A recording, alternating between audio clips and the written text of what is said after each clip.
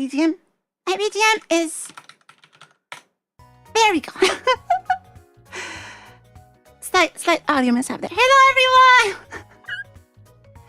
So, Asahi Lina here. So today we are going to be continuing the work on the Spout2 to PipeWire bridge that I was working on last time. And yeah, if you remember on the last stream at the very end, I just got frames out of Spout2 into a Linux OpenGL window. So we are going to see if we can get those into OBS today. So let me welcome everyone first. Hello, Asiana. How do I pronounce it? Asiana? Hello, Asiana. Hello, Cyan. Hello, Target. Hello, Request. Hello, Catcher. Hello, Patrick. Hello, Yuri. Hello, Profa. Hello, Baba. Hello, Shirabu-san. Hello, Titan. Hello, Predeep. Hello, Sunday. Hello, Oziana. Okay, got it. Oziana. All right. Thank you so much for coming. Hey, Abby. So, yeah, Target says, I've been wanting to take a look at getting Spout2 working too. Yeah, so it's, this is a Spout2 to PipeWire bridge. So it's for Spout2 senders on Proton to PipeWire receivers, which is like, oh, yes. Is it a guerrilla stream if I announce it? If you announce it 15 minutes before, it's a guerrilla stream. Let's see. Yes, so PipeWire time. So, yeah, last time I got an OpenGL window, and that was all the stuff running under Proton as a service. So now I need to get that data into those frames into PipeWire. Adjust my chair a little. Yeah, so the interesting thing here is that there's basically no example code for this that is simple, because PipeWire frame sharing is already used all the time on Linux, specifically for window capture and screen capture in Wayland, which means that all the senders are compositors, which are huge code bases. And I haven't been able to find a single example of how to do this concisely. So that's what we're going to work on. We're basically going to look at some compositor code and figure out how it works. So as far as getting this into OBS, the long-term plan is that these video sources should actually just show up as the same as window capture. So it would be built into the like when you do a screen capture through the there's a thing called an XCG desktop portal. And so when you do a screen capture, you get prompted for what window you can select or what screen you want to select. The idea is that there would be like another category for video sources, and you could just select a video source provided by any app, and it would just work. So OBS wouldn't even need any code changes for this. However, this doesn't exist yet, at least not upstream. Titan was working on that. But the thing is, because window capture under the hood just uses PipeWire anyway, I tested this off stream, and this actually works, I think. You can literally just open up OBS and capture a window, any window, and then use the PipeWire command line tool to change the permissions on the video port and disconnect it and connect it to something else, and it should totally just work. So it's a hack, but it's a hack that's good enough to test this code. And I think what I'm going to do is, eventually, once this sender part works, is propose a small code change to OBS to add a source type that is just a plain vanilla PipeWire port. So that comes with advantages and disadvantages. The disadvantage is that it would require a direct connection to PipeWire, but it's not a crazy idea because this is basically the video counterpart to the jack audio source that OBS already has. So this is useful when you want to completely customize your routing of video or audio, so you can automate it. You don't have to have any prompts or windows. So it's more of for advanced users. And what I'm hoping is that this is actually going to be a very, very small change to OBS code, so it wouldn't be very controversial. Because all the code for PipeWire is already there. You just have to use it without the portal stuff. But we'll get to that later. And then, of course, that still leaves the more long-term solution of the portal, which is going to take some more time. But I think there is room for both options in OBS, so we'll see. But I don't know what Titan thinks about this, what the OBS people think about it. My hope is that it's a small enough change that we could have both coexist, dedicated source and just the portal stuff. But we'll see. We'll see what happens. could also be that we can have this one in the interim and then, you know, remove it in the future someday. Because if the portal, you know, gains some ability to automatically connect sources and remember and all that, and is transparent and, you know, can be controlled by advanced users, then there's no reason for this to exist anymore. So we'll see. But we'll see what happens. Because the jack source already doesn't use a portal, so it's actually the same thing. The jack audio source under PipeWire just uses PipeWire jack, which connects directly to the PipeWire socket. So it really isn't any different. If you can use the jack audio source, you should be able to use this source.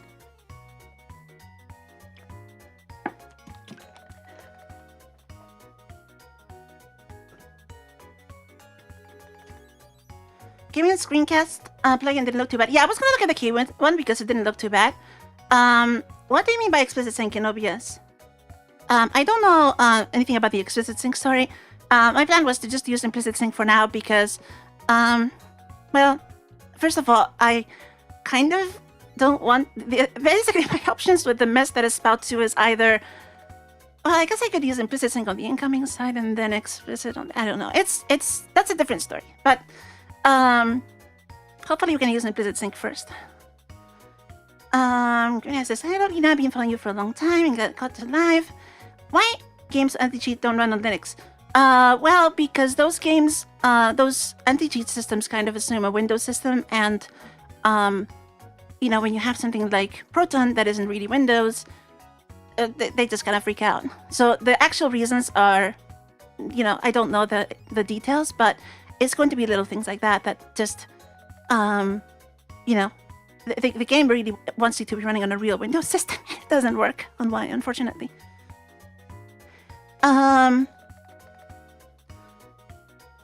So let's take a look at the PipeWire side first. So one thing is that I'm not going to be testing this in let's switch over. I'm not going to be testing this inside Proton because honestly the Proton build system is kind of a pain and I'm going to be iterating faster outside. So I'm going to make a new project because eventually this is going to become a helper library so that other apps can easily send video into PipeWire. So they don't have to repeat everything I'm doing here. So I'm going to just make a new project and we're going to test if we can just create an OpenGL context and like render a triangle or something and send it to OBS. And then once that works, we just copy and paste the code into the Proton stuff, plug it in, and try to make it work with Spout2. So, I don't even know what I would call this. Let's go call it PW Sender for now. And another thing is that I want to eventually use, since I want this to be a library, I want to use this with like a reasonable build system. I've never used meson, but I really should use meson for this. So this is like my first setting up a meson project. I'm gonna see if I can figure that out. So I really have no idea. I'm sure there's an example. It's somewhere because I seriously have never started a new project with meson.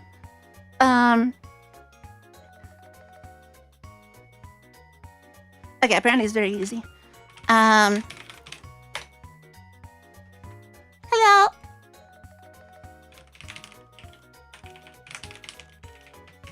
Yeah, so we're just gonna use that. Hopefully this is easy enough.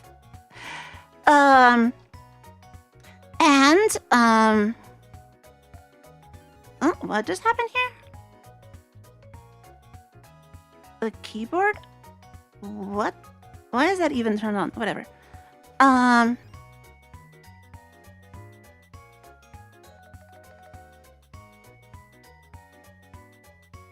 OBS Summer uses explicit sync for screencasting. Oh, because the sync object stuff. That's annoying. Yeah, I've actually never tried the screencasting on 31.1 because I am only running it on Radeon now.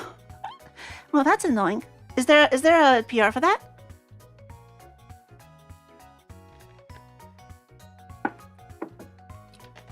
I think I remember that bug on some other compositor too. I bet they're not the only ones.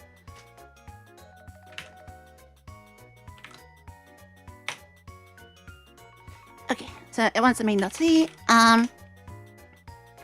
So I'm going to steal some of the render code here because this sets up an OpenGL context. I'm just going to steal this so we can have something. And I guess we might as well keep the X11 window here, even though it's completely useless. Just because we're going to switch this to surfaceless context eventually because we don't need a window for anything.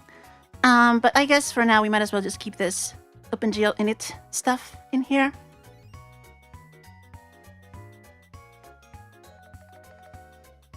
Keywin is fixed. Okay, that's good. That's good. Okay. I'm guessing OBS is explicit sync only if the compositor provides it, because hopefully I don't have to use explicit sync for it. Yeah, so this is just rendering the quad, which we are going to want anyway eventually. And the texture.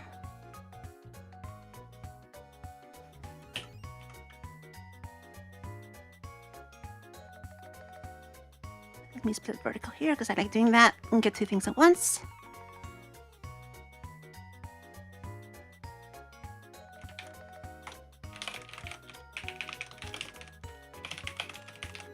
And yes, this is going to be C code because, I mean, honestly, there's no this you know, the PipeWire API is C, and this is mostly just going to be hitting that API. So there's no real good reason to be, you know, sticking yourself in a corner by using another API, yeah, I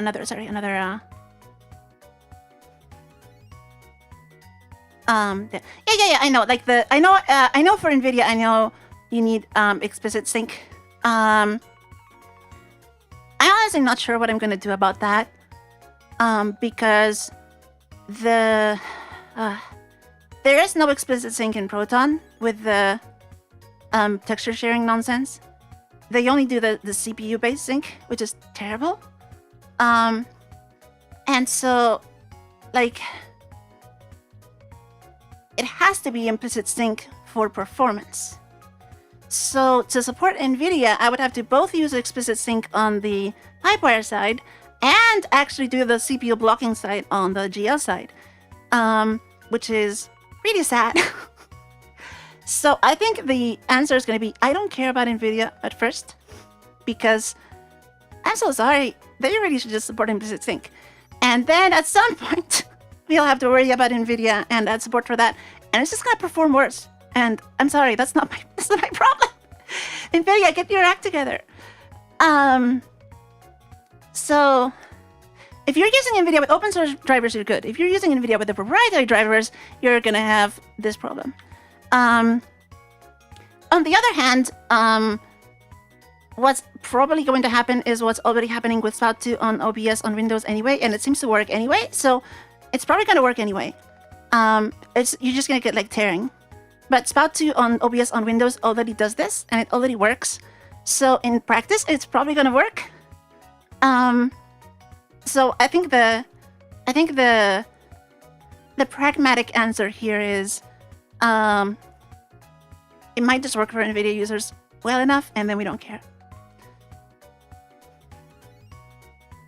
So anyway,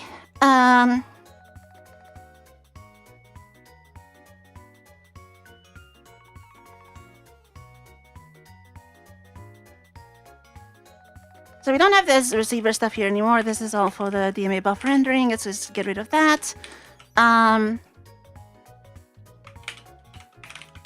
Let's just get a window up here. We're not importing any textures. We will stick this in there afterwards. So we're not doing any of that.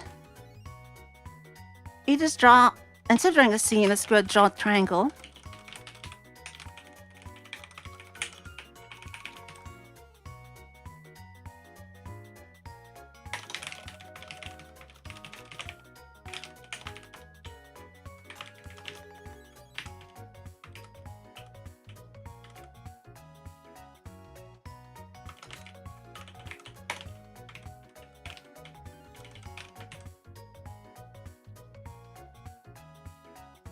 And for the, it's actually said, I can probably just use the transform here actually. This is like new school GL, so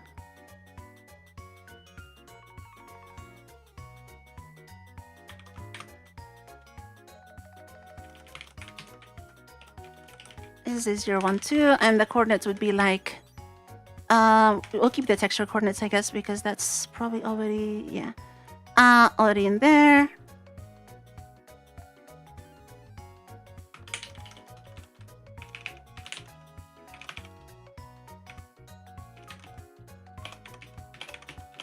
Let's just make a red triangle, and we'll call this center, center, and then bottom right to bottom left.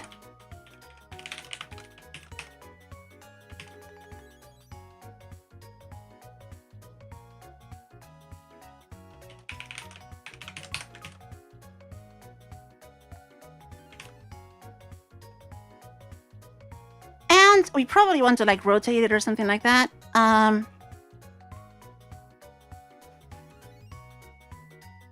I would use like I would need to use like a uniform for that, and I completely forgot how that works in GL.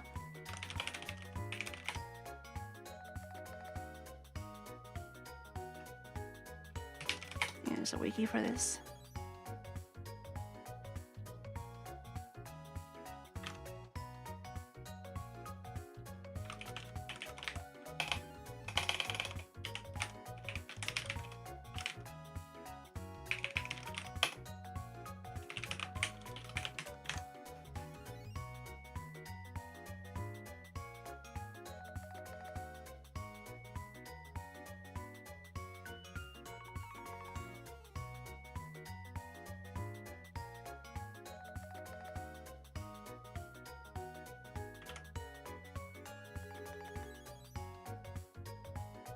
And yeah, I think we just use GL uniform 1F and put that in there. So we'll call it frame. Frame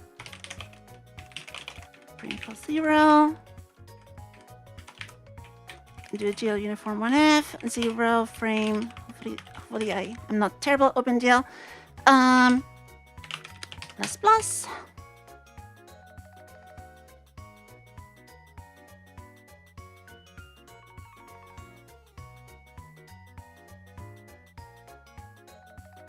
Whereas I wonder if PipeWire is what it does for audio discovery routing system, but PipeWire does that for video. That's what you do. Look, let me show you what I mean.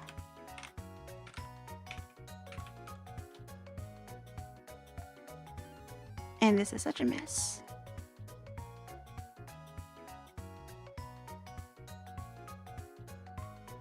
Let me show you what I mean, like with what is sync? Oh, that's the pedal. That's a new thing. Oh, if I run OBS, let me show you how you can actually use this with PipeWire. So you have two screen captures here, and one of them I'm gonna share like this one. See, you have these two screen captures, right? One is the browser, one is the whole screen or whatever that is. You have that in here. It's right here. It shows up in PipeWire, like for audio. And that's what it is. It is a discovery and routing system. And in fact, you can flip these around, and that's how I checked that this actually works. So you have these K1 Wayland, and the trick is that there are some permissions here on the OBS Studio nodes that you need to override to make it work. Well, that's not what I want.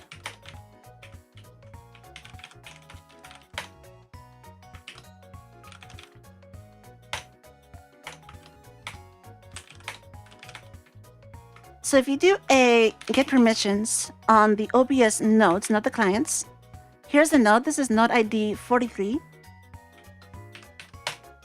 Oh, sorry, on the client. The client is 202. You see, he has those permissions, default, and that's not what I want to do. Hold on.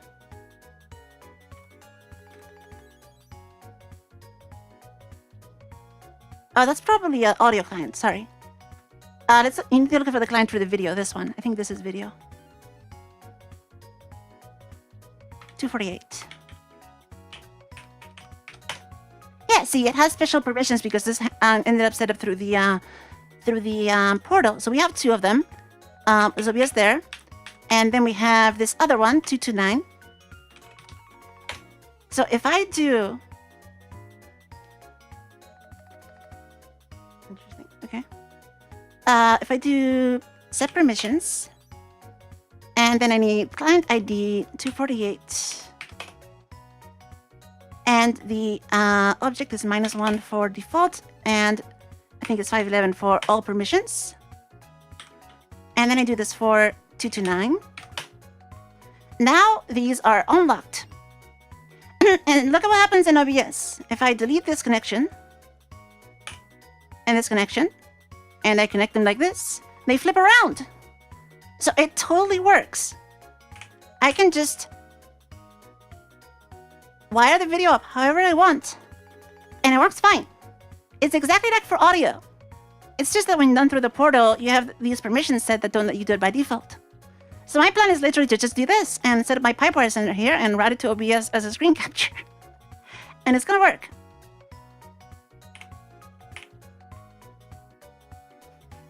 See, I can make both the same, I think. I think even that works.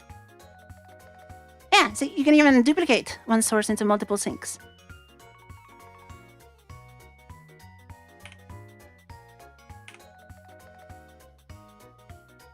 I think now it might have gone confused. Sometimes it does break. I think maybe like duplicating and disconnecting sometimes confuses it. Yeah, something went wrong there. But for the most part, it works. So, yeah.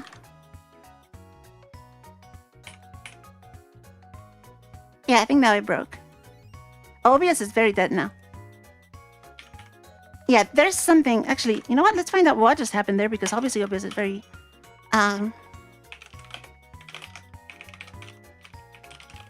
OBS very much died right here. So let's see if we can figure out what just happened, because I've seen this happen before. It is a little dodgy when you mess with the connections. It's gonna take a while for this to download. So while that runs, let's just look at the other stuff.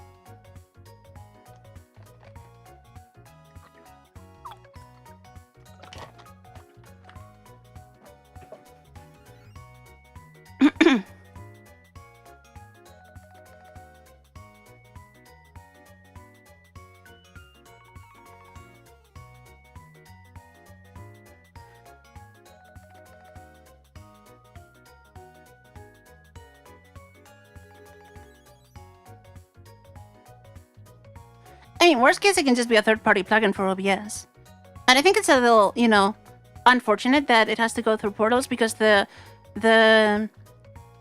like, if portals fully supported, like, programmatic configuration, and all of that, so that, you know, it doesn't get in the way of sort of advanced setups, then everything could go through portals. But until that happens, you're kind of blocked. And we don't even have the support for portals at all for this yet, right? So, I think it just kind of depends on how fast it moves. If we can push things to go forward with portals, you know, with a reasonable time frame, I think we don't need to do anything. But it wouldn't, you know, ideally it wouldn't just have to be the screen capture thing, because like as you saw here, the screen capture did remember my full screen capture setting, but it didn't remember a window capture setting very well. So like problems like those kind of have to be solved for this to really be as good as the non-portal solution.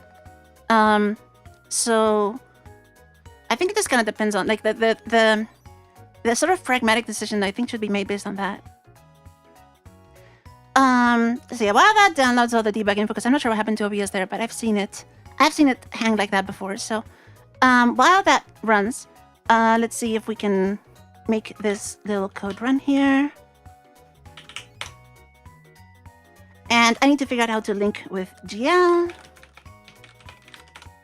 Hopefully this is really simple.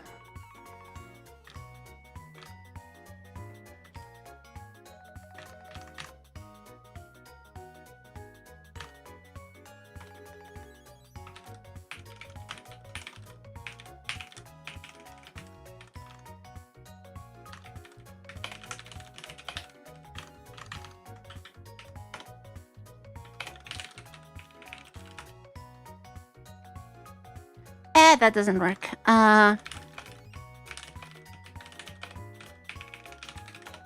sure there are reasonable ways of doing this.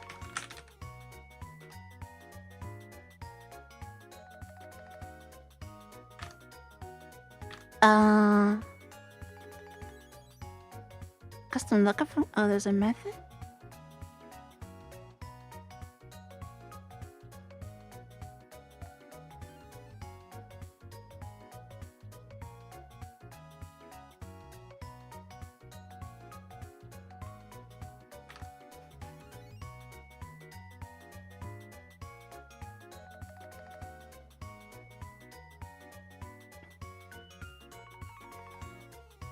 Like, in my experience, the window, even if the window exists, it doesn't seem to quite be restoring right every time. So, I'm not sure. Like, it doesn't seem to be reliable. It's a little weird. But anyway, let's worry about that later. Cups dependency. And the other thing is that, yeah, like, ideally, you would want to be able to restart that app without having to, you know, reconfigure OBS, right? That's the issue. Is like when you have like the way I have audio set up, I can restart audio parts of the system and it auto connects to OBS. You would want the same thing for window capture, right? Not force the user to start everything first and then OBS. Yeah, so that's kind of the, like, because this depends on compositors, right? You then end up on, you know, how advanced is the compositor management, and the thing is, things like QPW graph are much more advanced than anything compositors provide today. So I think, you know, once things like Kwin, at least some reasonable compositor learns how to have auto-connect rules like this, then it would be nice. Another option would be for the Portal solution to itself have an option to not set permissions on the source. And like you know, like a third setting in the Portal implementation that is like free connection or something. And then, you know, as far as OBS is concerned, it would just be using the portals. But then you would have full freedom to connect whatever you want. I think that might be the best sort of long-term solution. And you know, to have full flexibility without depending on compositors doing everything, because the screen capture, of course, you have to use portals because you have to ask the compositor to create this node. But if you have apps that are sending video, you know, something like a browser where you can cast every tab, of course, that makes sense to also go by request. But if you have an app like, you know, VTube Studio or Spout2 senders, it's entirely reasonable to just pre-create all the nodes.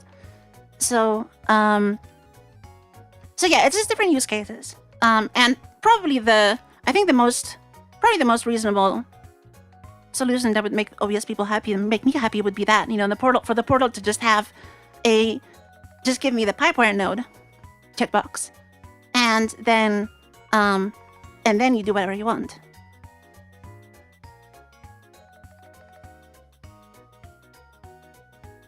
So, why is GL not working? Because this is Finalizing OpenGL library, and this is GL.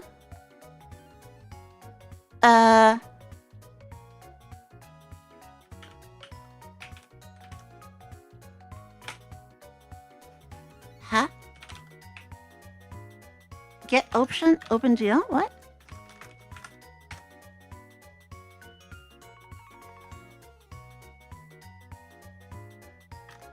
Unless I just don't have...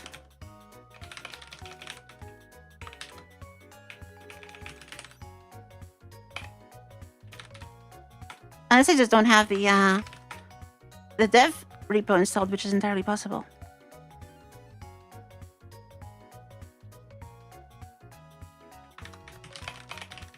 Because I was building the other one inside the... Oh yeah, that would be why. I was building the other one inside the Proton dev environment, which has all the Devil packages. Okay, let's try that. Yeah, okay, that does work. And I also need X11, just for the... I think this just works like that. Yeah, and then I also need that one.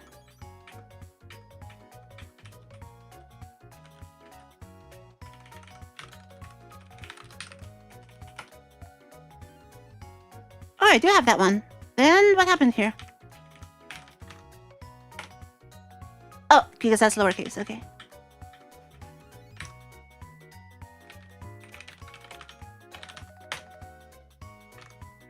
Okay, cool.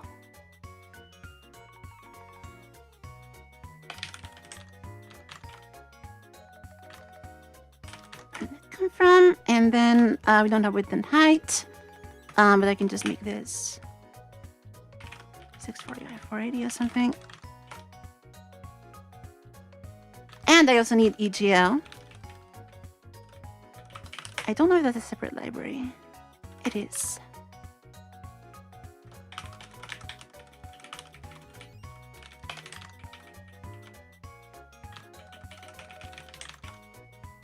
Apparently that's lowercase.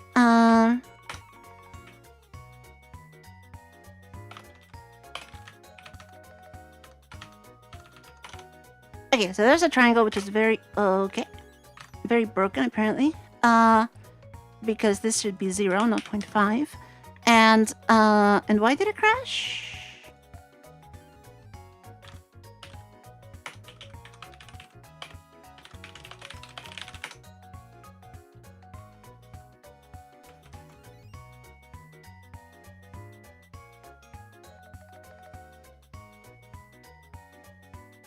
The thing is, V4L2 is raw device access, and that always causes problems. Like, for example, you can't have multiple apps using the same webcam. And you can't use webcams that aren't raw V4L2 devices, and there's a whole live camera stuff for certain kinds of webcams. So this PipeWire is doing for video what it does for audio. And, you know, it does work. It's just that we are missing the kind of front end for it. The underlying backend works great.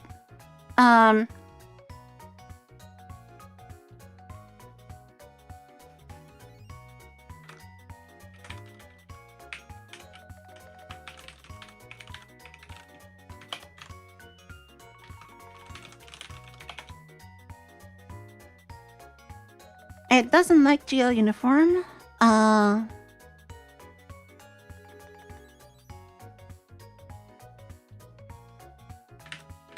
I think to specify a location for that? No.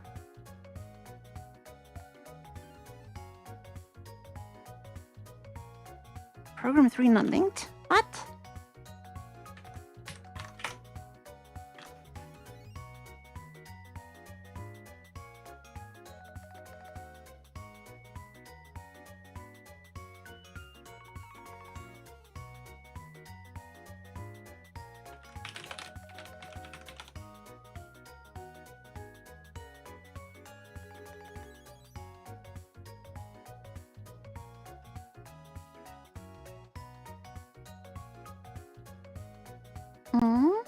Oh, because I have to call it GL get uniform location, probably.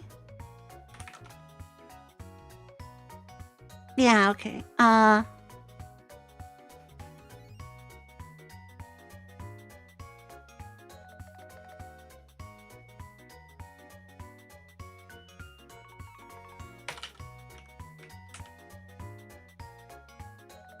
Where's the program stuff?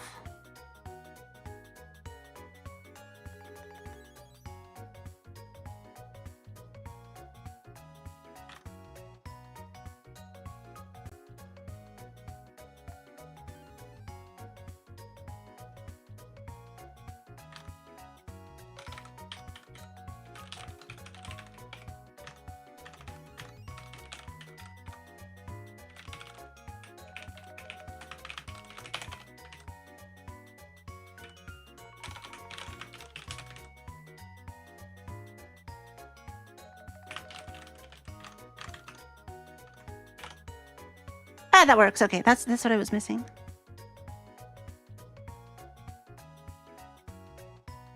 So let me make this actually rotate or something so we can see that the frames are working. First, let's make the triangle smaller.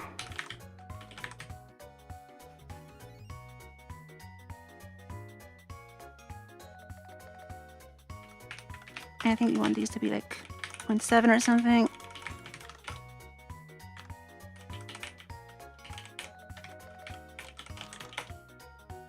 Yeah, something like that. And then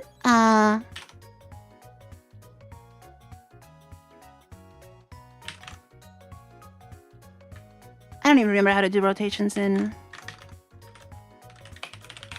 Like, you multiply by the... You need the rotation matrix, right? Like the sine cosine thing.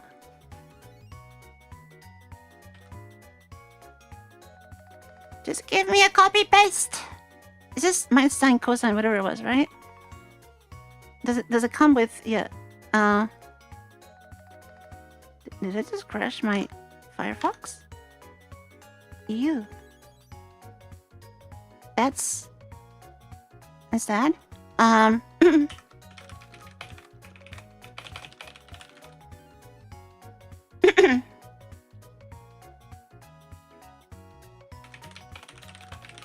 Just give me the matrix. Oh wow, this page actually crashes Firefox. That is some kind of OpenGL example built in. Okay.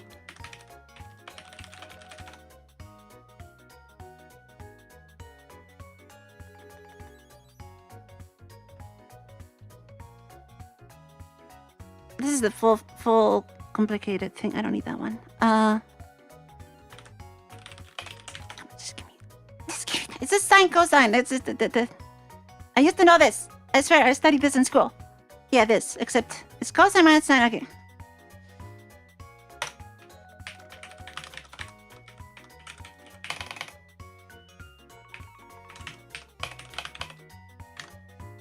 And then just put a 1 at the bottom, right?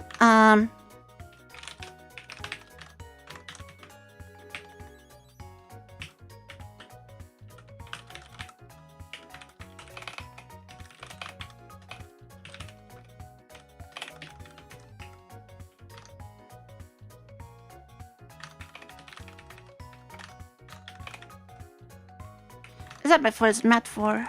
Mat 4, 0, 0.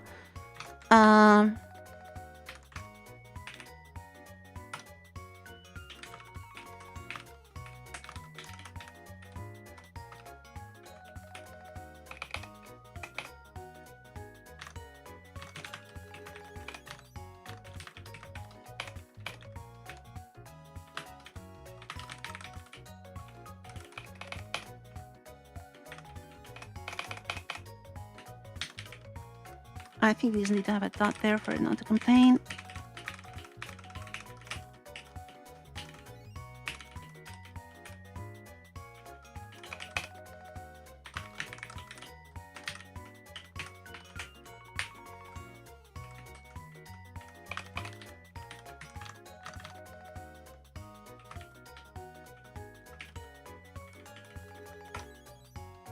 That did not work. How do I get shader compilation debug?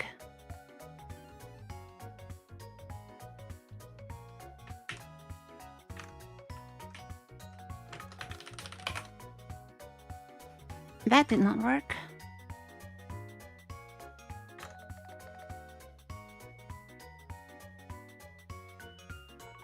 Oh, because I didn't close this.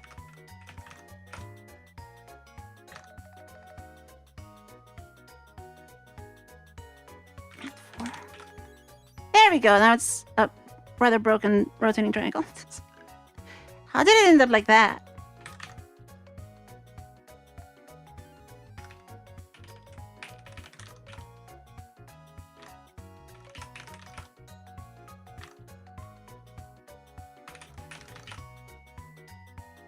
How did it... Oh, because I multiplied on the wrong side, probably.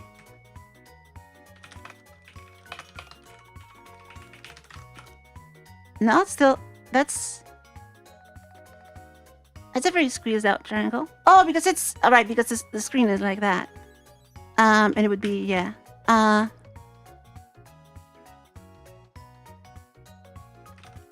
Give me a square screen. Yeah, at least it's centered now.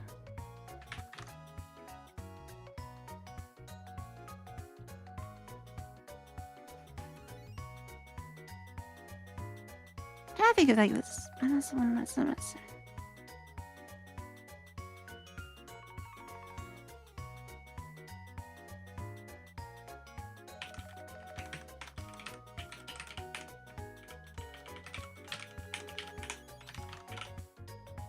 Yeah, and then it's just not centered right, which is fine.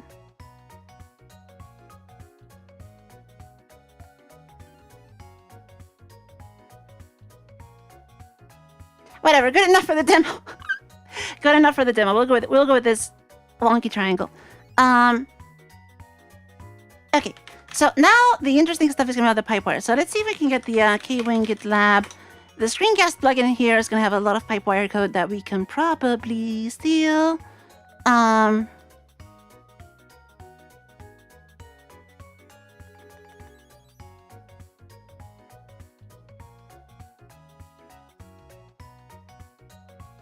just going to clone the whole thing so I can browse it locally.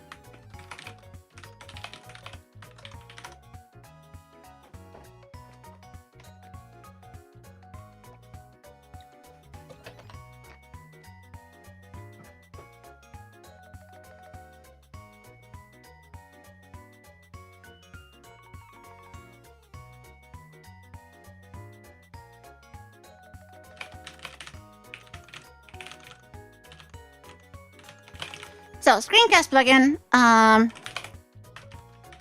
Let's open everything. And here's where it gets complicated because we're gonna have to start the whole PipeWire thing. Also, the PipeWire thing is asynchronous, so I need to figure out how I want to do the loop because I think it's pull-based. So, PipeWire core.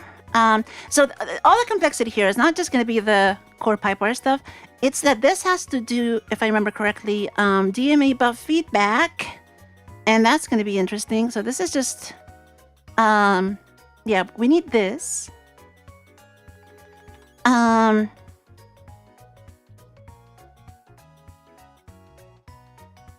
So then we are going to have to break this up into multiple files eventually. But for now, let's just kind of put a big split here for all the PipeWire stuff and then figure out how to integrate it because otherwise it's going to be a mess.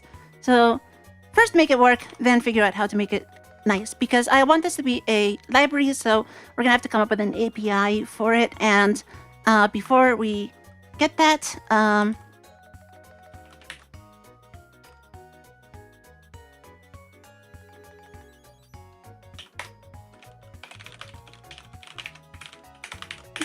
we're gonna have to figure this out. So, let's just assert on that. And yeah, this is the Qt integration, which we don't care about. Actually, there's a way to do loops without the FD, I think.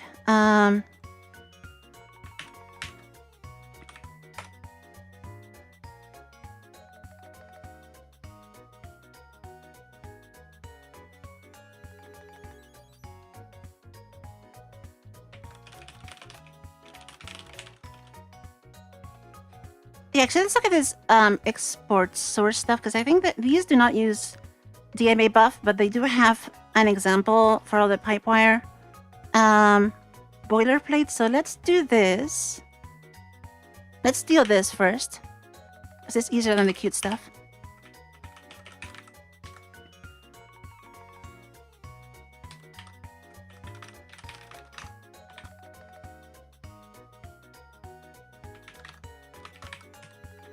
Definitely not gonna need audio, but we're gonna need video, so let's do that. And then I need PipeWire on this whole thing, so... PipeWire...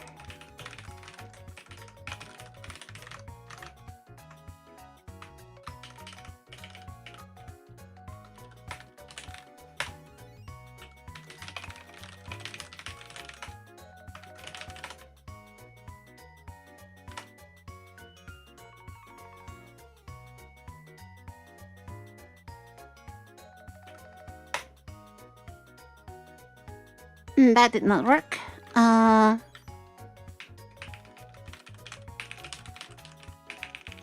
Is that a separate thing? No. Possibly case sensitive. Nope.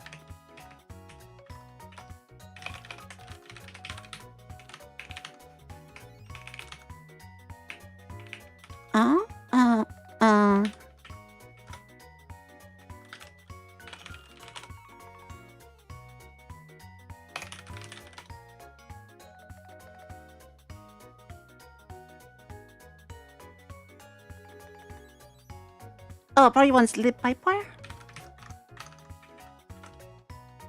Nope.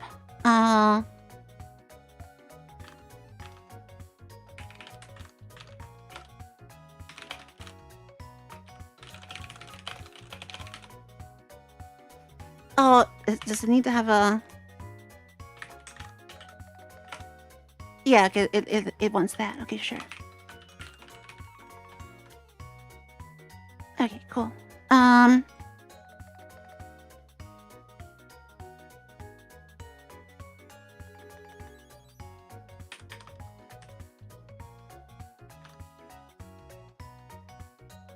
Alright, so what's going on with the export source?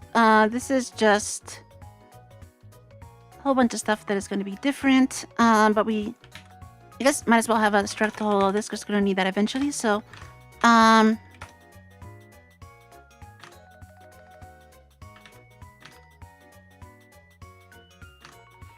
then all the audio stuff is different. So, definitely don't need that.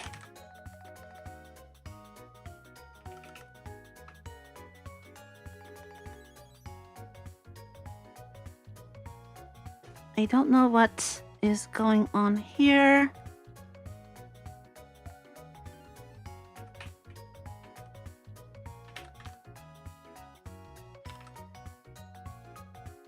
We're gonna have to make a note, so let's steal that. Okay, and then let's just go to the screencast.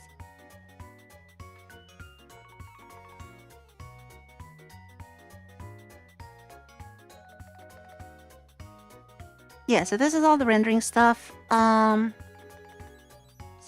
source, nope. Screencast stream.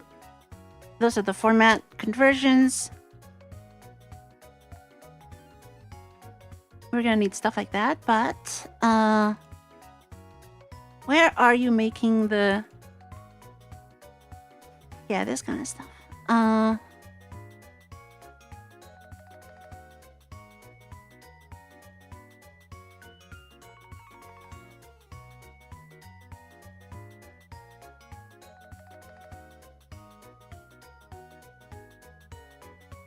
Hello.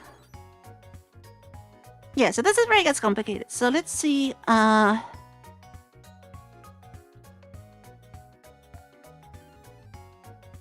Okay, here, create stream. It creates a stream. This is the part where it starts.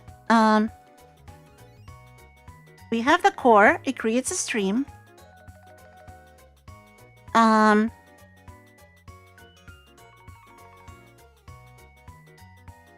It finds a format in msource.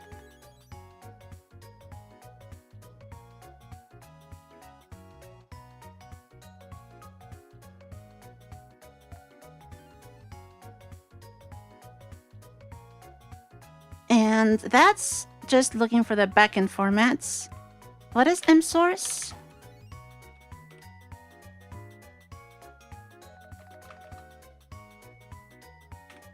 That's like the screencast source. I think that's mostly internal stuff at this point. So I care about the PipeWire side.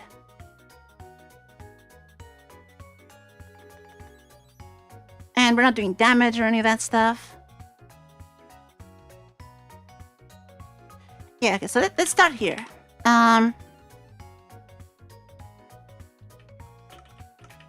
Delete all this stuff.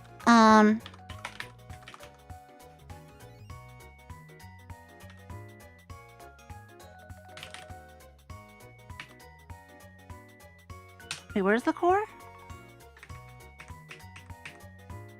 I don't have the core in here.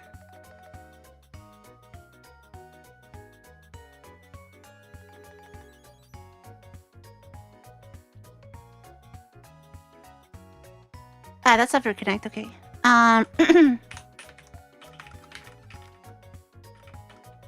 Yeah, so in make node,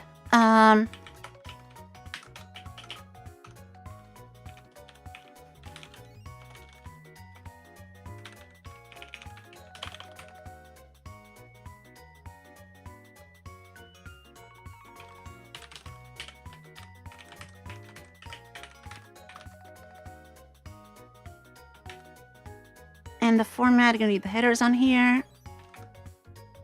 Yeah, it's called PW Stream.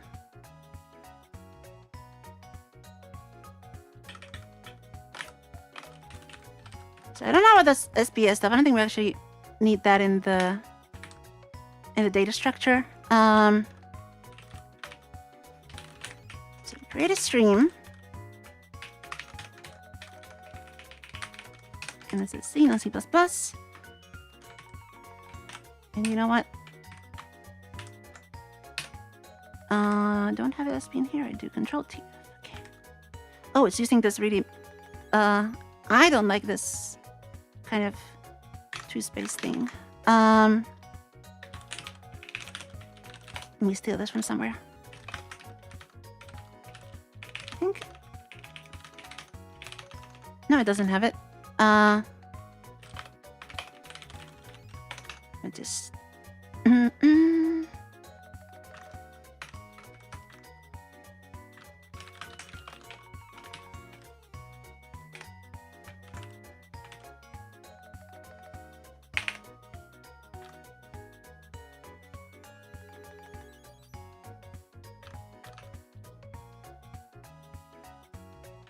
That did not work.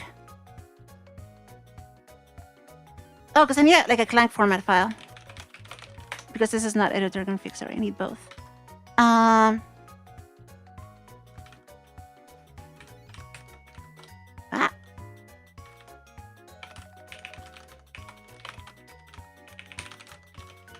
Yeah, they do have that.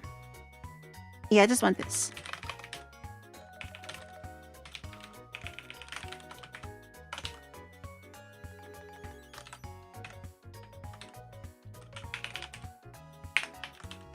That did not work.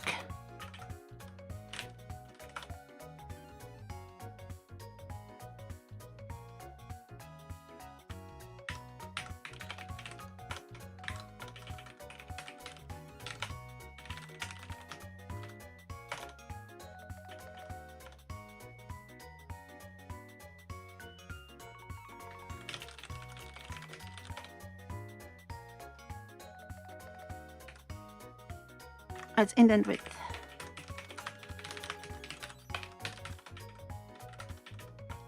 There we go, that's what I want. At least give me a, yeah, like that. At least give me a style that I like. Because it's much easier to use auto formatting. So connect, okay,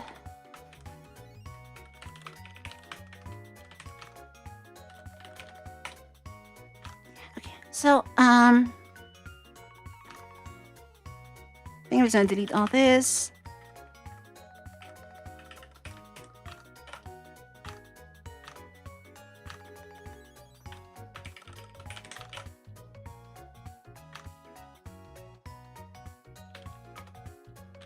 And I don't think PW needs to care about that stuff. We don't have a path either.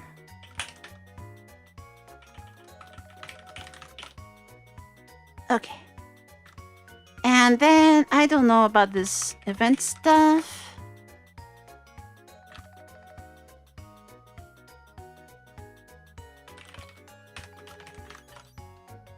Okay, so that's compiling and running so far. And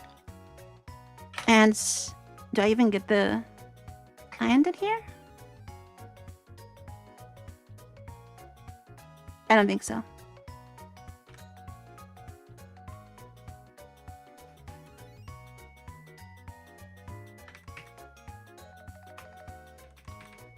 I need a core listener. Is that one in here? Ah, we do, okay.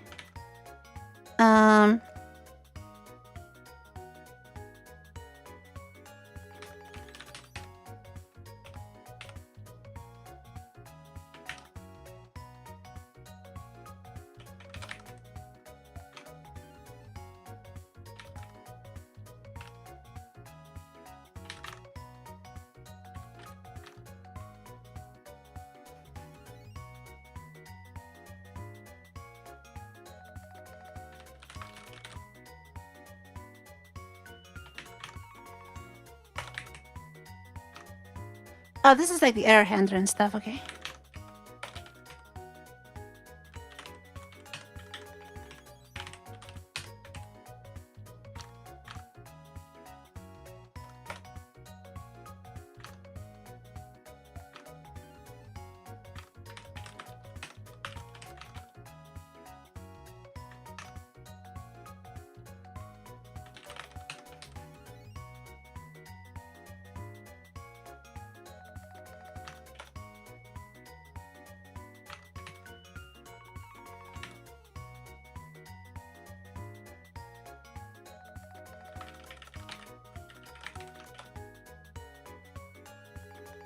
Okay, so that's that's the listener. Do I recommend it? Location to go to Akihabara. Depends on what you want to do, but I think there's better. I think that's the kind of thing you want to Google yourself and figure out what kind of places you want to go to. Okay, so core error. We got that. Connect and listener main run. Yeah. So oh, sorry, this isn't even calling the PipeWire stuff yet.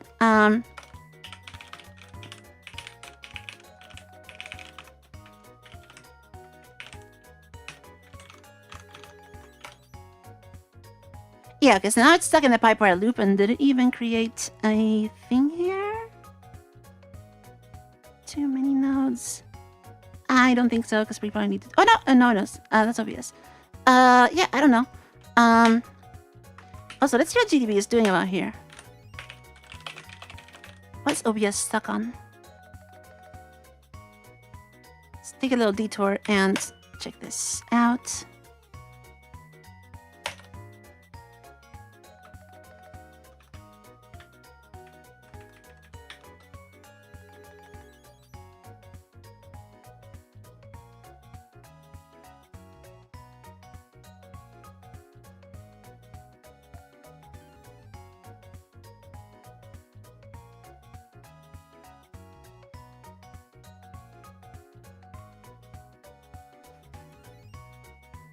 So these threads all look like they're just blocked on random stuff. Okay, there's an ioctl on graphics. It's doing a sync object timeline wait.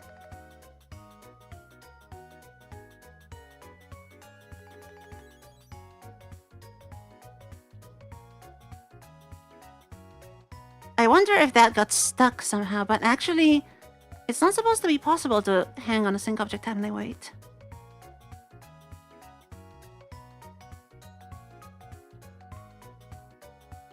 But how's the timeout?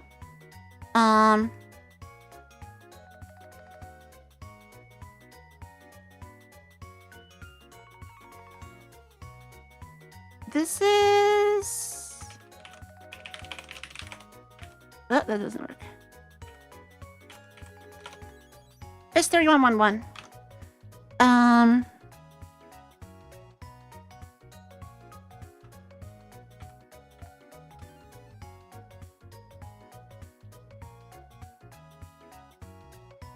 Yeah, so let me look at that thread. I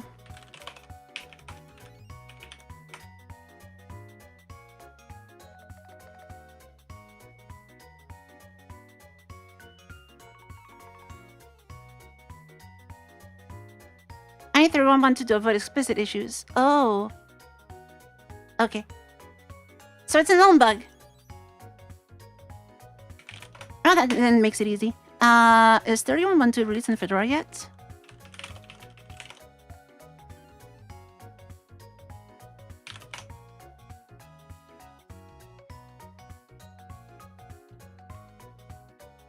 That's not even up to date.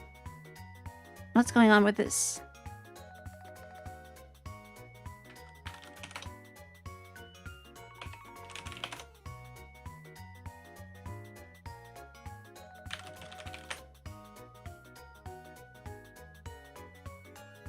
Yeah, it's not in Fedora yet.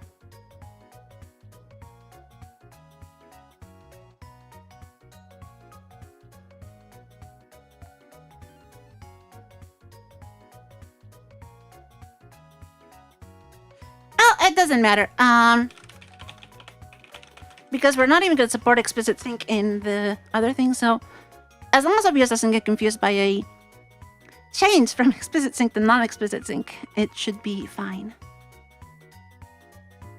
Or worst case, we just hack on the OBS source.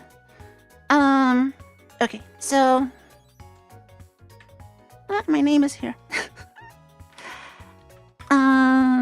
So sorry. Yeah. So this PipeWire stuff, we are creating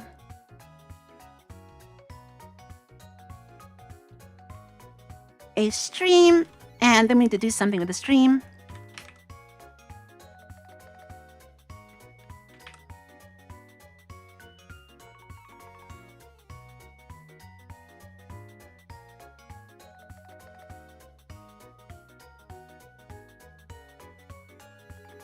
So we're only going to support DMA buffs anyway. If DMA buffs... Oh, looks like we have ads. Let's wait a little bit.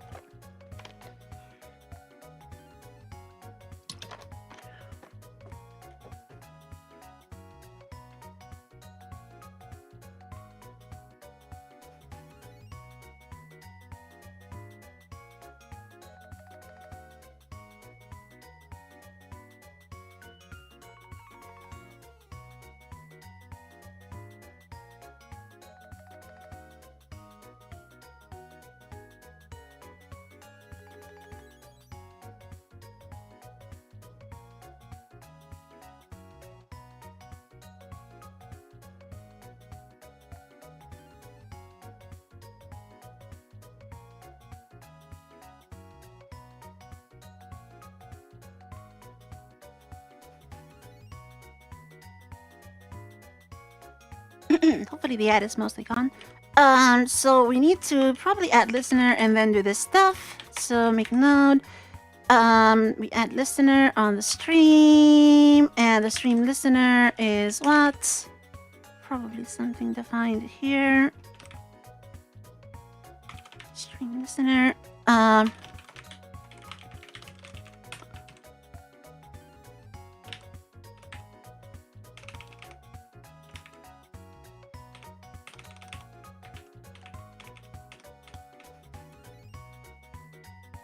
And that has to come from that.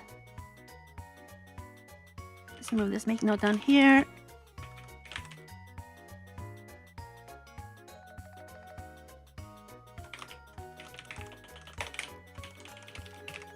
Stream events, version stream events. I mean, add buffer, remove buffer, state changed, param changed.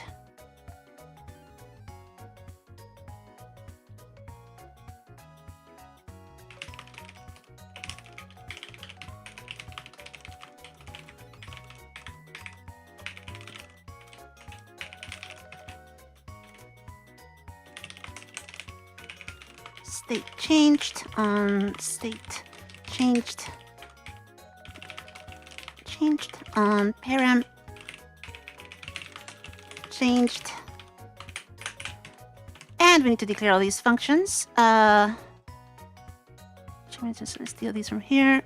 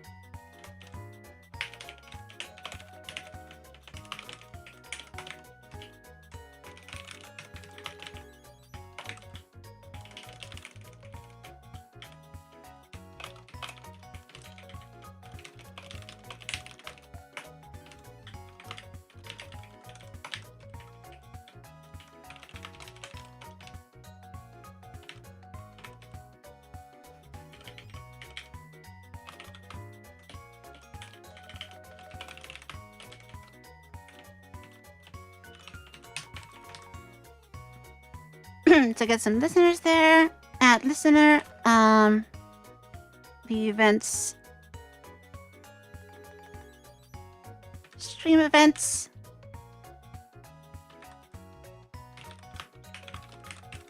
Stream listener. I think this is just data for that. Yeah.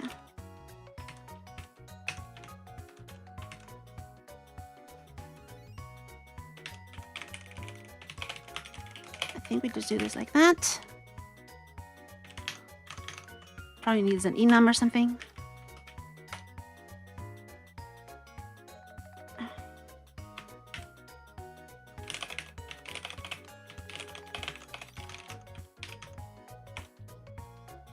Because we need PipeWire stream.h, okay.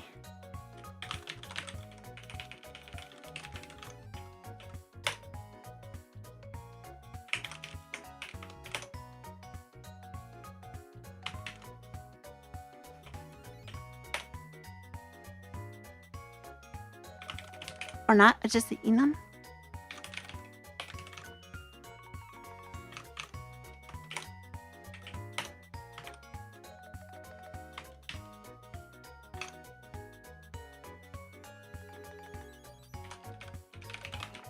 Because this is not C++. Add buffer. Really? Oh, because this is stream events.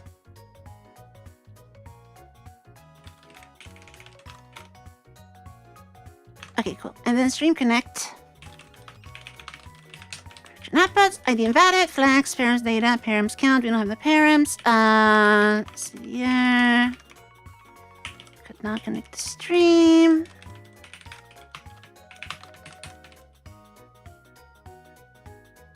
Data stream, could not connect the stream.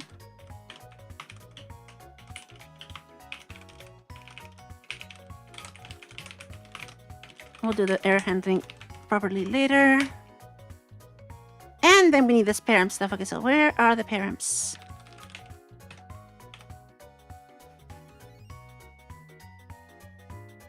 Build formats. Okay, so that's what we need. And that's a SPA pod. And it looks like we only need that transiently for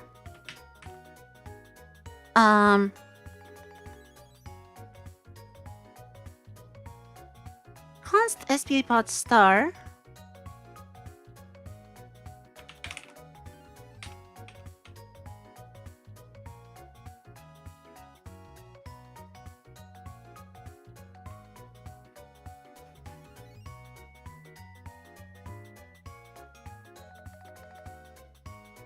So it's a list of spot pointers. And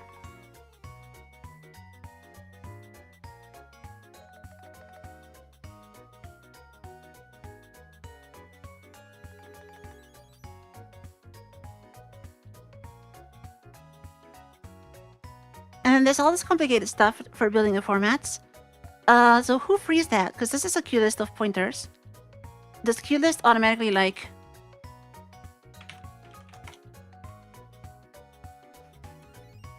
I guess they're passing these to PipeWire, so it doesn't need to be...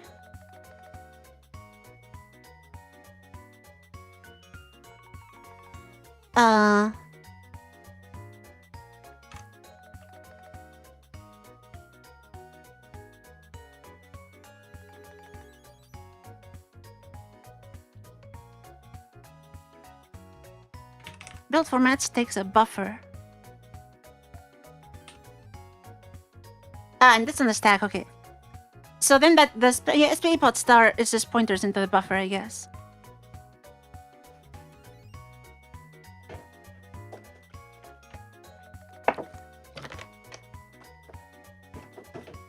Yeah, okay. So,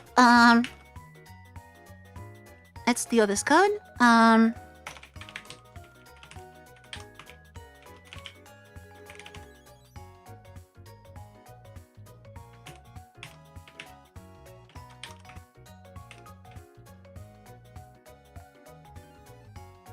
I don't know what fix it's supposed to be.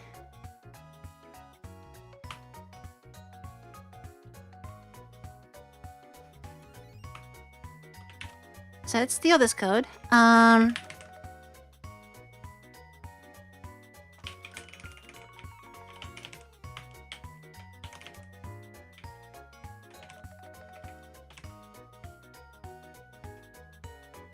then, so we need the DMA buff format. We're not using SHM. We're just not. We're not going to support shared memory.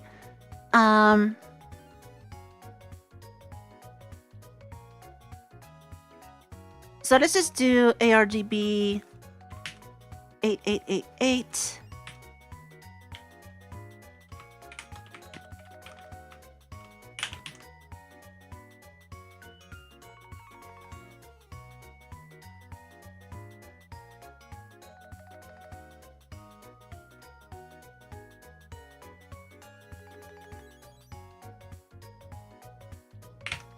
And that's going to be something to come from the app. We're just going to hard code it now.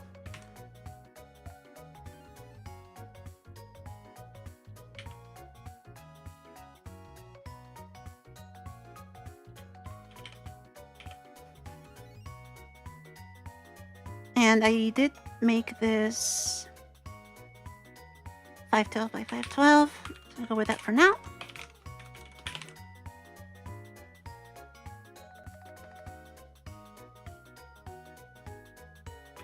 Yeah, so no shared memory format, only DMA buff. And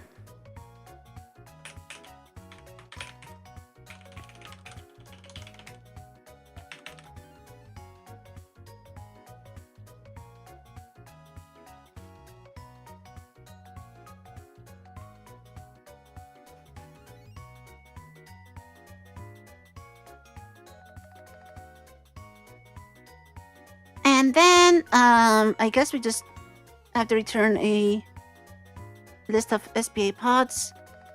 So chiHibi is a list of pointers. So to make sure I get this right.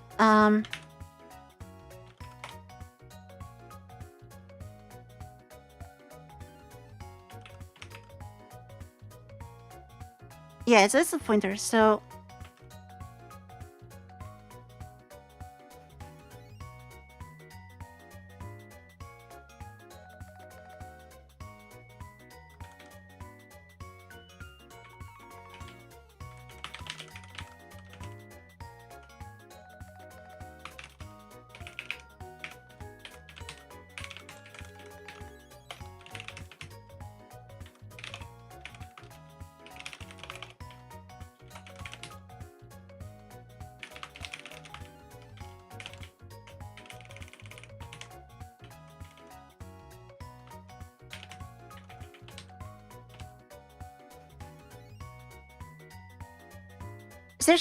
specific reason that you should mirror the next work. Spout2, I don't know if Spout2 actually supports shared memory. But the kind of the whole point of doing this is doing it with the GPU texture sharing.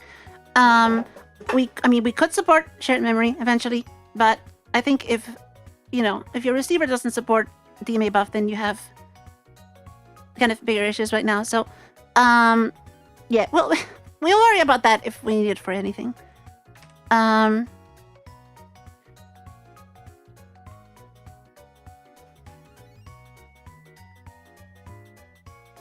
Resolution, default frame rate, yeah, that's all that. Let's format this. And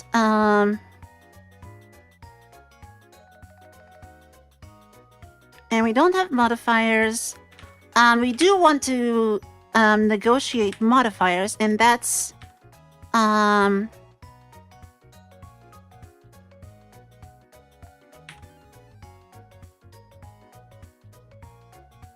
yeah, so that's a queue list modifiers.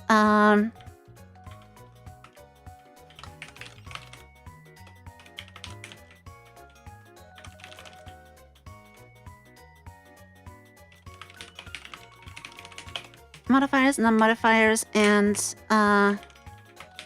modifiers flags, whatever that is.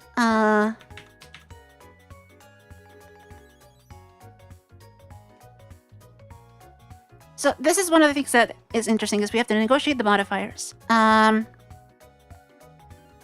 So we probably need to have a list and data here.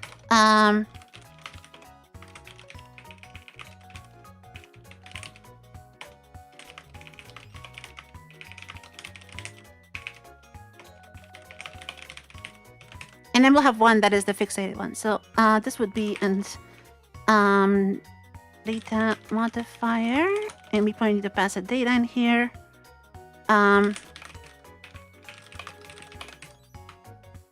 This is C and not C++. So just one modifier in this case.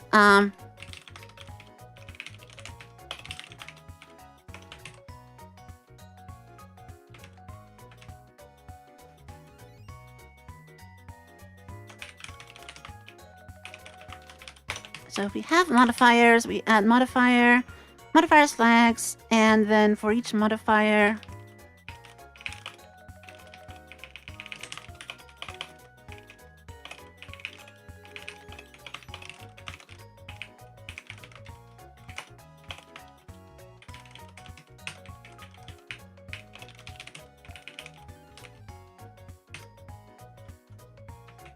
wait, hold on.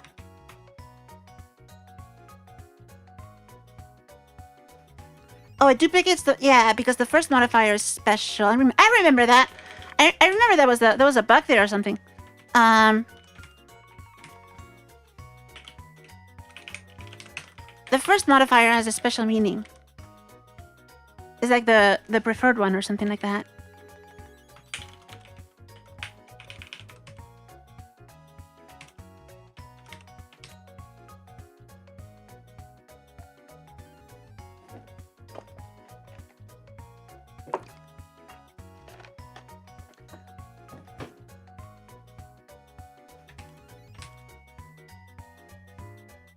I think Spout2 doesn't actually support shared memory. Like, you can ask it to copy.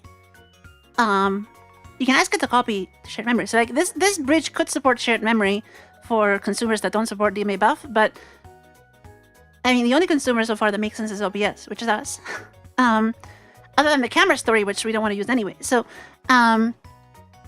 you know, I think it's better to just require that people use DMA buff than to support slow CPU stuff. And yeah, it's the first one is preferred. Yeah, I remember that.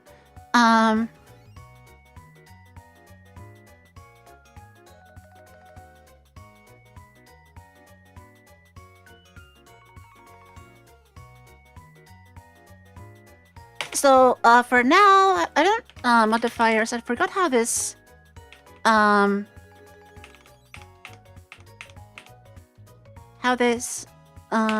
enumerates the modifiers.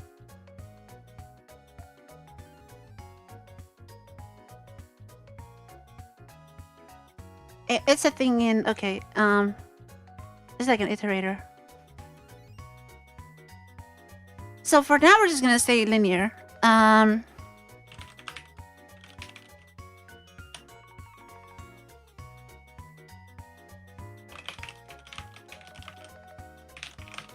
starting to regret writing this in C, to be honest. Too many lists and stuff like that. Honestly, if there's a PipeWire like Rust thing, I might want to use it, but I don't know if the Proton build has Rust in it, and I don't want to deal with that if it doesn't.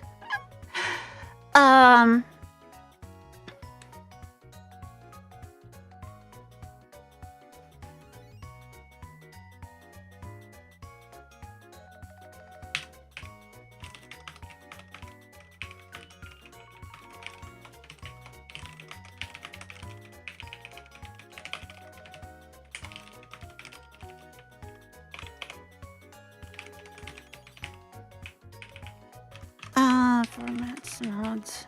I got a couple GPU tiles in there. That's cool. It's actually up to date. And this would be linear.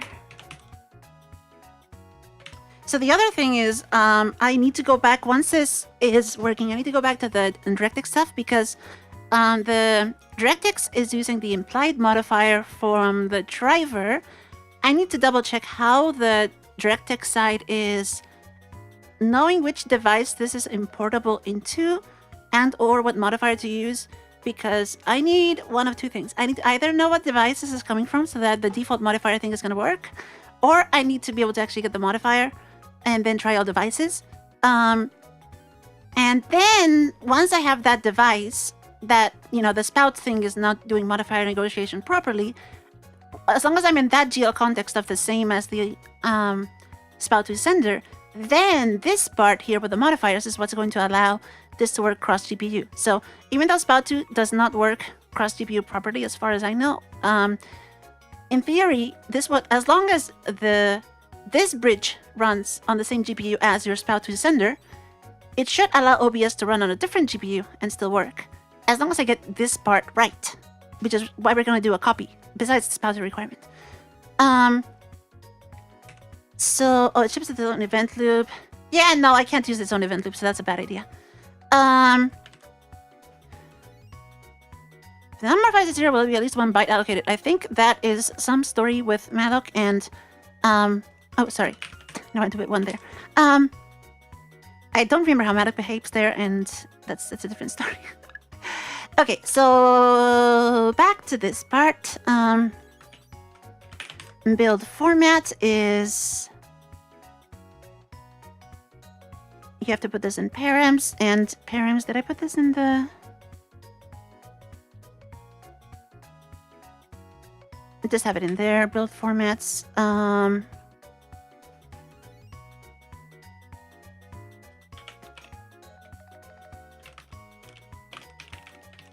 This probably needs to be struct. Not sure.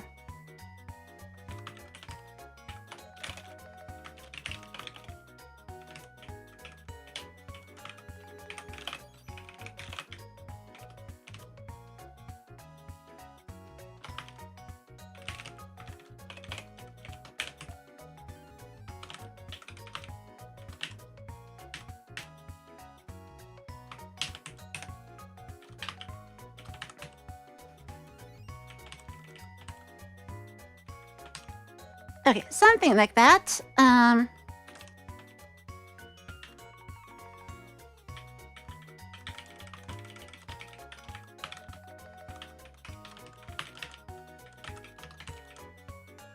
Return num-params, and then in build format, I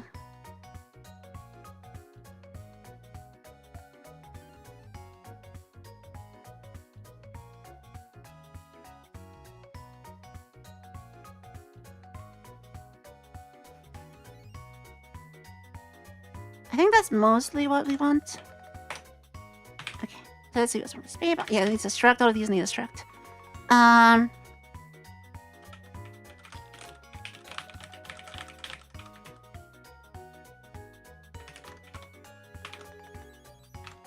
Let's be a rectangle.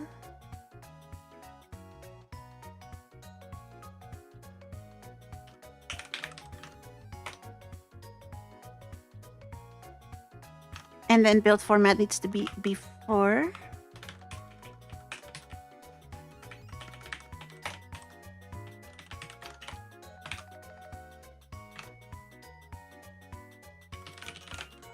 Struct.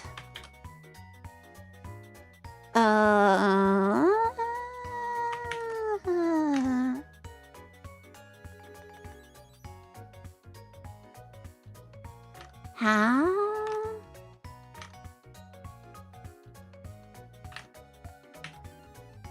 I feel like this is different in C.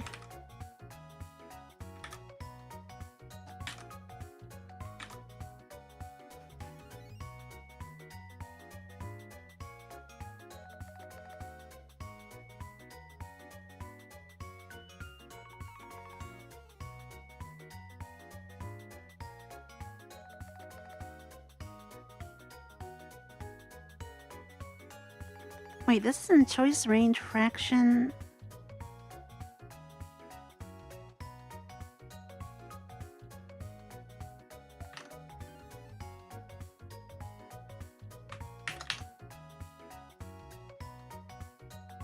Oh, this is just, because it has to be like that, I guess?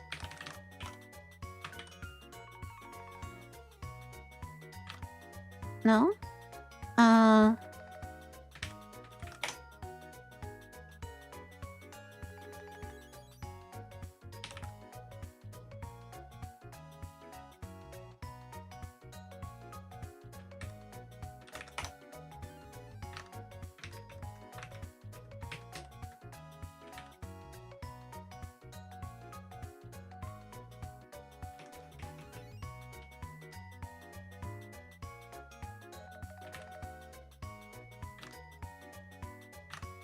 How is this done?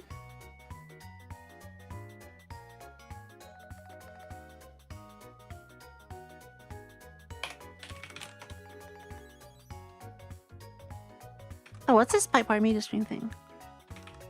At least this is okay.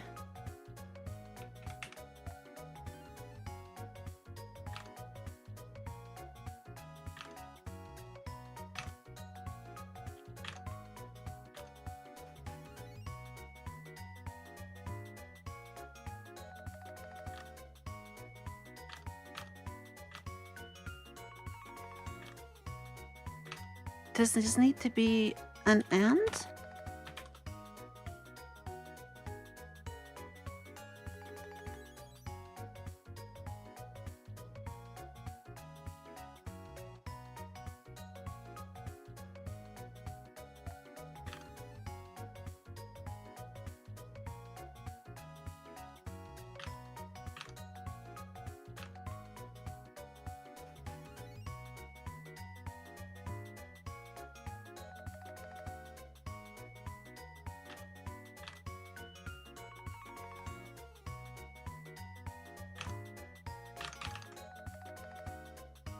I get the feeling that's to be a...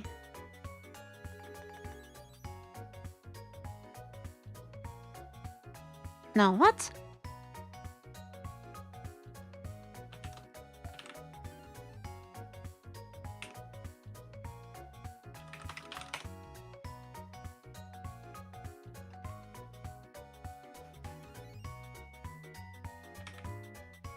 Oh, it has... Okay, so it does have to be an and.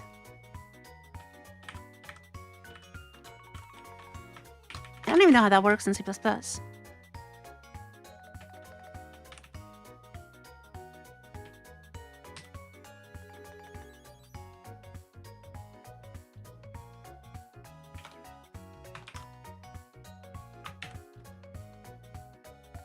Hey, no, that is already an SBA fraction.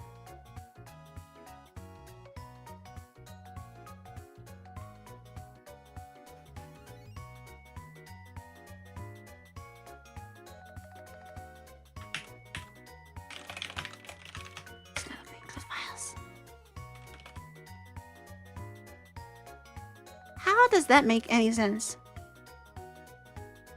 Like, if this works in C++...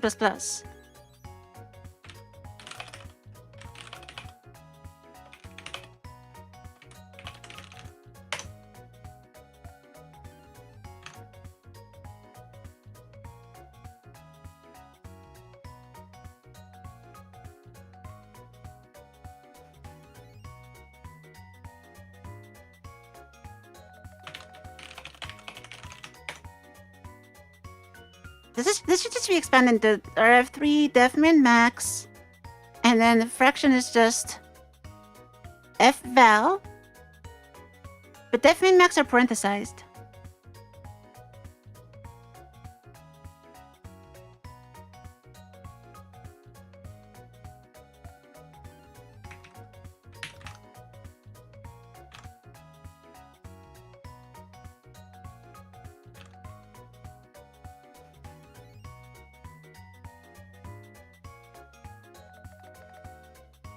I do not understand how this works in C++. No,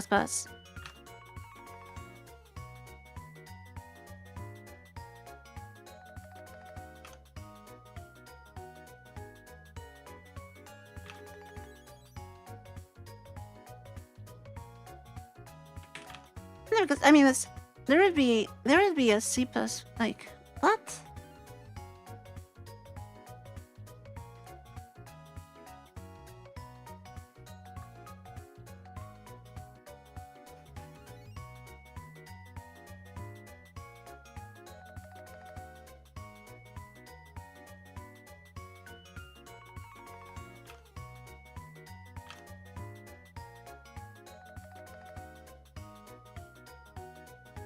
Also, isn't this backwards? Shouldn't frame rate be the choice and max frame rate be the... I don't get that, but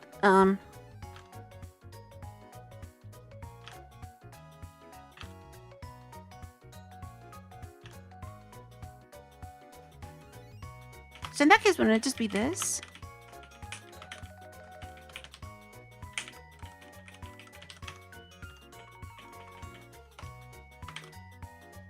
Yeah, I think...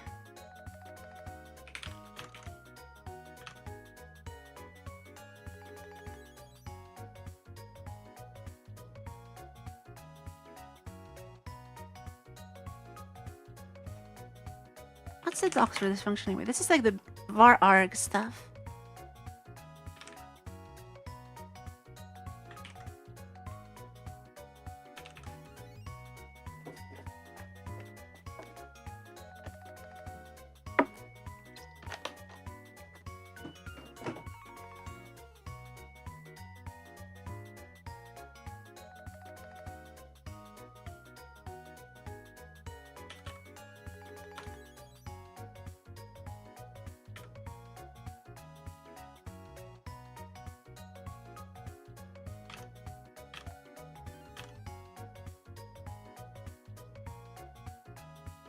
Yeah, I think this is the tag, and then you just pass the choice range, which is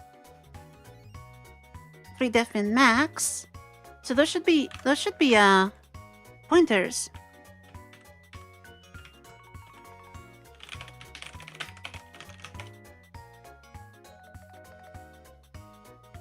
So I don't get how this compiles in C++.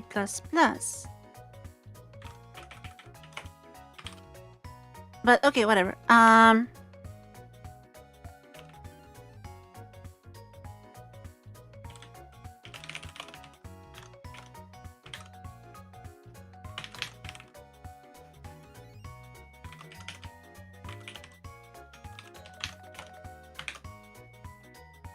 Okay, build formats.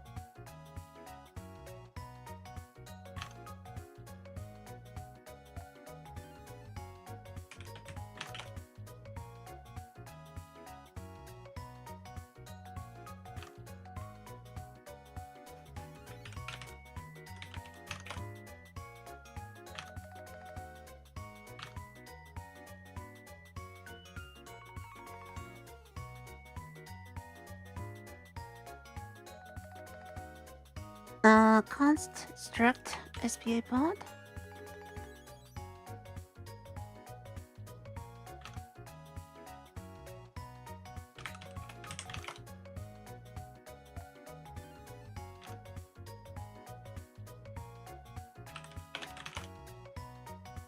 Okay, so we get some info there, and then do we have a node? I don't see a node.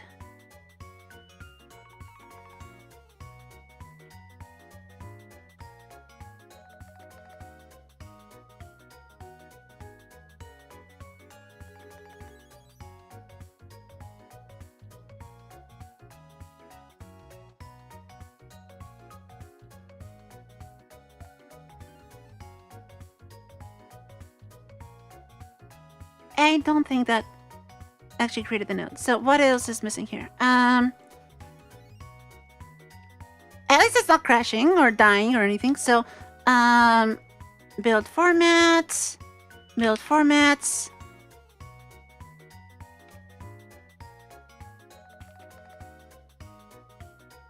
So create stream. We're doing the add listener thing. Stream connect. So we need to do the add listener. Didn't we do that already?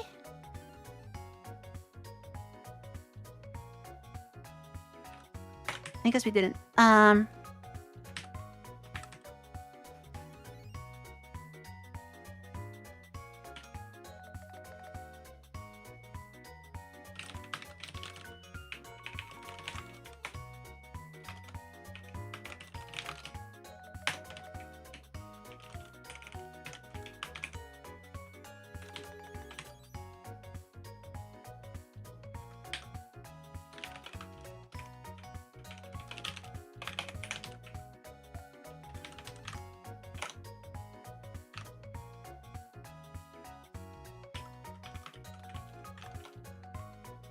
Okay, now we're getting a lot of on-state changed.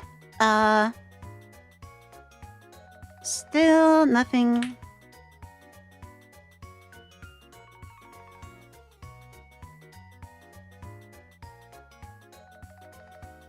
I think auto is okay in some super recent version of C or something, but maybe not sure. There's some kind of auto thing in a more recent C, I think, but let's not go there. So on state changed. What is that supposed to do?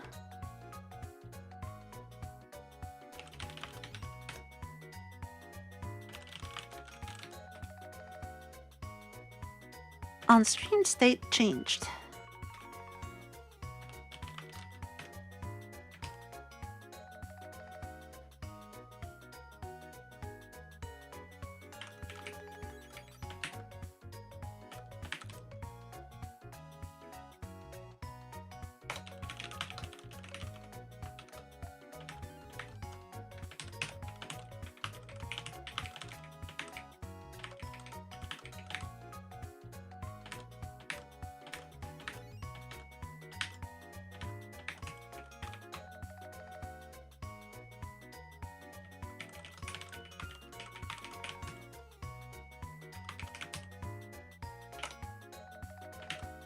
It's going into connecting, and that's not supposed to do anything. So why are we getting this?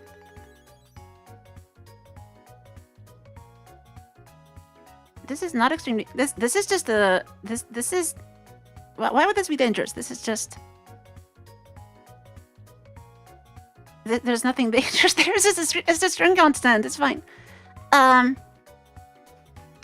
So it's going into the connecting. That's not dangerous. It's a string constant. There's nothing dangerous about that. If it were a string variable, it would be dangerous. So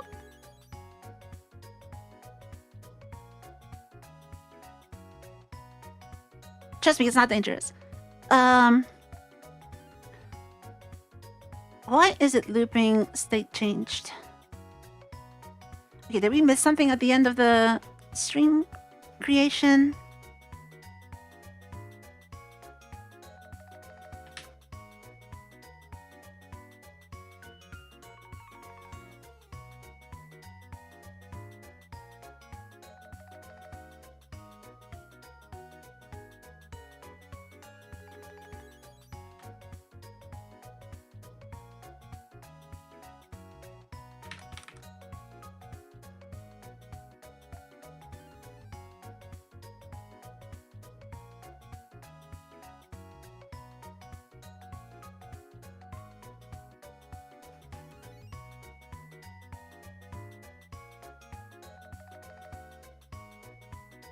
No, trust me, the list does not even have to parse the format string.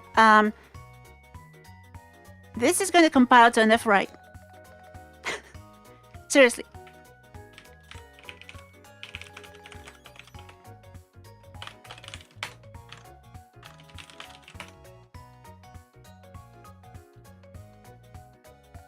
See, it becomes an F-write. The compiler is very smart and knows how to optimize that.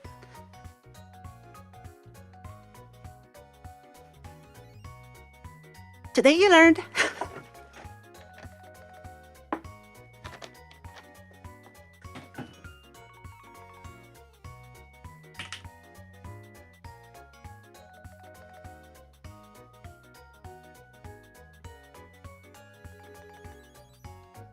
So, okay, where were we? Why is this looping here? I don't think this is actually doing anything. Seriously, I just showed you how it compiles to an F right. And it's okay. It's a debug message, and this is just a test, and it's not even going to use standard error when this is production. Trust me, this is fine. So why is this... Like, it's getting... It says it's connecting, but it's not showing up in the graph. Let's see if PW dump has anything. This was called PW sender? No, so we don't even have the... It's not even in PipeWire as a client. Do we have anything? Just get the beginning. Yeah, it just goes into on-state changed. Make node, loop run.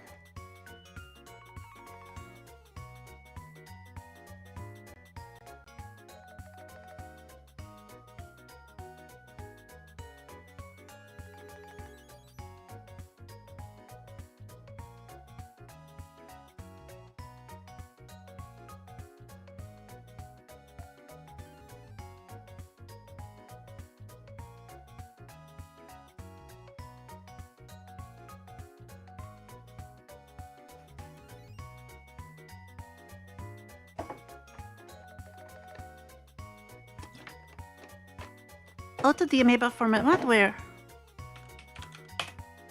Oh, well, I mean, it's compiling. It's compiling, so I guess C is new enough for this to work. And don't look at me, it compiled, so I don't think that's broken. But it probably should be, yeah, like...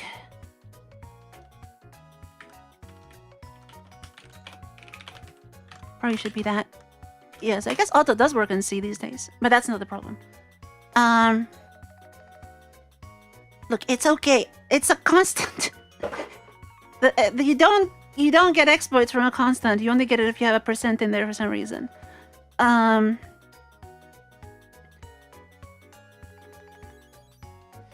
So.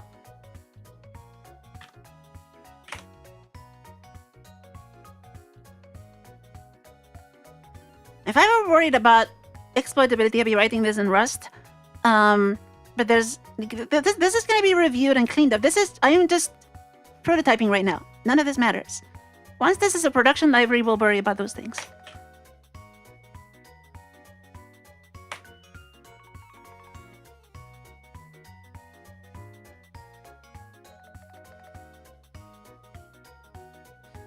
So why is this not even connecting to PipeWire? I need a PipeWire debug. Yes, that is a thing I just remembered. Yeah, that looks more like it.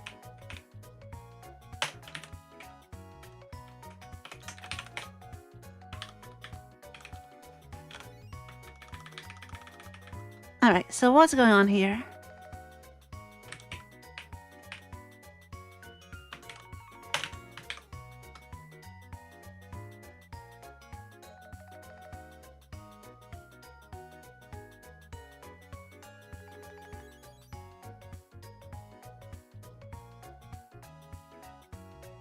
Rust does not have the same issue. The format string making compile time means it's not exploitable. I think you are really confused, and I think you need to learn a little bit more about this stuff.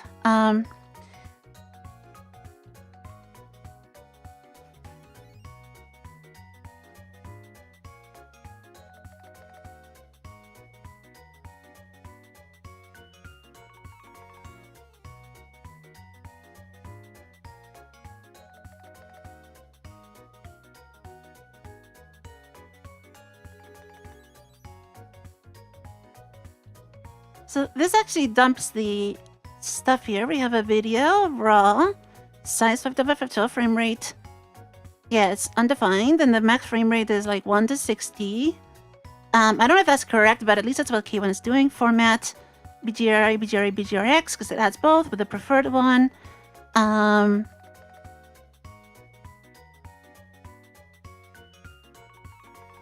IO ID buffer size, meta.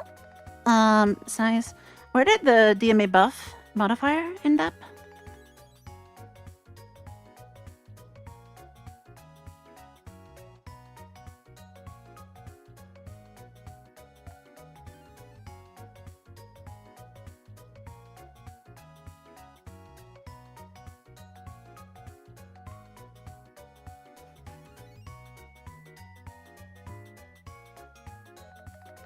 Okay, dude, seriously.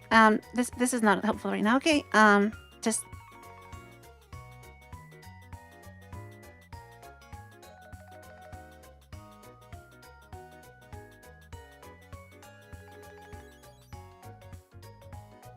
So,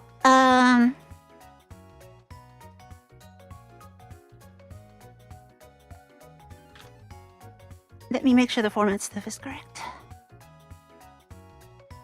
So we're supposed to be adding modifier. Oh, we didn't set data modifier. That's not helpful. We need the default one. I don't know if that's the issue, but no, it's not. But at least we need to set that. So the way it's supposed to work is that this... It's supposed to have a modifier. If we have a num modifiers, which we should have.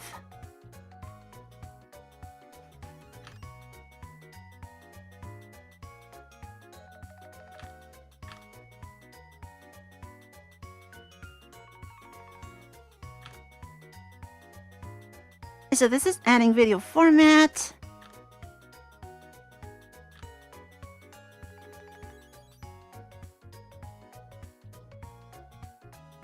Which is either a choice or just one. And then if num modifiers, it adds modifier.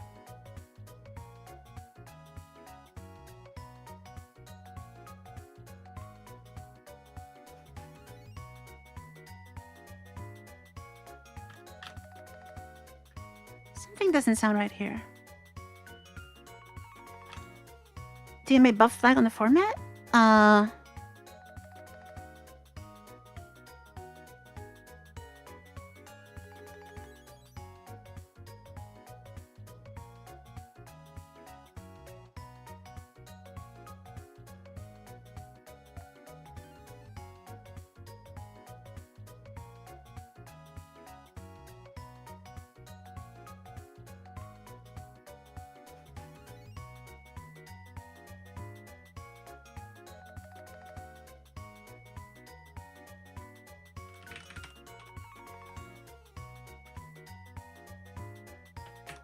Buffer types. Oh, this is new stream params, which is different.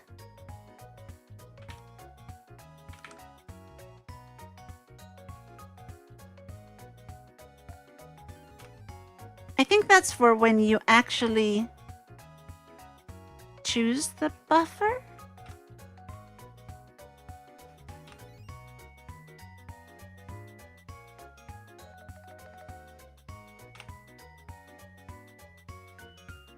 Because the creation here... Hold on.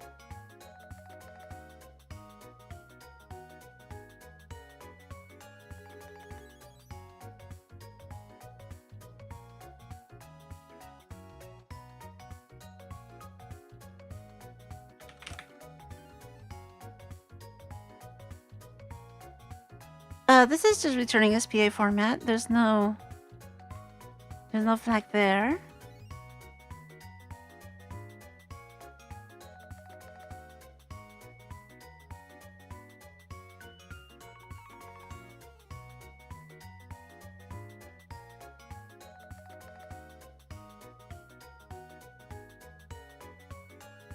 I don't see the DMA buff thing in here.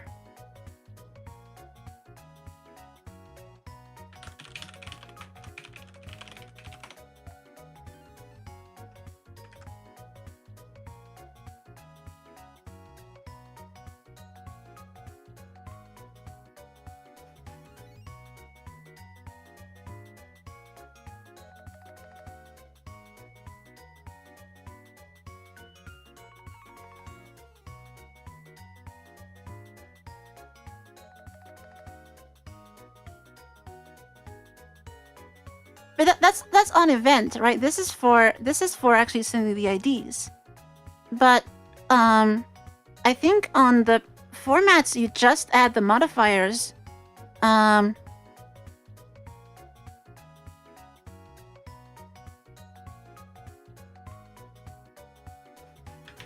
And I guess we want invalid in there too. Might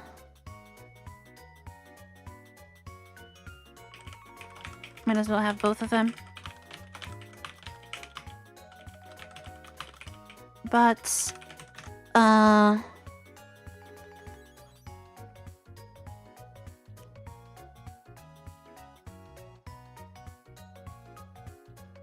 on the format list I need to put the type, but the format list here, where is that?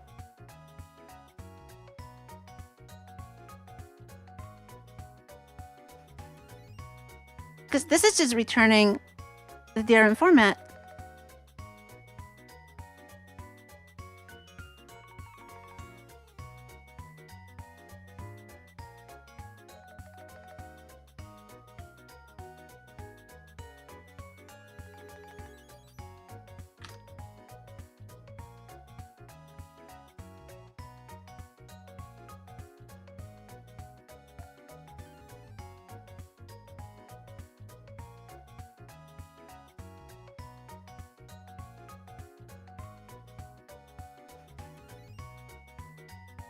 I think it's just the ones that have modifiers. So what I don't understand is where did the modifier go?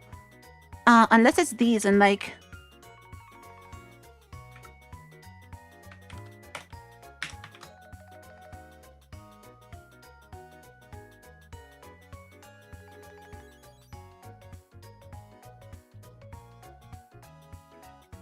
Yes, I know, but the DMA buff thing is supposed to be in param changed.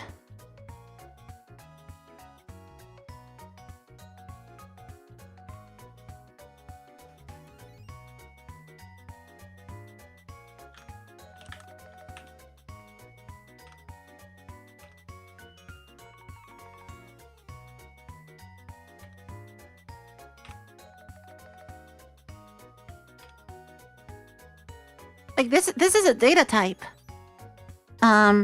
But we're not announcing the data type. So I think that's just later in the negotiation. I think here, as far as the formats, you only do... Am I just doing something really wrong here?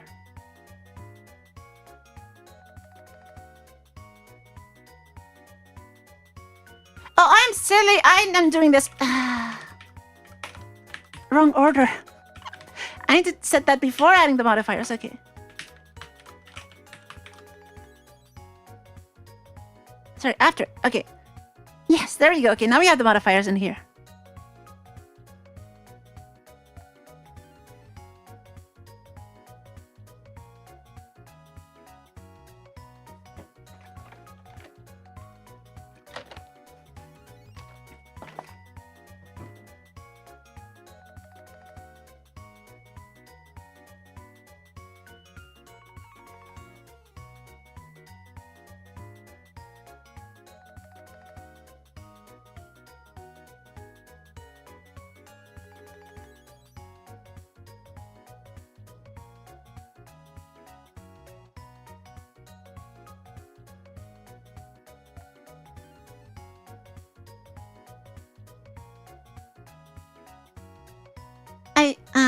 OBS? Okay, hold on. Software OBS.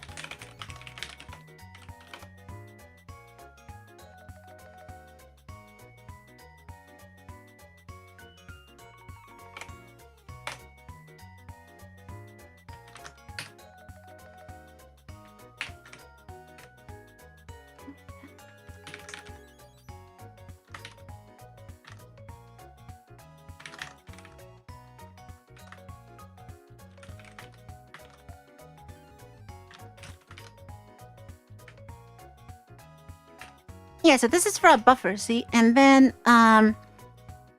process video sync, it's looking for type DMA buff. So this is when we actually have a buffer, right? And on param changed, see, if it has modifier. So the trigger for DMA buff is if it has a modifier.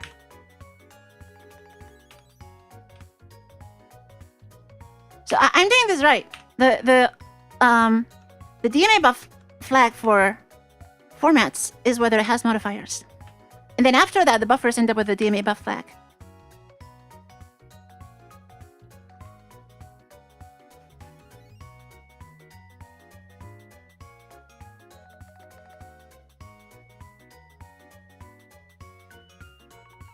But anyway, now what I don't understand is why this is just looping forever.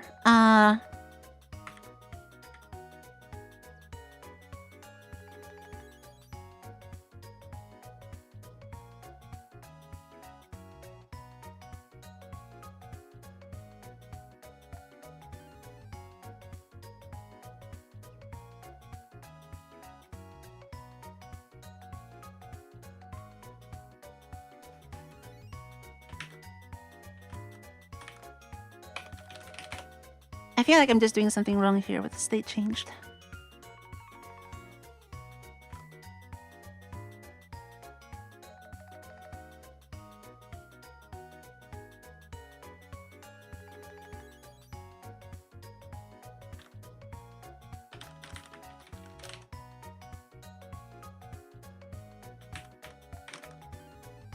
So on stream state changed, oh, we don't have a... We can actually just use this.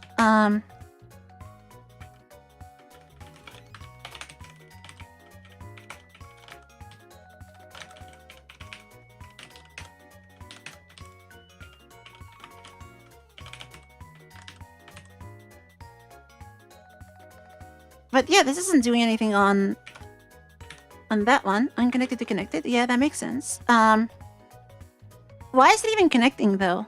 Because it's not even... Do we have any errors in here? Doesn't look like it.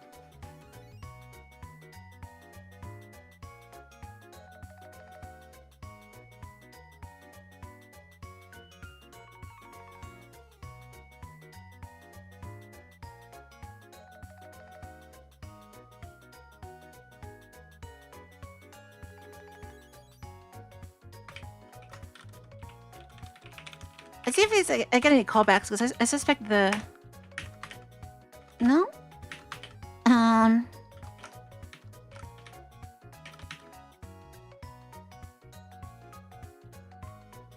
I think I'm just doing something really dumb, really wrong somewhere.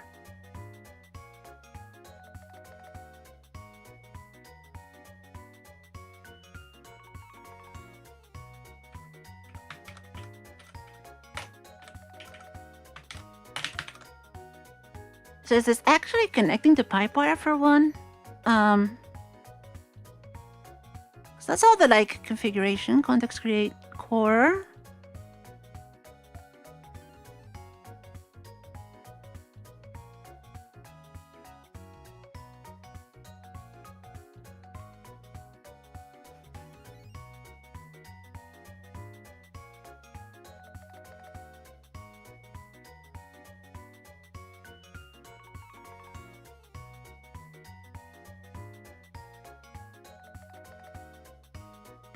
Connecting to PipeWire 0, because it is connecting.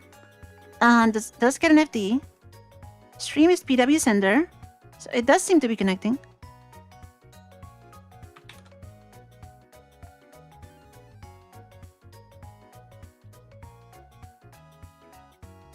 Context connect. Connect target -1. Okay, so hold on. What about this? Oh, it might be because of that. It might be that stream connect. Okay, what is that supposed to do?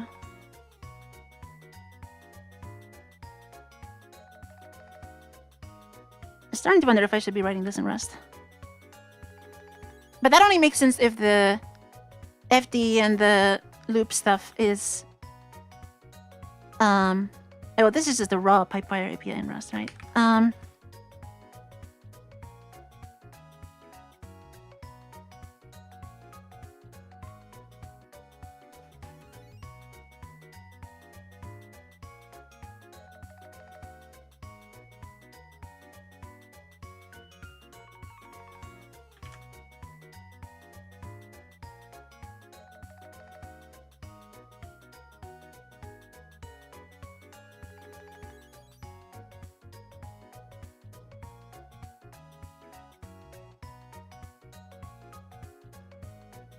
I didn't just mess up the callbacks, right?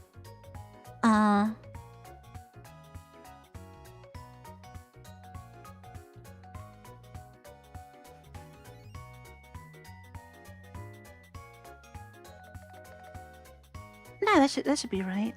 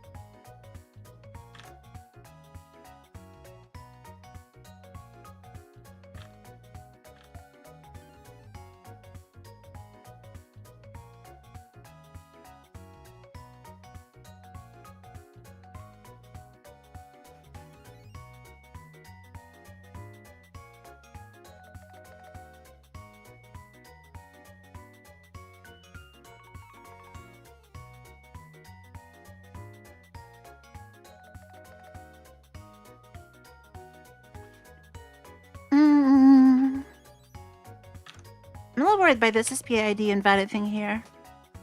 Like, maybe it's expecting us to have... First of all, there's buffer callbacks and stuff, but we do have add buffer. We didn't get any prints from there.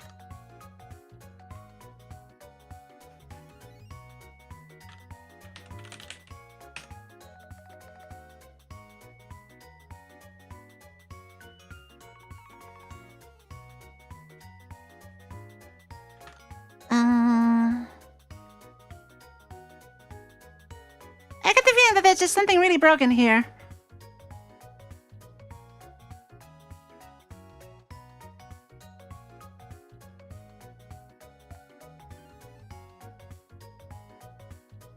Okay, first of all, yeah, it's just looping that. So without even getting any messages from the socket, it does do sends. But those are just debug messages. Okay, I'm gonna take a very quick break. I'll be right back, and I think there's just something really broken at the low level here, and it's just very confused. Might not even be talking to PipeWire properly. Be right back.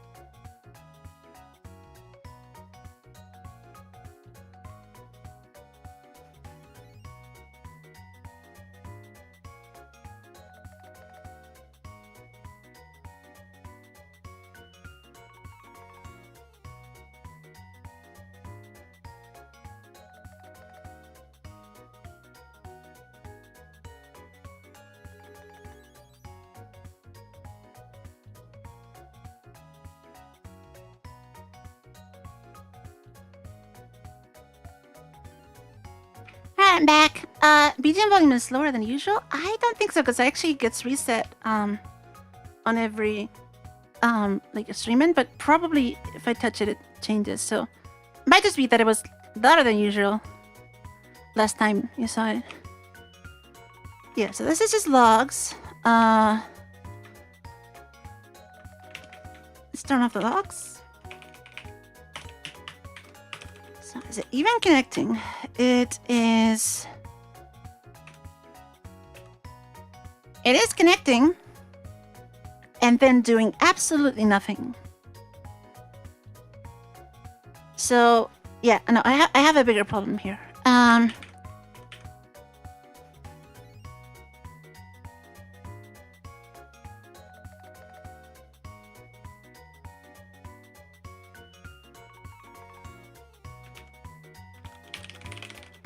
Okay, just give me a TLDR on the client here, because I'm sure I'm doing something dumb.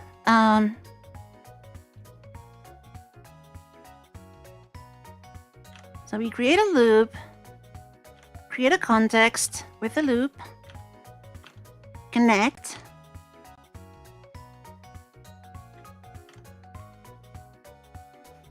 and then it's doing whatever. Main loop run. This all looks reasonable. Is it because I'm making the node before main loop run? No, that doesn't make sense, because main loop run is going to do that.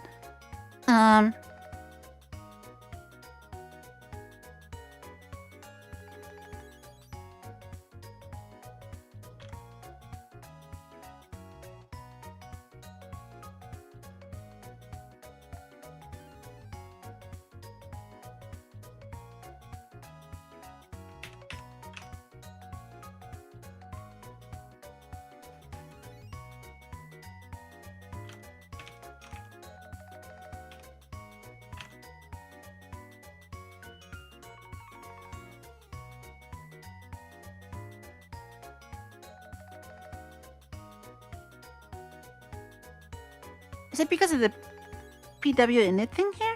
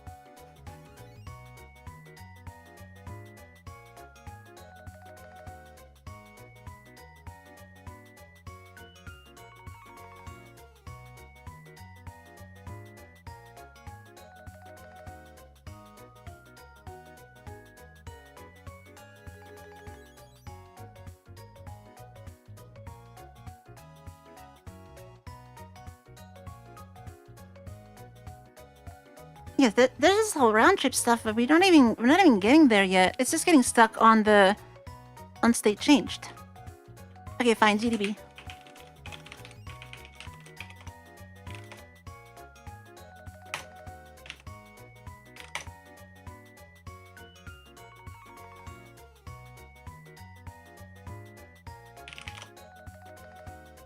Finish. Was it? Yeah.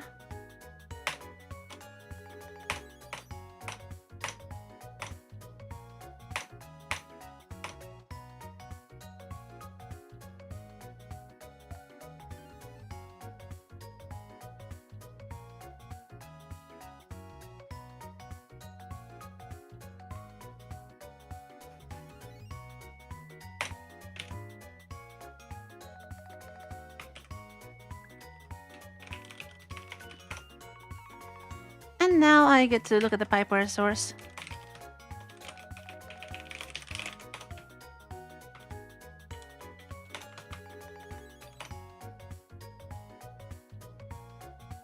So it's the stream set state thing.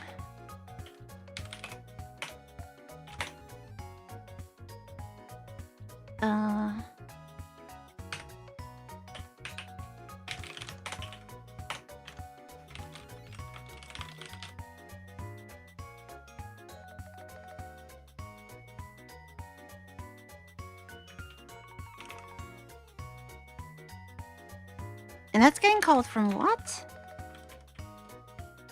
PW Stream Connect.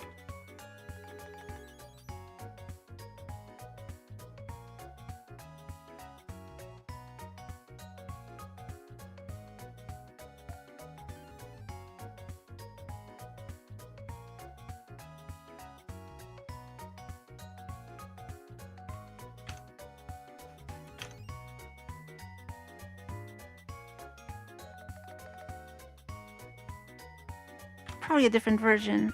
This is PipeWire version what? 147.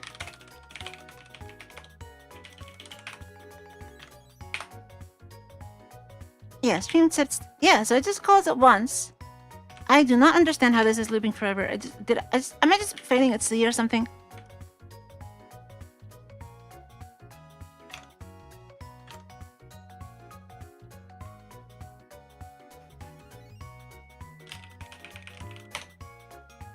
Finish.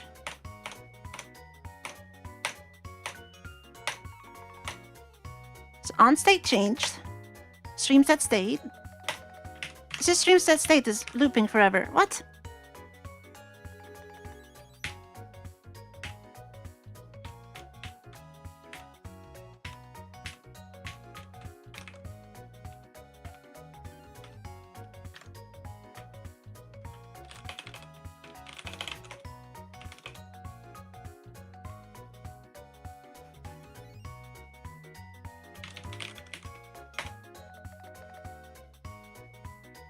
Oh, there's a hook list thing. Okay. Did I mess up the list somehow? And it's like...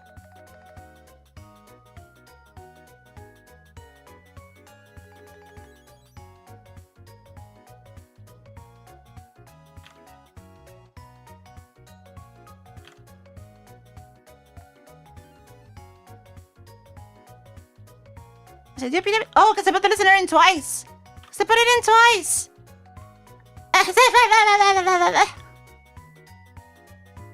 Okay, that's the problem. And of course that ends up with like a linked list pointing to itself or something and... Fine. Fine! You win! PipeWire, you win. Okay, look.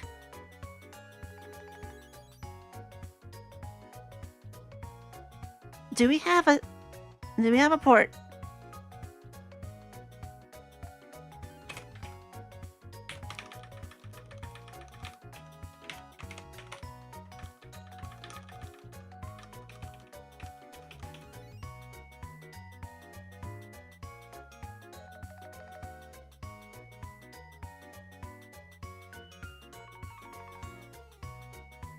So it doesn't on-parm changed.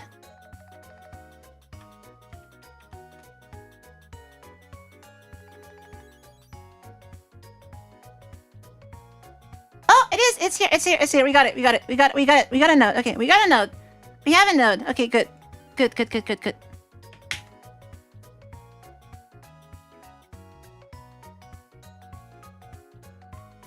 So, now we have to implement all these callbacks. So we're having a bit less debug. So it does go to paused, and then parent changed to, and all that stuff. So parent changed here, because on-stream parent changed. And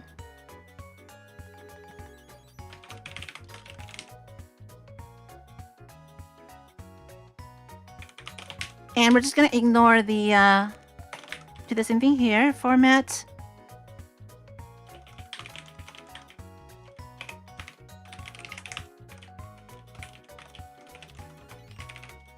Do the same story there. And that's when we get all the modifier fun stuff.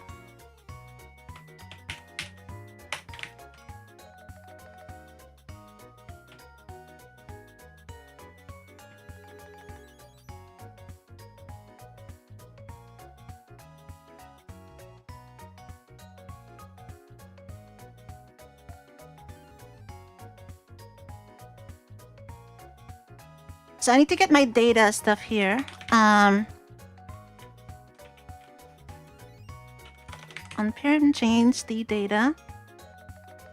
The video formats. So I'm gonna put the video format in here.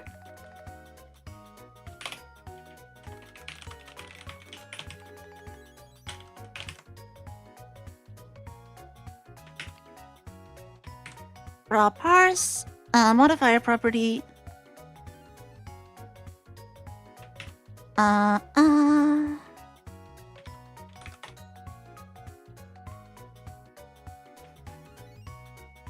gonna use auto, so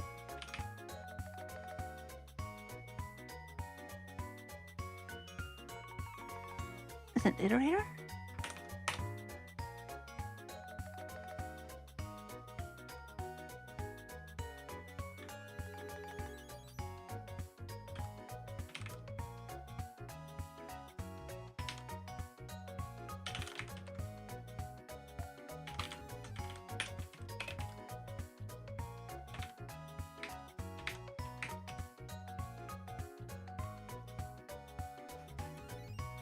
It's a plan to expose on your website to be linked to. The screen capture thing can be hacked, so it works. And then you know, for production, we'll talk about. I already talked about this at the beginning of the stream, but yeah, for testing, I'm just gonna screen capture a random window and then hijack the node. So received modifiers, value count.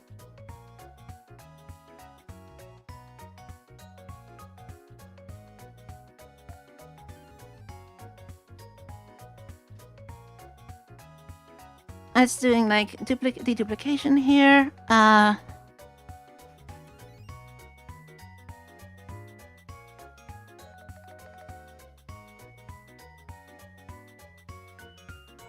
this is just list logic that is kind of annoying.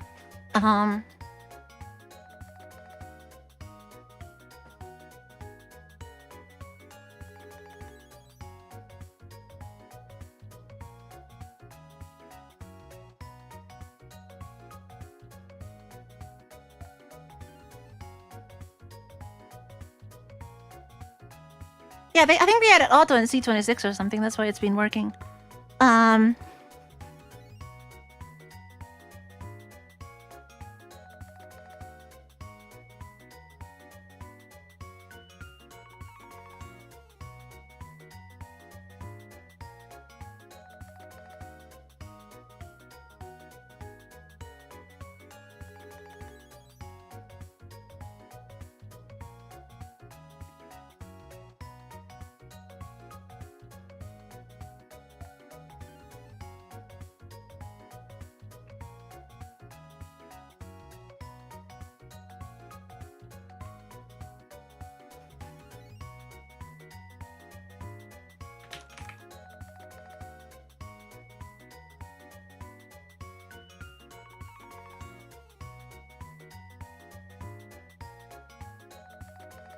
So this is like the DMA buff params is...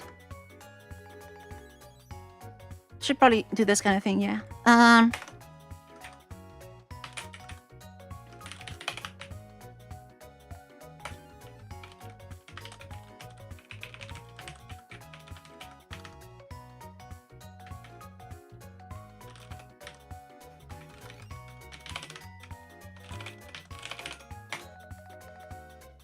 It's in here. Yeah, so we're just gonna steal this. I'm probably gonna have to credit KDE with this at some point.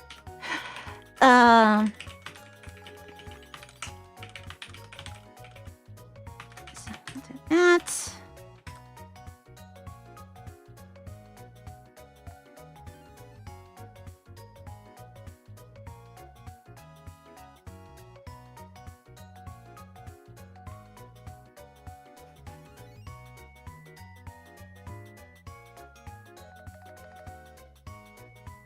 I don't really use Twitch normally. Like, I have an account, but I don't really stream on Twitch.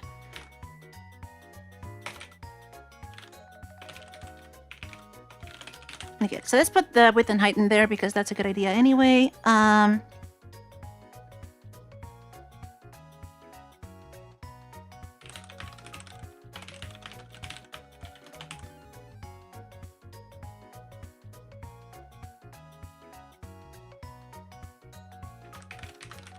So I want to check if build formats in here. Yeah. Is that supposed to use the params or the... Yeah, it uses the resolution. And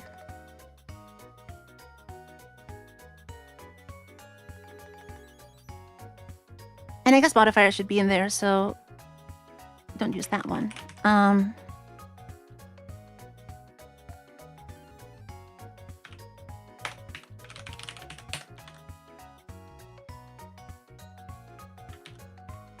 Yes, and this is doing the test create DMA buff buffer, which we want to do. So we need to do the same thing to actually be able to render into that. So we need to test create DMA buff. We're gonna want that.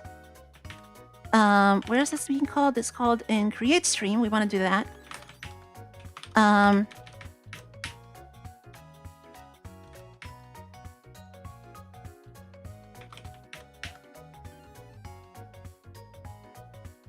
And that should go before the listener and stuff. So it's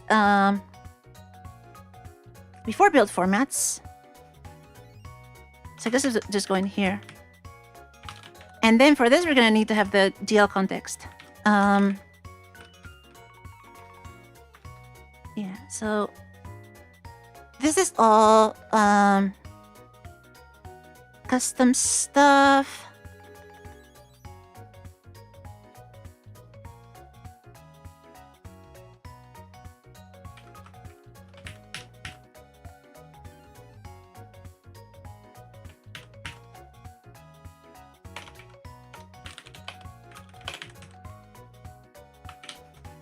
And we can just put this into the data directly.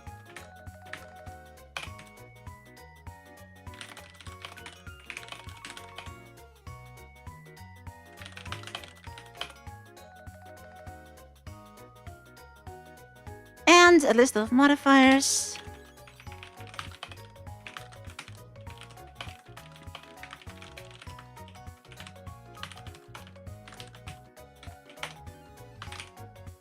And so now another question is, how do I want to do this? I think the way I want to do this is to just create use like GBM or something to create this, and then I import it into EGL. Because the other way, I stole this from a DMA buff example. I can probably steal this one. Yeah, this one.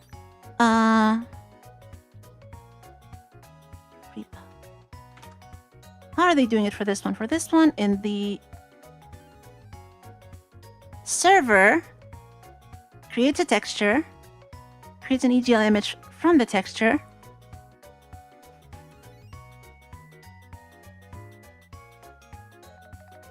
and then it exports DMA buff, which gets an FDS right or non-offset. That's the other problem, is that we don't have those values. And right now I am kind of just BSing that from the Spout2 side, but we're gonna have to figure that out. But for yeah, export DMA image query Mesa. Let me check the API for this.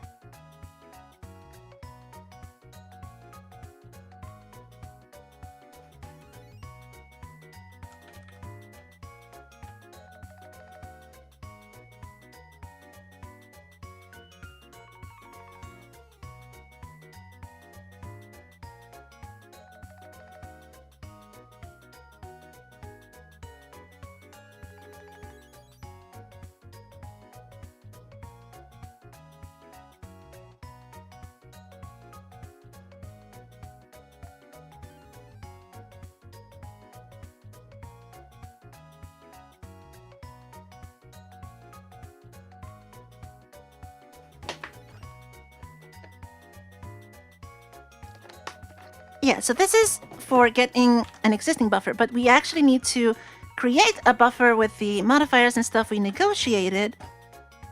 So this is not the right API for that. We probably want to use GBM to create the buffer and then import it into EGL on the sender side.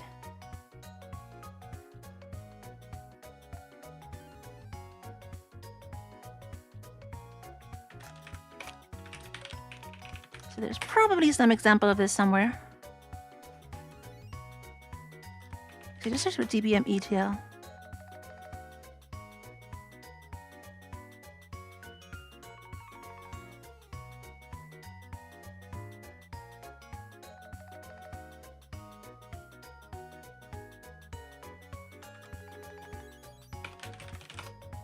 I think KMS cube, and this kind of Rust. Interesting.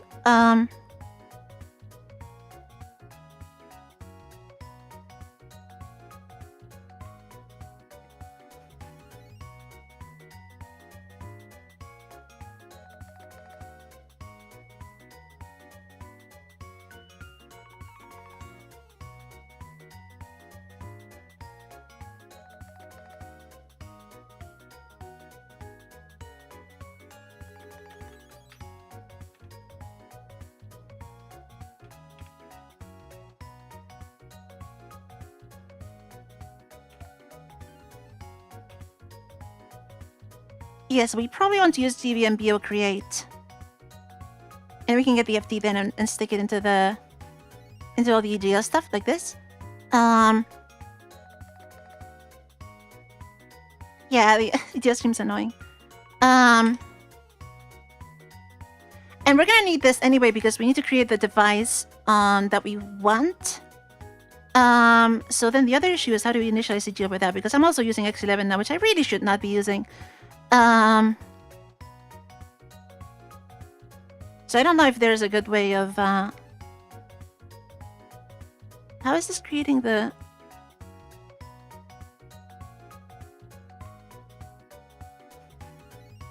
yeah, it doesn't EGL initialize on display.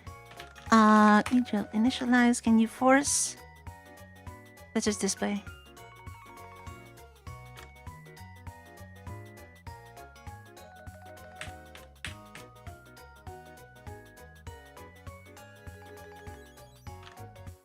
Yeah, so for GPM, you would use there's a display.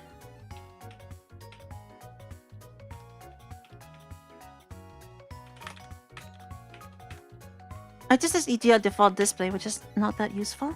How does that even work?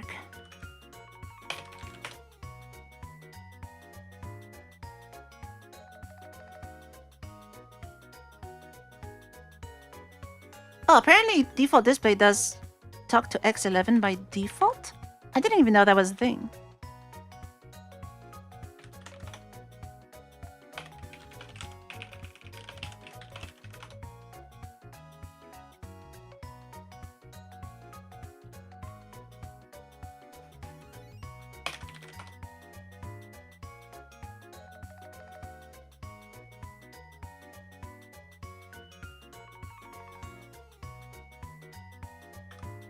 Vulkan, we don't really have to worry about Vulkan. I mean, we could use Vulkan instead of GL, but I don't think that's particularly useful right now.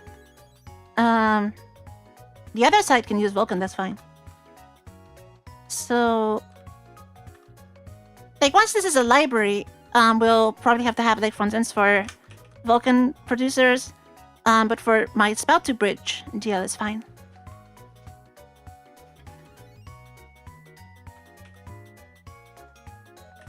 Okay, maybe I'll get KMS Cube because I know KMS Cube is always one of the most reasonable demos. So let's just clone KMS Cube.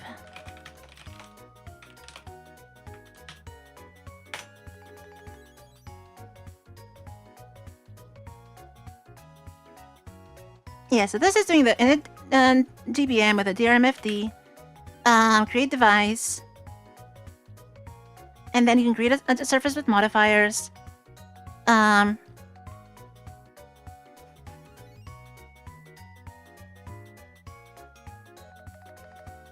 And the EGL display is coming from where?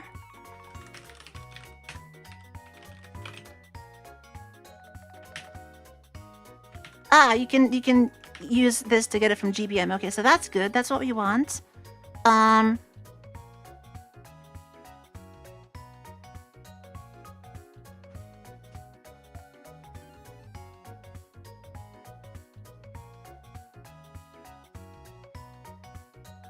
It's just that I'm gonna lose the preview window if I do that.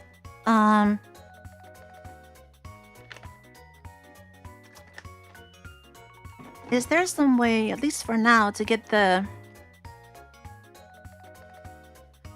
device currently used by EGL so that I can use it in GBM?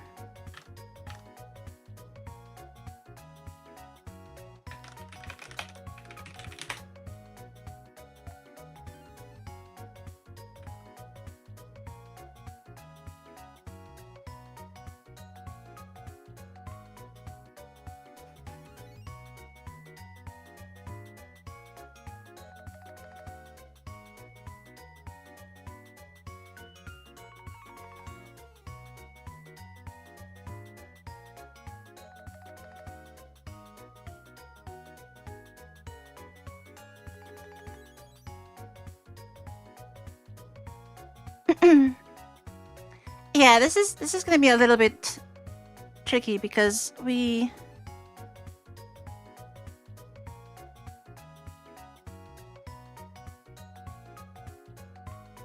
do this right, we'd have to use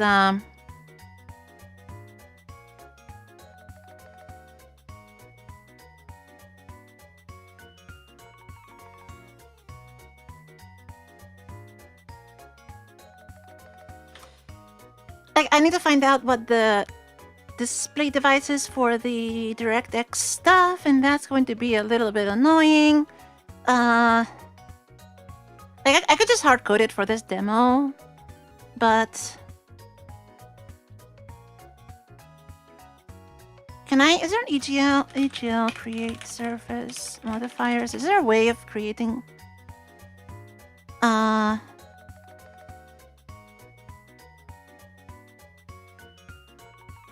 Let's see. Hold on.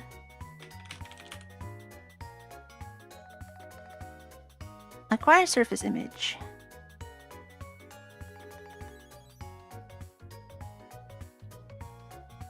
But this is in video. Isn't this the EGL streams thing? No. Not that!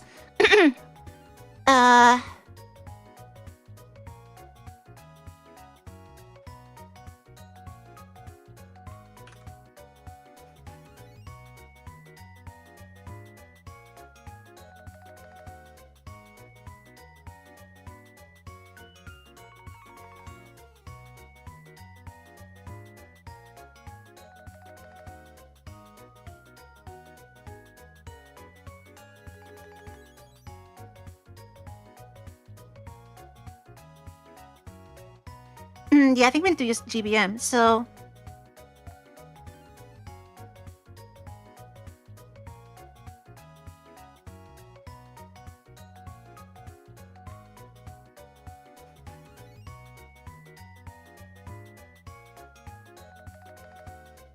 Wait, how did I get so confused by this change?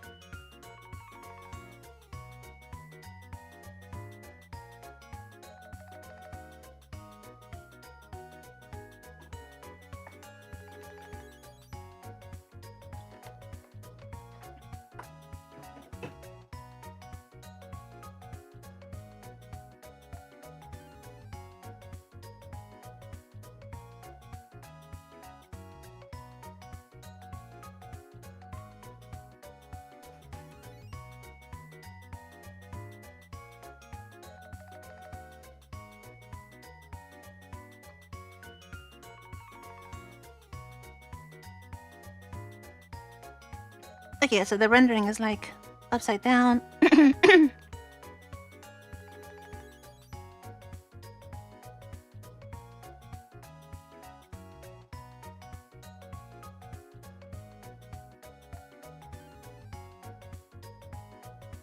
Yeah, it was just because of the upside down stuff. Okay, whatever. That doesn't really bother us.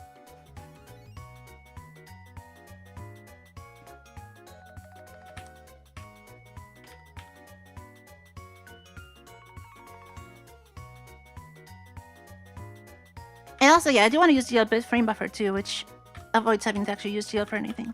Like the actual shaders and everything. So,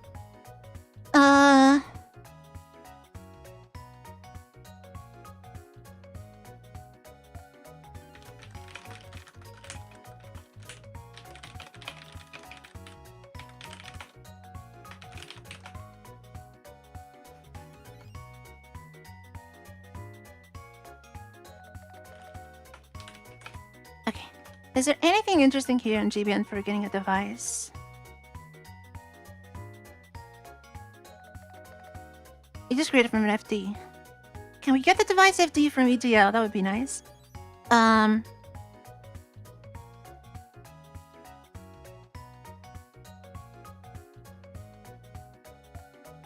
that's not useful.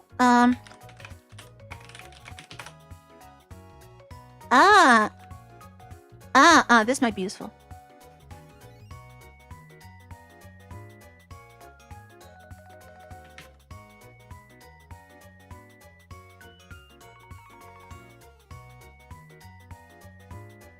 To obtain a return from ETL device X, call query device string X. Okay. That's what I want.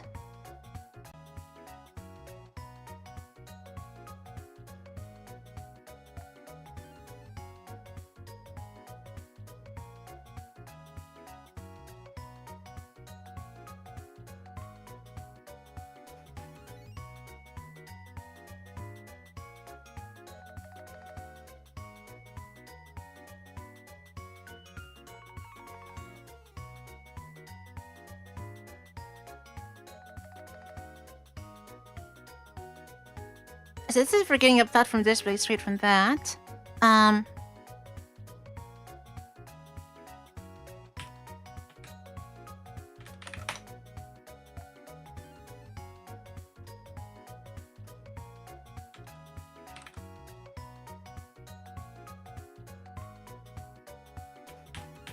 You can get the master of the EXT, okay. I don't know what that's gonna do for KMSRO. So is this EGL streams or is this for real? Let's find out.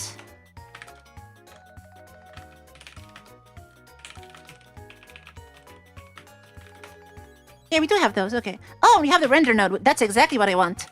Because if this is using KMSRO, we want the render node. Yes. Oh, Janet just found that. Okay, yes, that's the one I want. Yes, okay, so that's the one I need. And we're probably gonna flip this on its head anyway once we're actually in the Spout2 stuff, but for now, yeah, let's go with this. So, primary device node, and we'll know if the device node is actually doing primary node, if it's not supported. Yeah, I think that means that's what we want.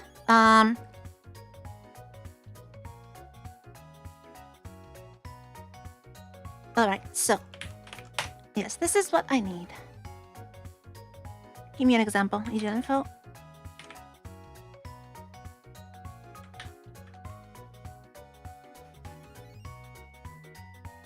And I guess this is always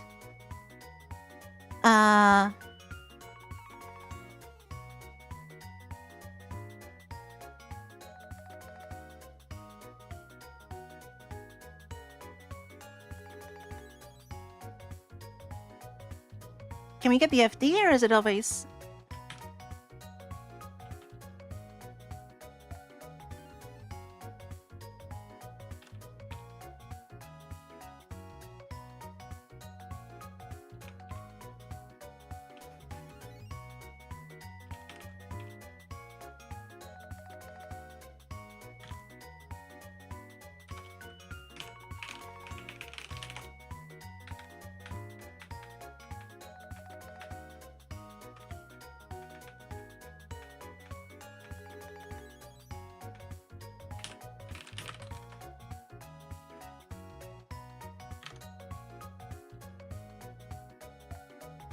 Yeah, I think it just has to be a string. So, okay.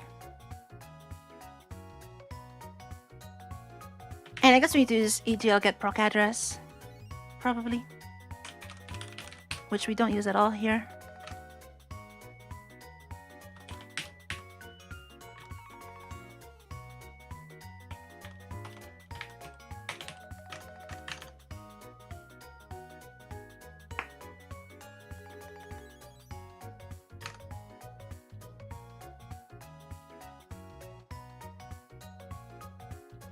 This is not doesn't even include, is it?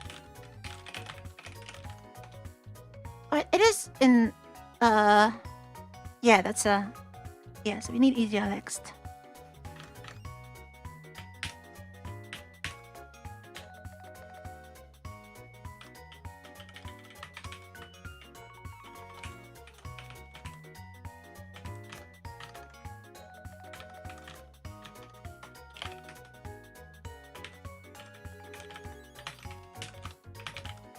So this, I'm gonna assume we have that one.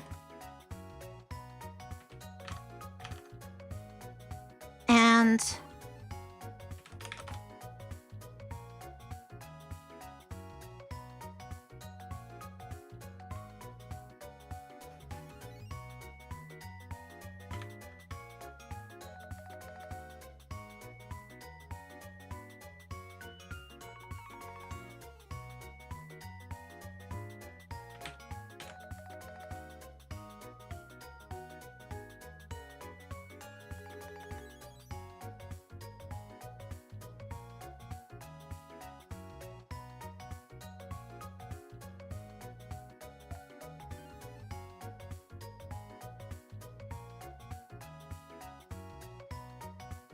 so I guess I need to fall back to the non-render one.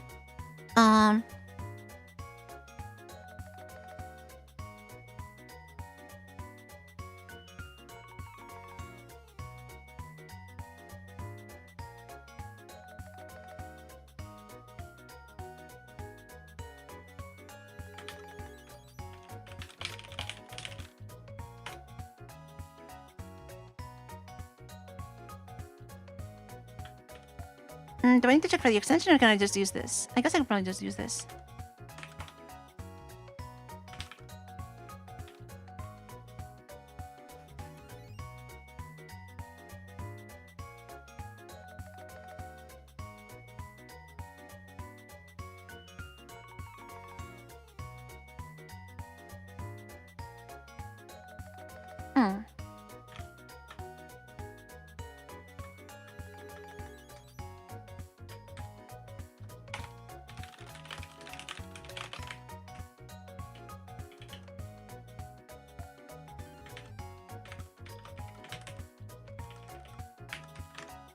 So this needs to take a what?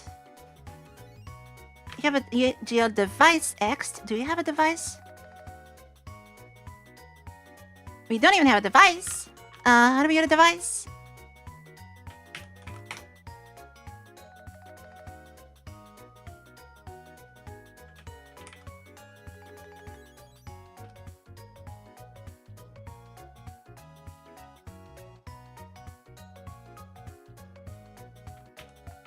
Oh, do you need to query display attrib? We need to query the display attrib first, and then we get the device from that. Okay.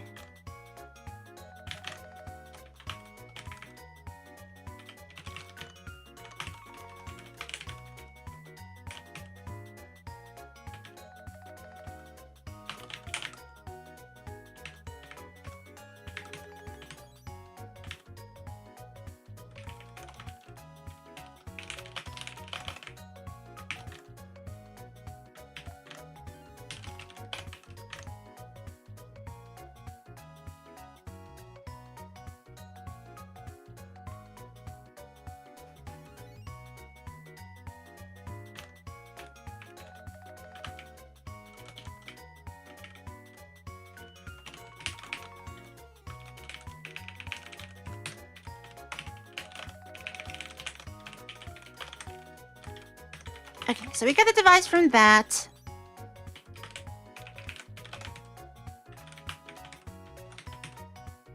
And then we need to query device string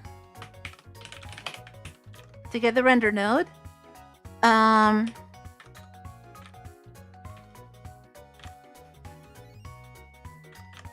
think this is just a pointer already, so we don't need that. Device and the name. Render node file.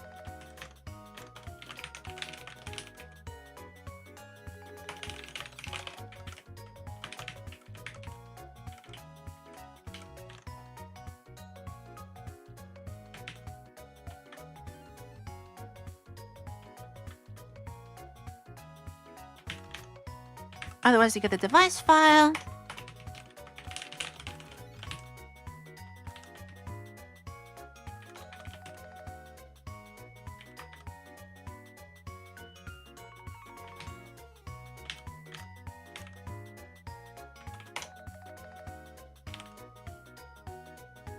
see if that builds.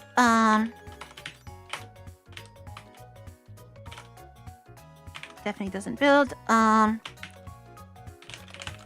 Is that a thing in... Yeah, this is in EGL X, which we do have. What happened here?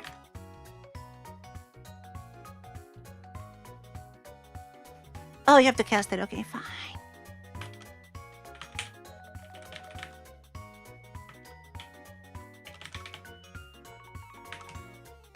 And this isn't device screen. This is display attrib.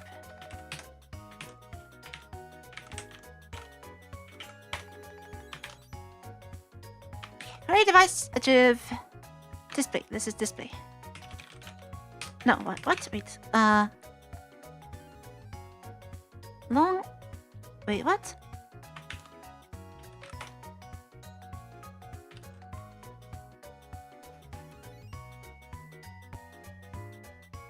Oh, attribute value, sorry. No, EGL device ext.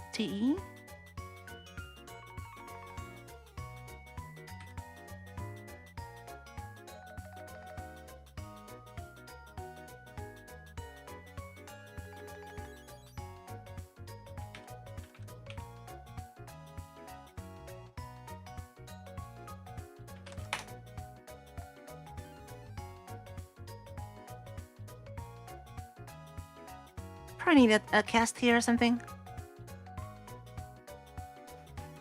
Hey, thank you so much for the super chat, Iski! Thank you.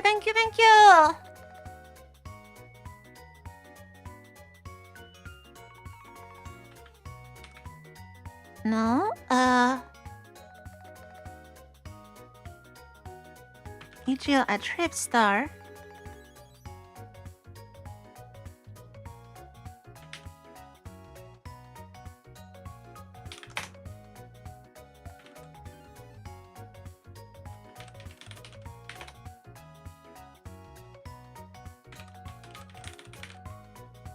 I think it's just I think it's just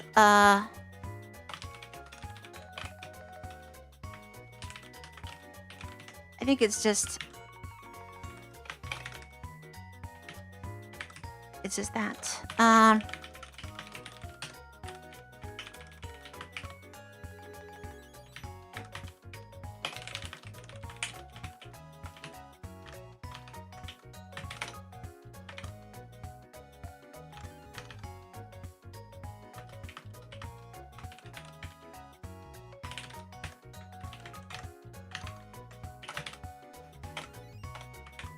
So, yeah,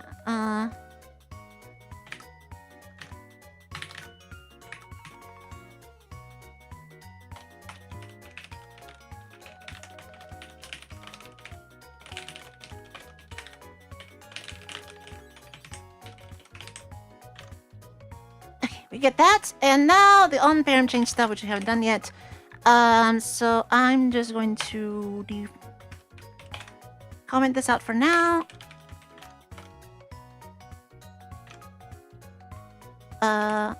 Format. Hold on.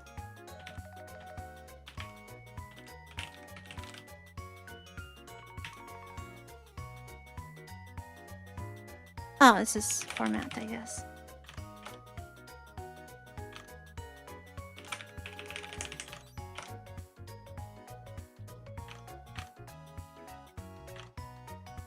And then we have that data modifier thing under, I moved it under remove params.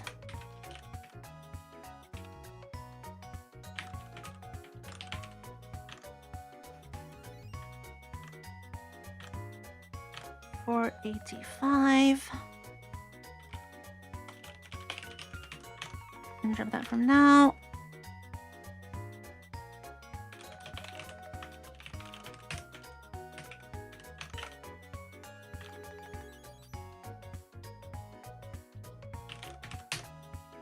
And I can just take this all from...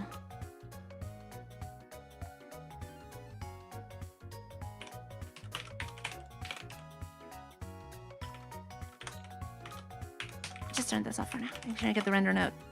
Oh, we're not initializing EGL yet, so we need to initialize it, and then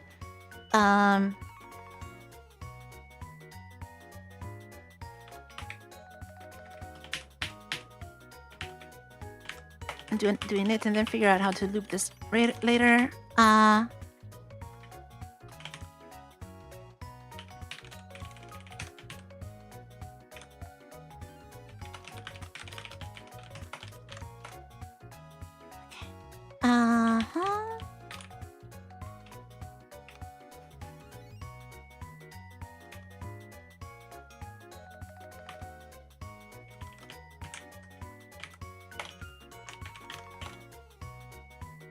And that did not work.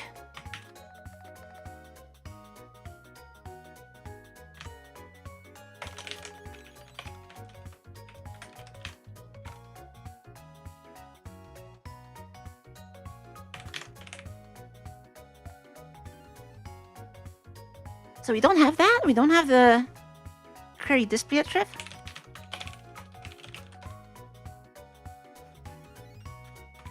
Huh, that's annoying. No,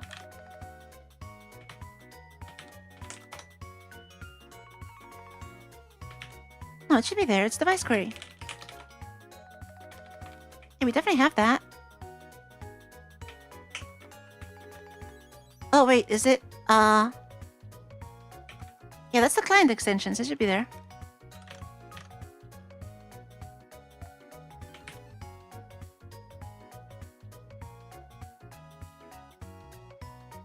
Did I mistype this? No.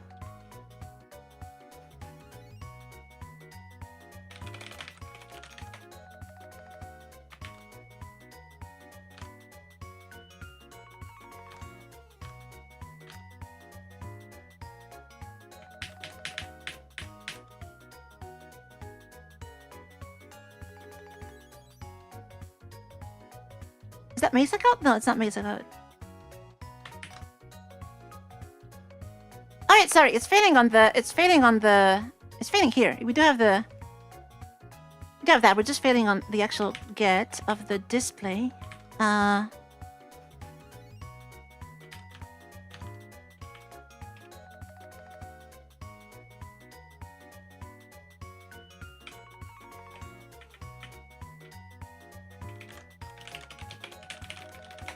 Is there a debug?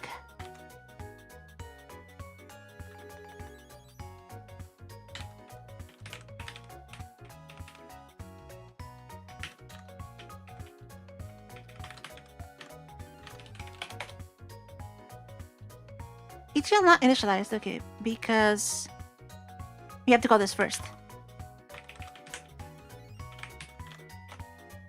Okay, there we go.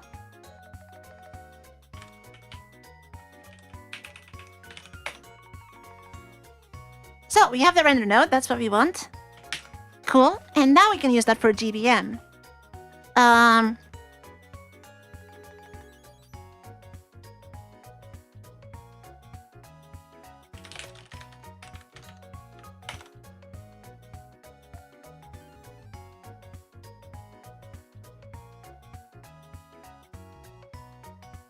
So we just call GBM create device.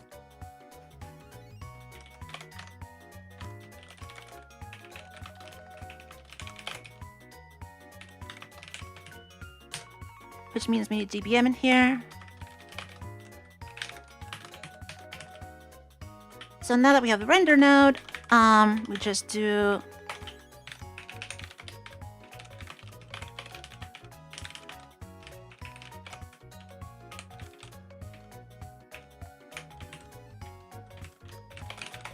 that's in F control.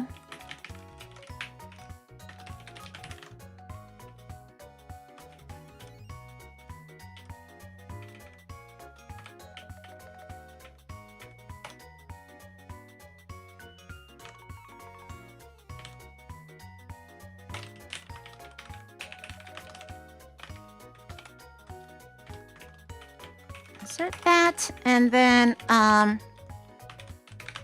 equals GBM create device, GBM FD.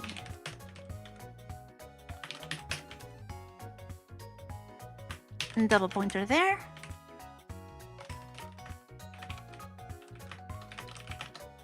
And I need to see if I need to close the FD after this or not.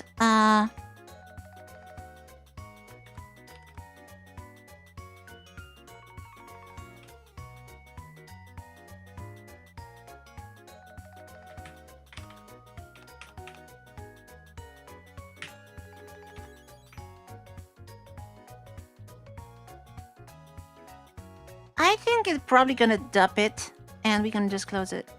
Well,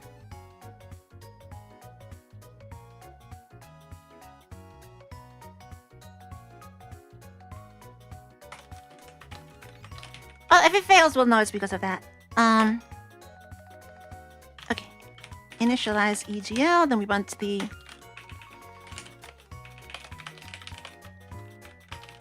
GBM dev in there.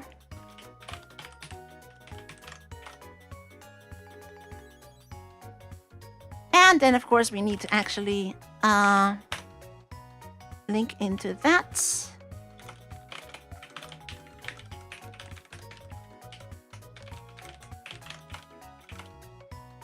Okay.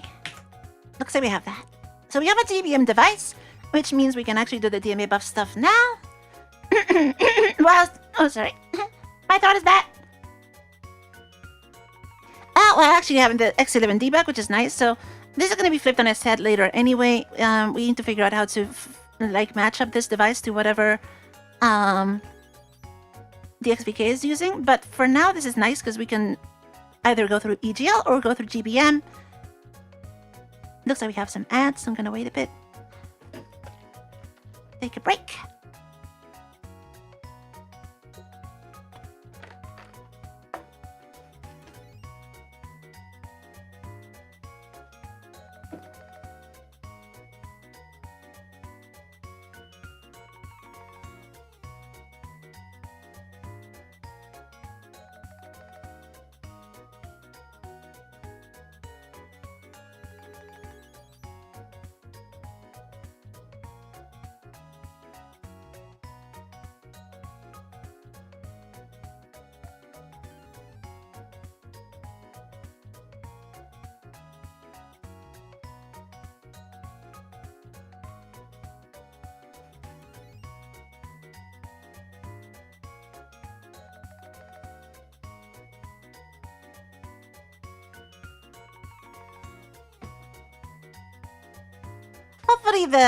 Hopefully ads are over. Have you ever asked AI to do something? I honestly, given what I've seen of AI, I have no faith that it's gonna get any of this right.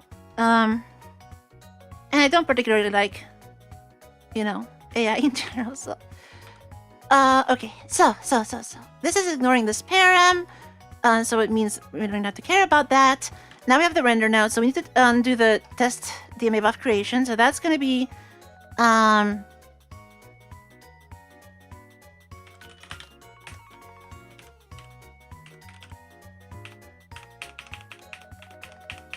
the test create stuff is where? I just missed that. Test create DMA buff. Okay.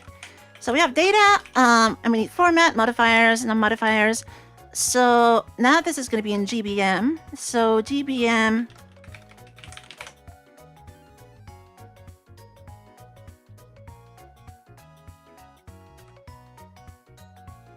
Yep, it's just this thing here. So this is actually really easy.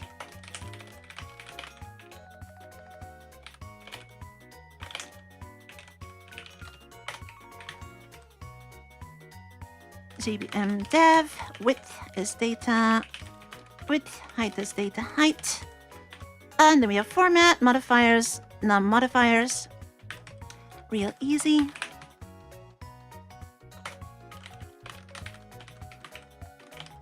And we might as well put this BO in data. So we have, so we're gonna have to keep that probably. So let's stick this in here.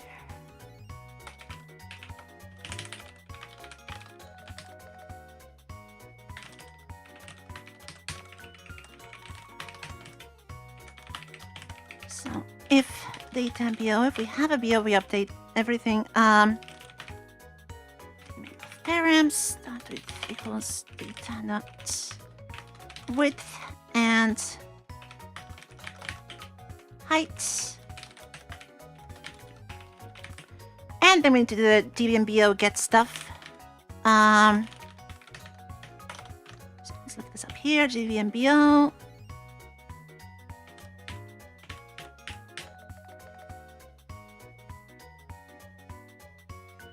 Oh, also, you might want to use this flags one. I forgot. I think that was actually...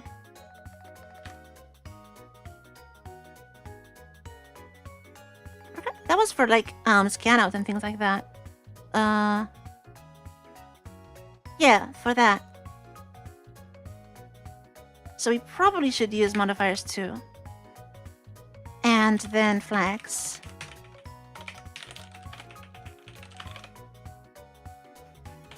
So we're definitely gonna render into it, and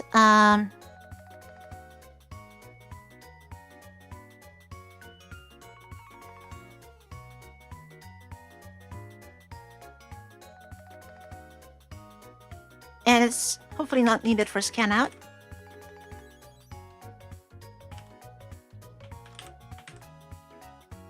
So then we need to get the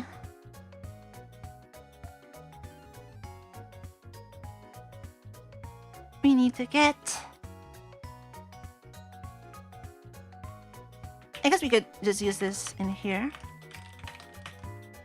Actually, use all these arguments. Width, height, stride. So we need that. I need all of this to properly describe the buffer.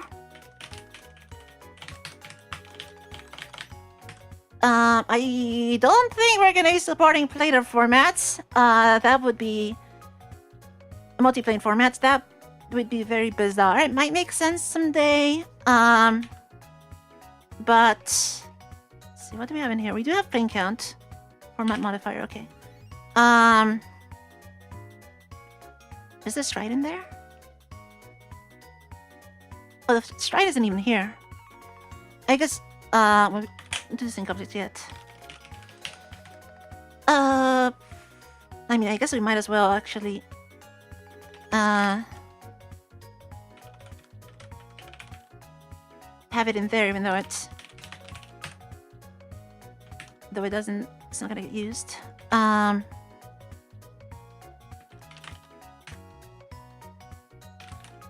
Plane count. Plane count.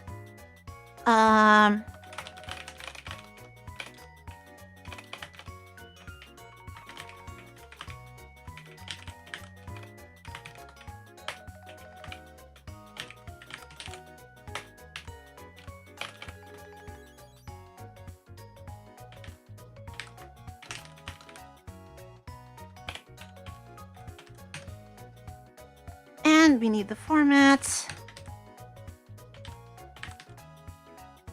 And the modifier. And I think that's it. We're gonna get the FDs later for handing off the PipeWire.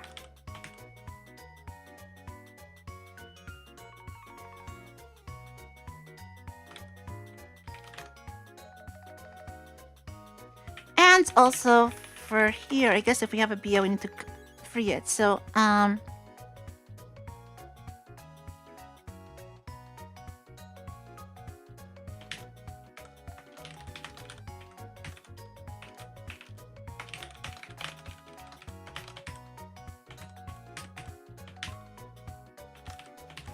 okay, so let's create the DMA buff.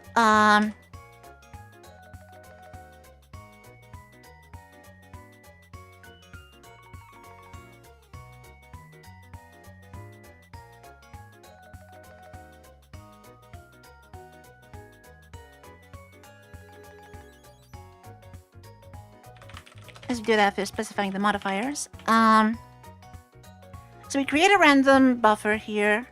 The format was hard-coded here as this.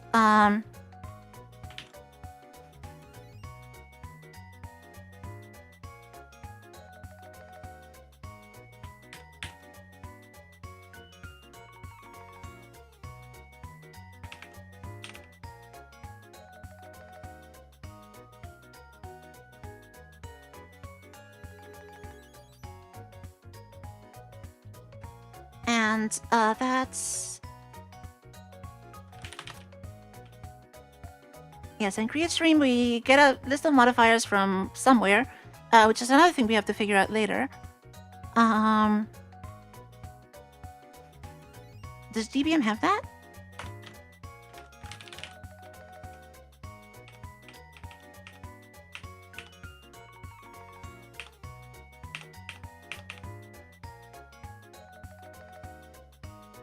Get format modifier plane count. That sounds useful. Yeah,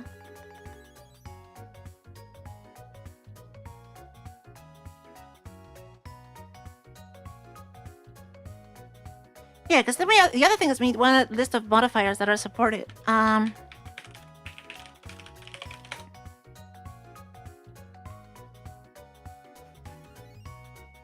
I'm not sure how that works.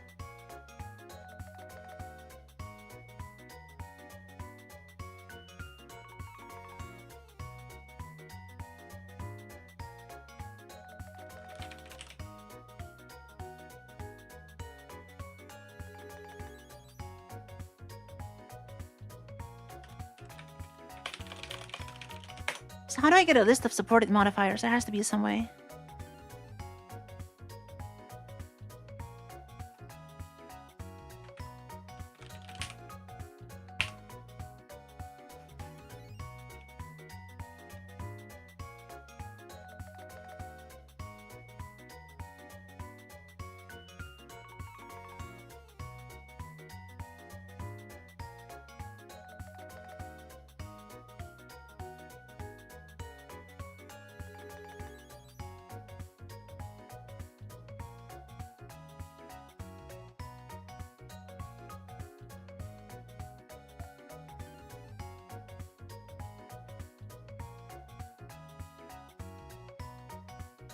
I guess I'd have to go through EGL for that.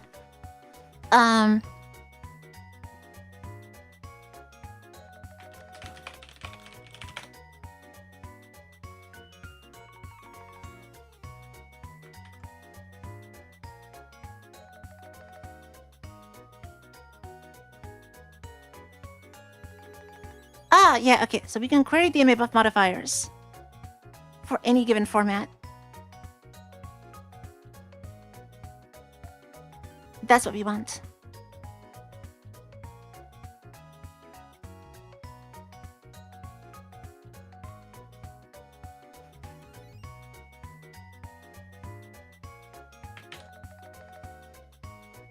So we have to do that in the EGL initialize to pick up all the modifiers.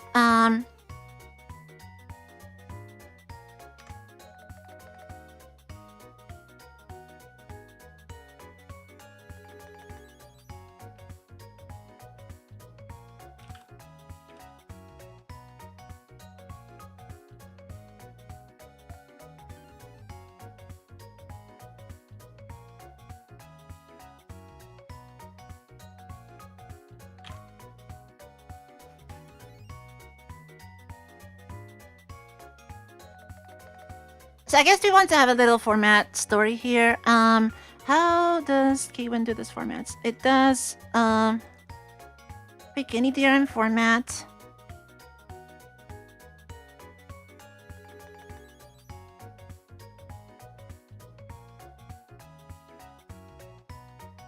Yeah, so because we are splitting, we're gonna use any format. So I guess we actually would want to have a list of supported formats. Basically,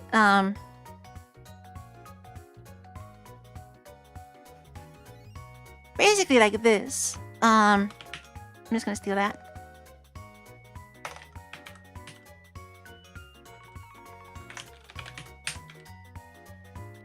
And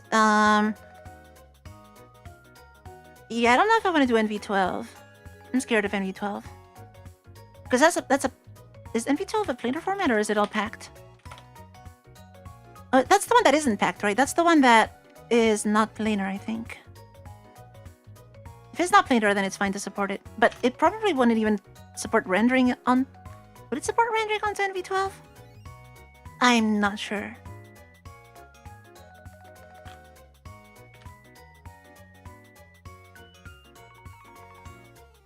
NV12 is planar, it looks like.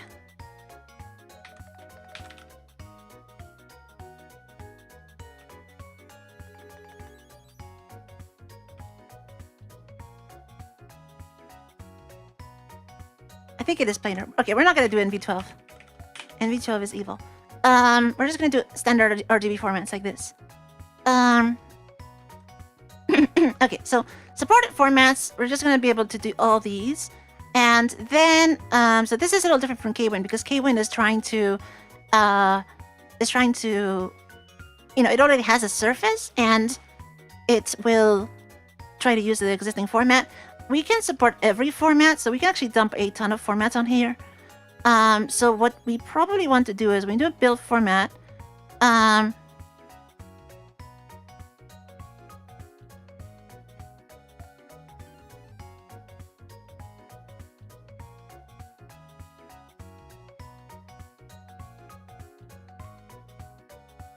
And then we have all the modifiers. I'm not sure if this is actually technically legit because you could have different modifiers for different formats. But, I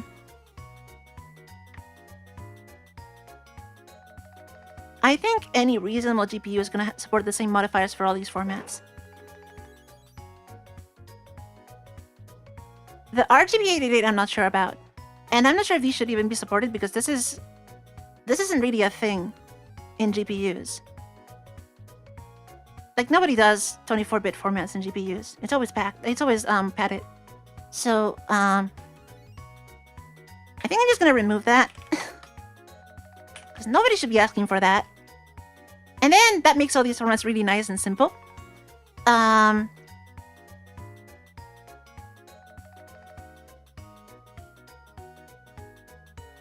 And so in that case, I think we can probably assume that all these have the same modifiers, and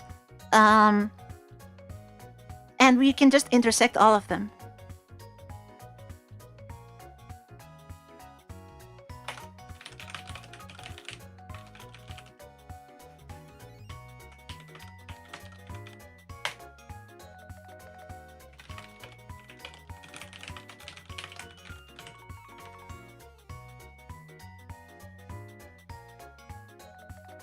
So now it's just gonna be some really annoying list logic here.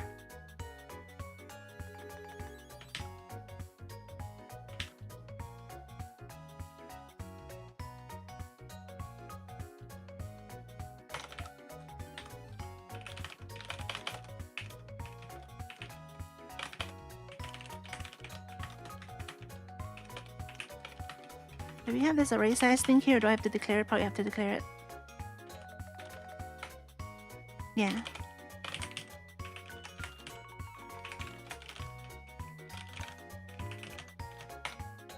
Anyone have this stuff? I can steal? No.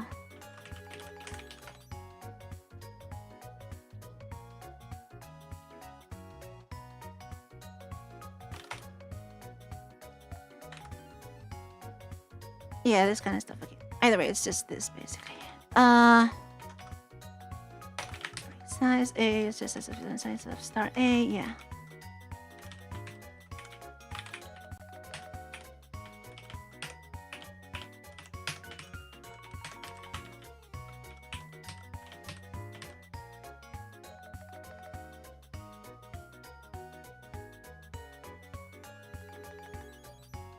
Like even if you don't support alpha, it's the X, right? The in-memory formats for RGB are always XBGR or XRGB. Pretty much nothing does packed 24-bit RGB for GPUs. So even if there's no alpha, it's still going to be one of these. And I think any reasonable GPU is going to support all the same modifiers for all these because they're just pixel format variants. They're just different arrangements of the channels. So array size supported formats, and then we want to do the modifier query, which was where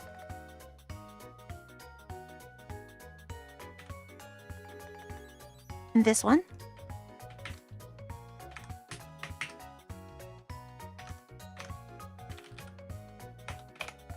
So we take display formats.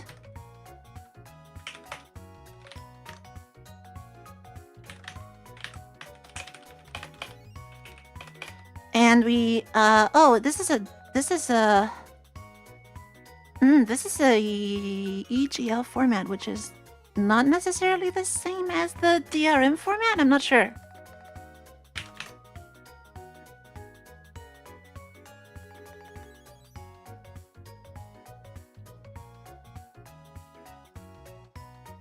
I'm not sure actually.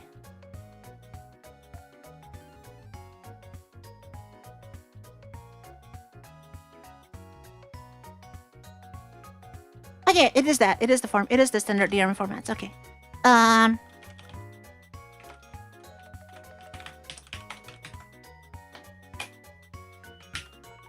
we take format and then max modifiers.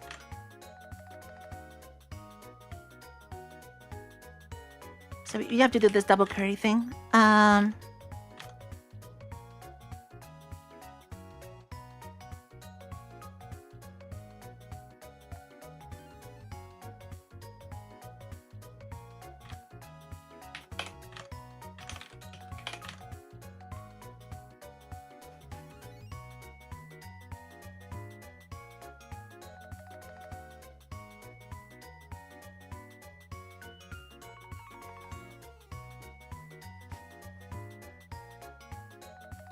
So what is geotexture action? Oh yes.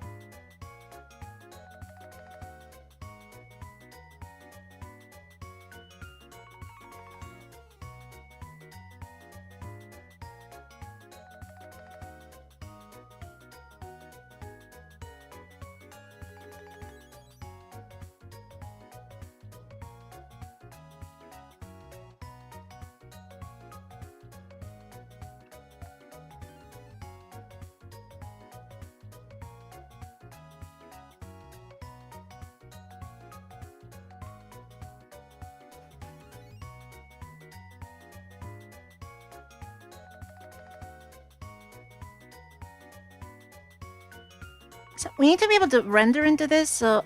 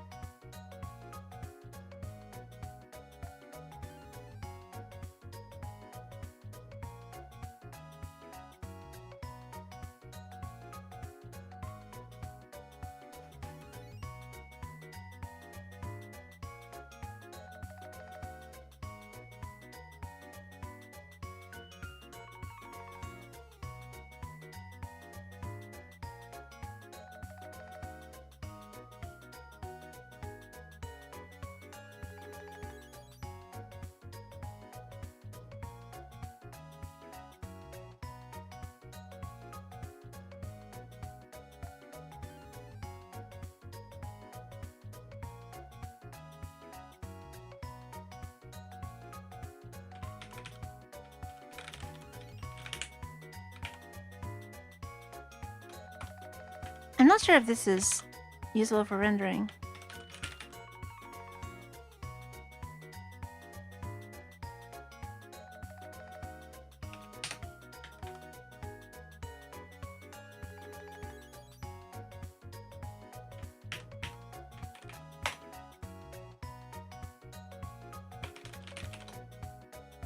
I think you probably don't want to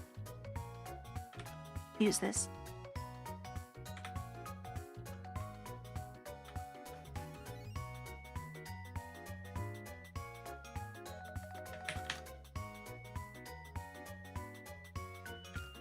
Anyway, no count.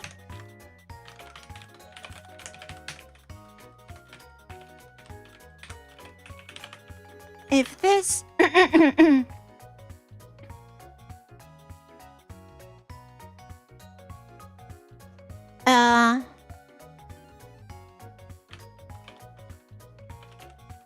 ideal true. Continue. So if we don't support that format, then we don't support it. That's fine. And then we should have a flag here.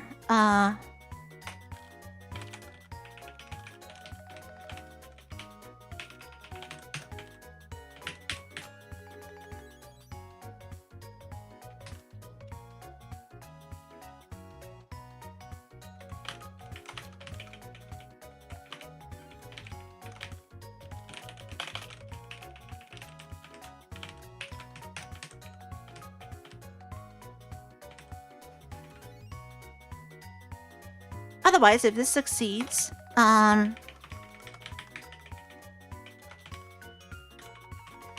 you assume it's going to succeed the second time around. Max modifiers is count. And then we need to have the modifier list.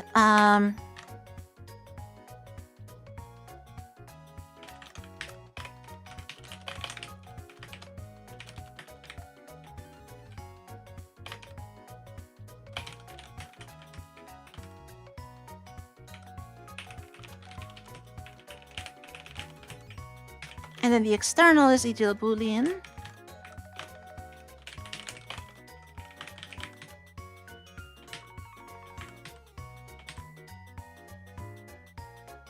Actually, let's do the max count actually in here. Let's do 2 passes through it. Max count. So you can allocate all the modifiers and then start removing them and intersect the lists.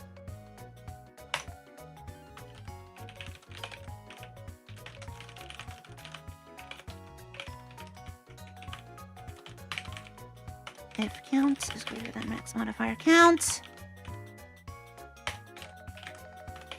Actually, might as well just use the supported modifier count here.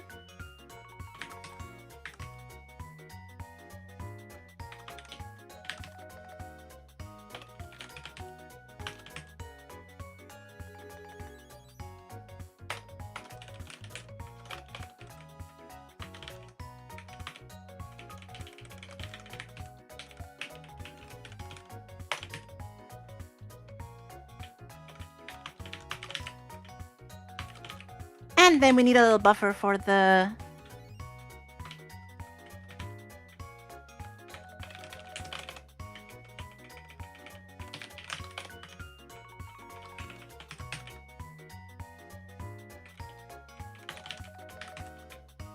a temporary buffer for this.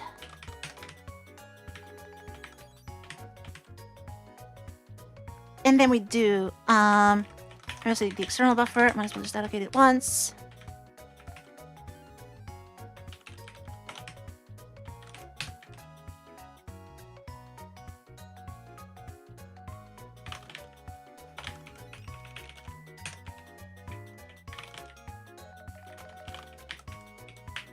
So then if it's not supported, continue. Create the DMA buffers. This would be supported formats. Format.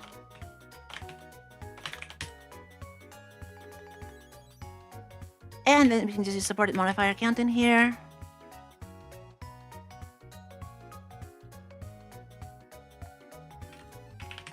And count.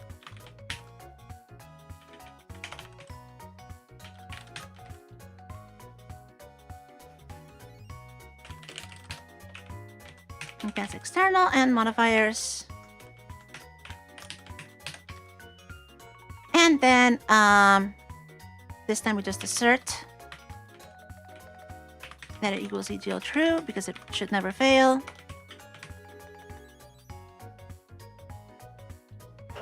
And then we need to intersect these lists.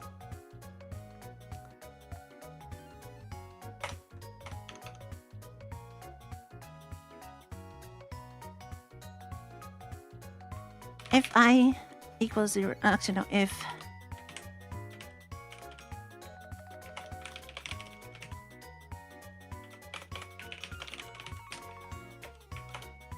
first, then first equals false, and just main copy into supported modifiers.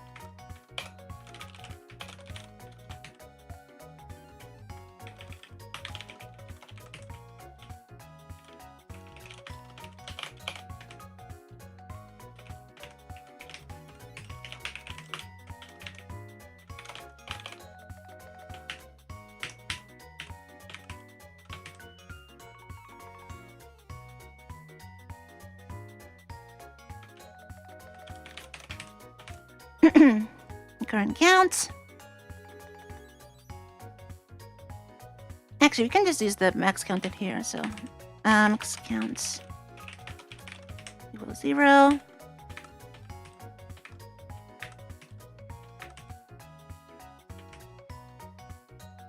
And then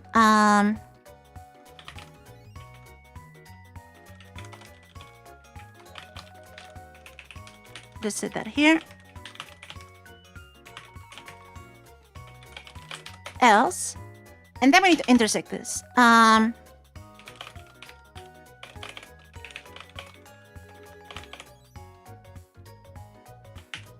Supported modifier counts.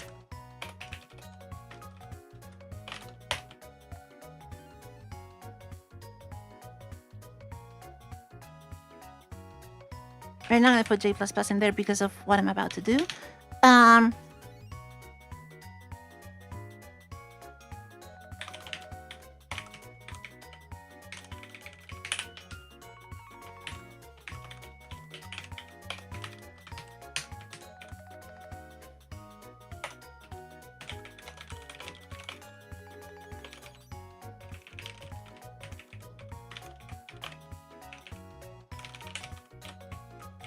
If modifiers k equals supported modifiers j, found equals true, break. If not found, actually if found, j++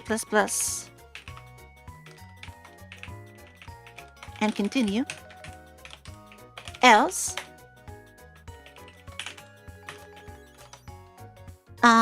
then move,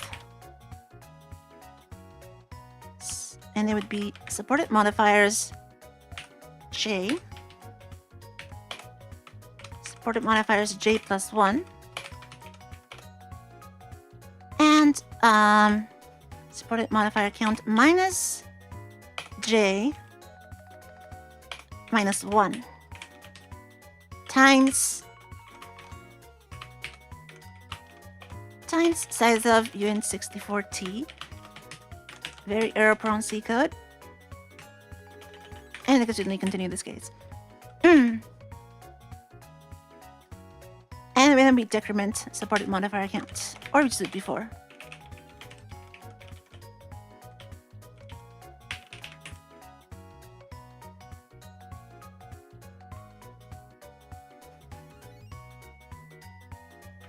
Yeah, like that.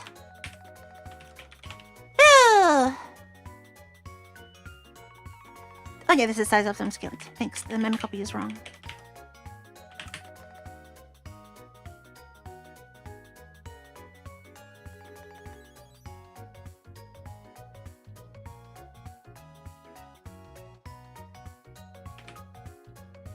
And I guess now we print the formats here.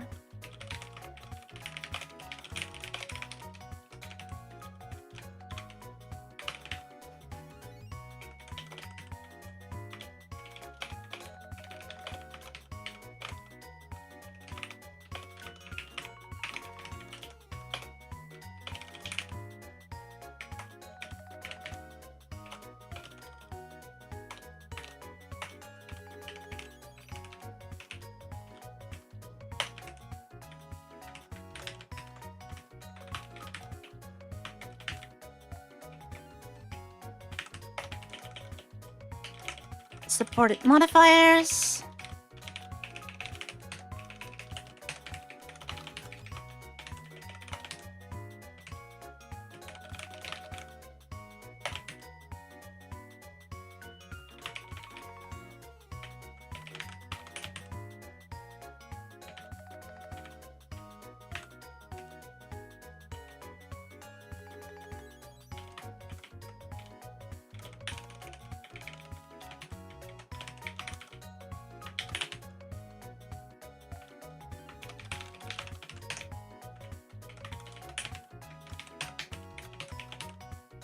Okay, let's see how badly I broke the build here. See, I told you this is just a lot of boilerplate and stuff, and that really belongs in a library. Huh? Did I get this wrong? Yeah, I got this wrong.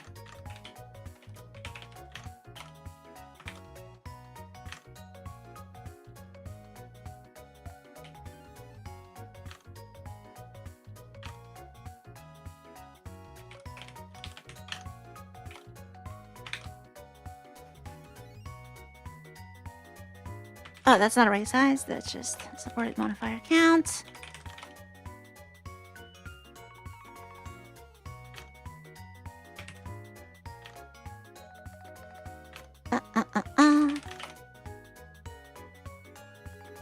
Okay. So then test create DMA buff here. I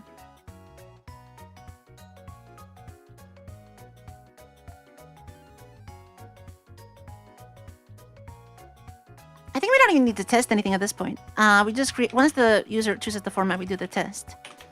And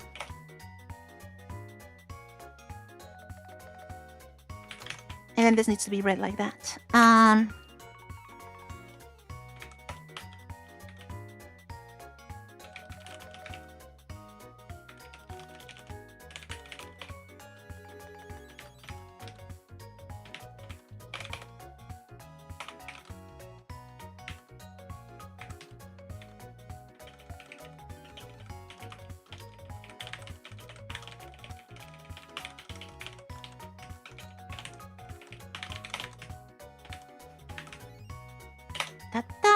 Okay, there we go. So we have 4 supported formats and apparently no supported modifiers. That's not good.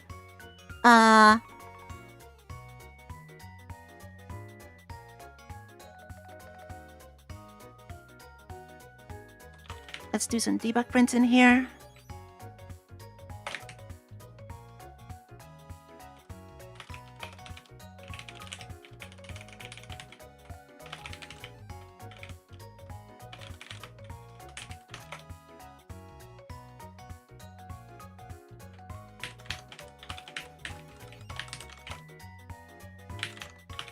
Interesting. There's apparently fewer modifiers for one of these formats, which is unexpected.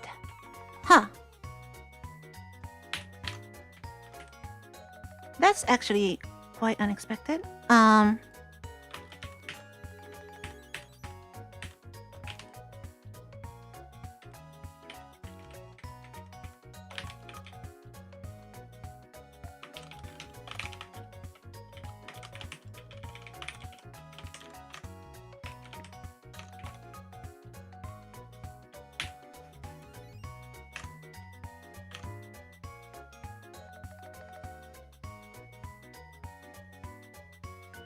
So they actually are different modifiers?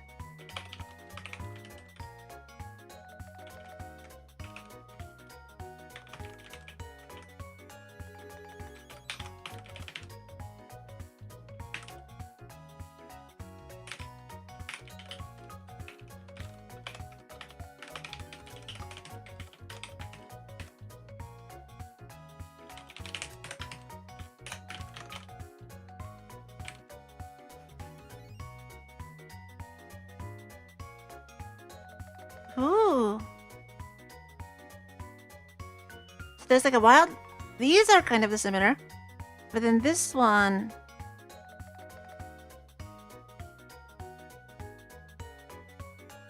This doesn't look right.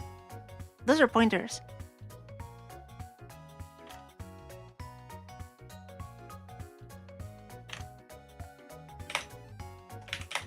Yeah, no, this is bad code. What happened here?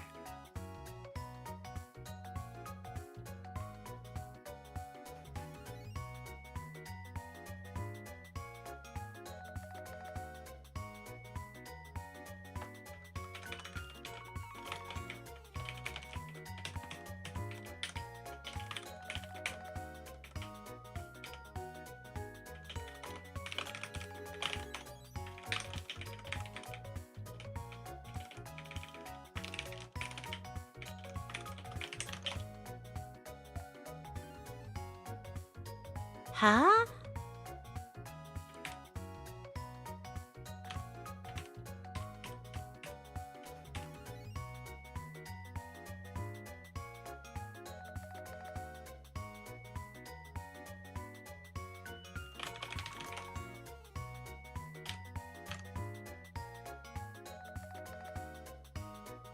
Huh?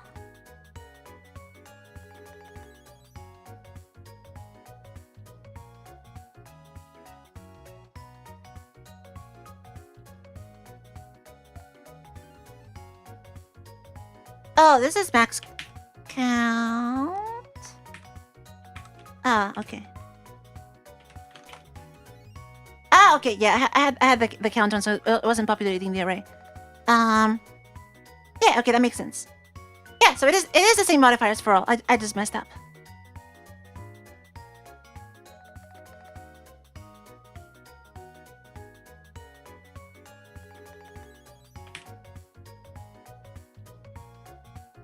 Cool, okay. This is what I expected.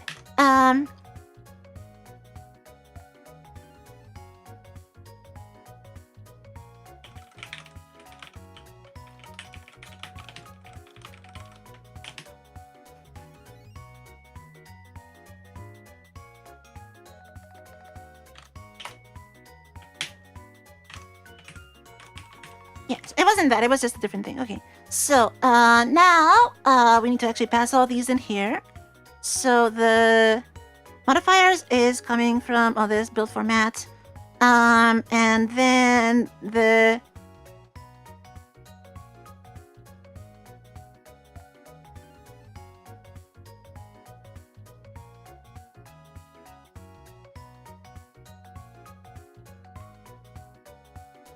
Then here we just need to, like, add the formats.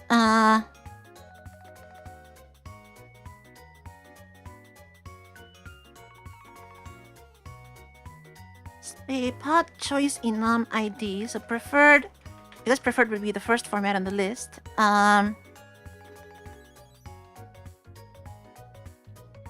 So I guess they should be sorted as alpha first. So when possible, we support alpha.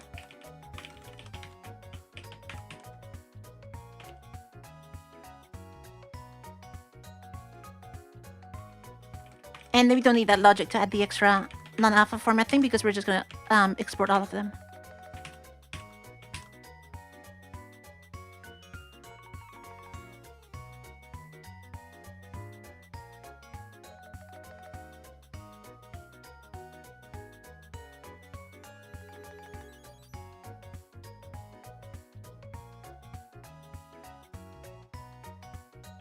Okay, so how can we do an enum with a variable number of formats?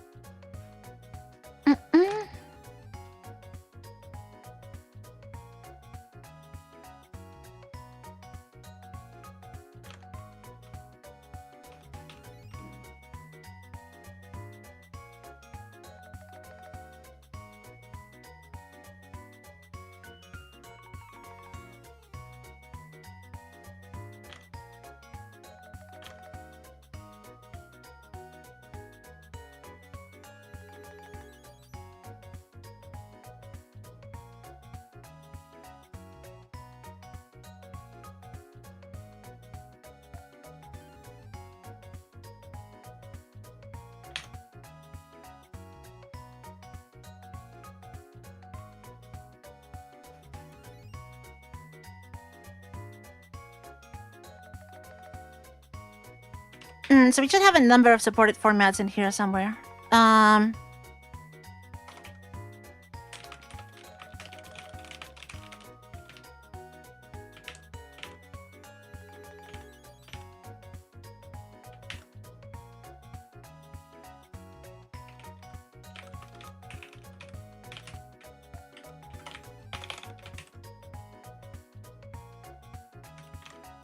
And then how do I...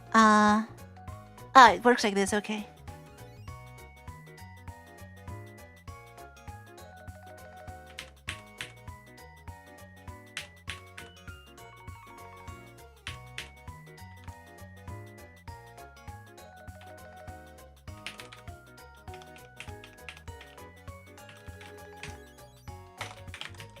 So basically, if num supported for max equals 1, then we just do a single one like this. which we need to actually get.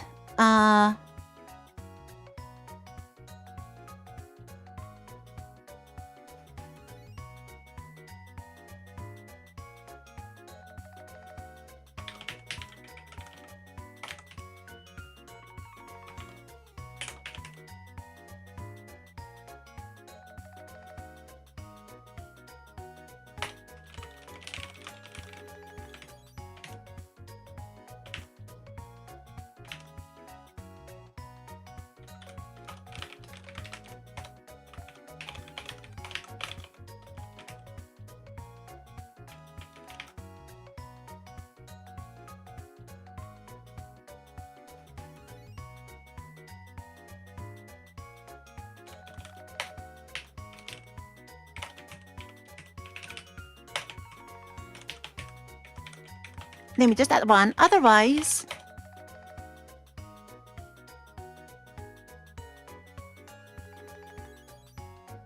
oh, it works like this. This is the same thing. It's an enum, so same exact story as here. Video format. What's with the flags? Probably that's just 0 there. And then push choice.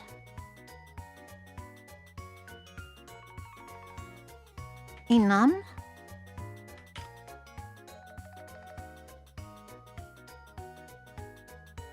Yeah, and that's the frame.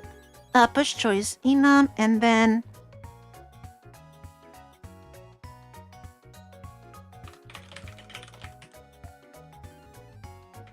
and basically just the same story here.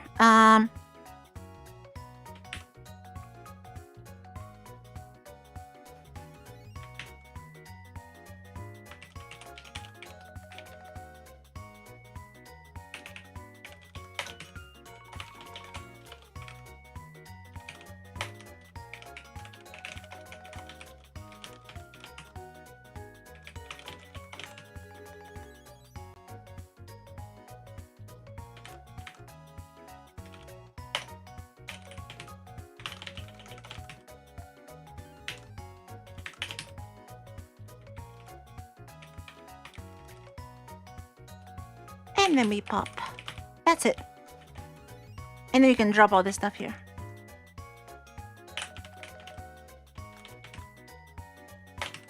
And so, this will just give all the formats and all the modifiers.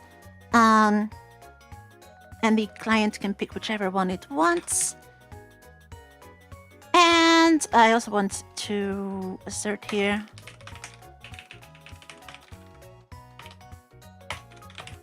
supported formats. That actually compiles. That's good. So,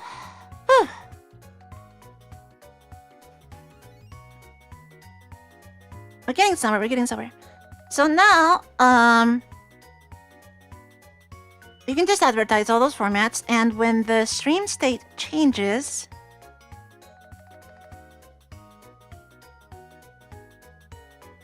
on new stream params, stream param changed. So when we have a format, we need to do all this stuff.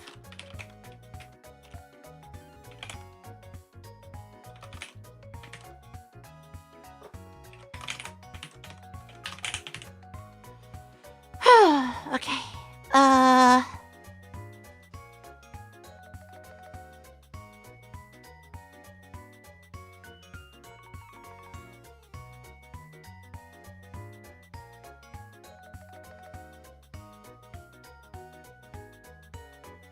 So we should have a modifier property, otherwise something's broken.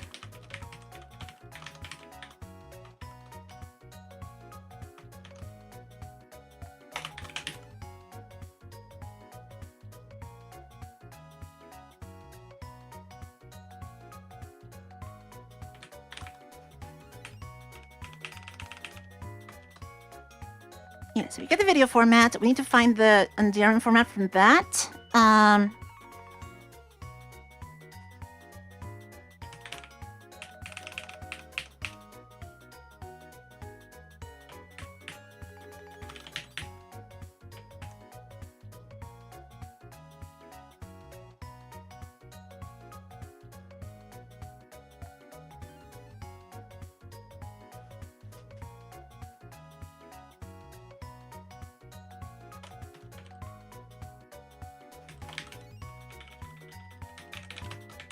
Just have the DMA buff format in there.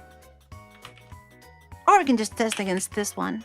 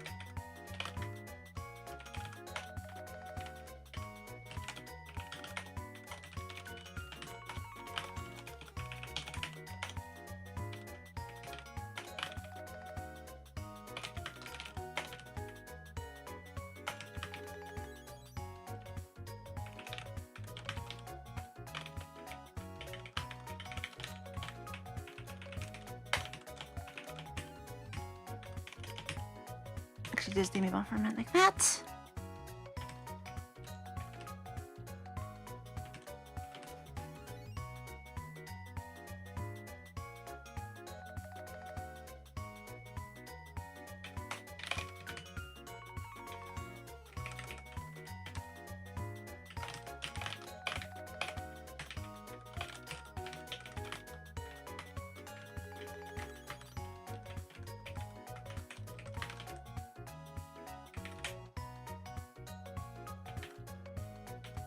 Assert that we actually have one.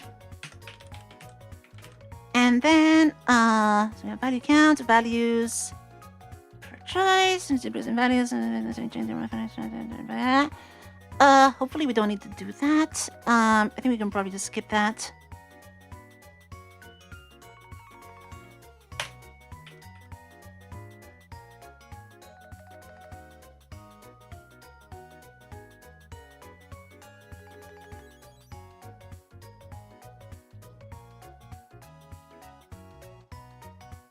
And I think we can just pick the first one because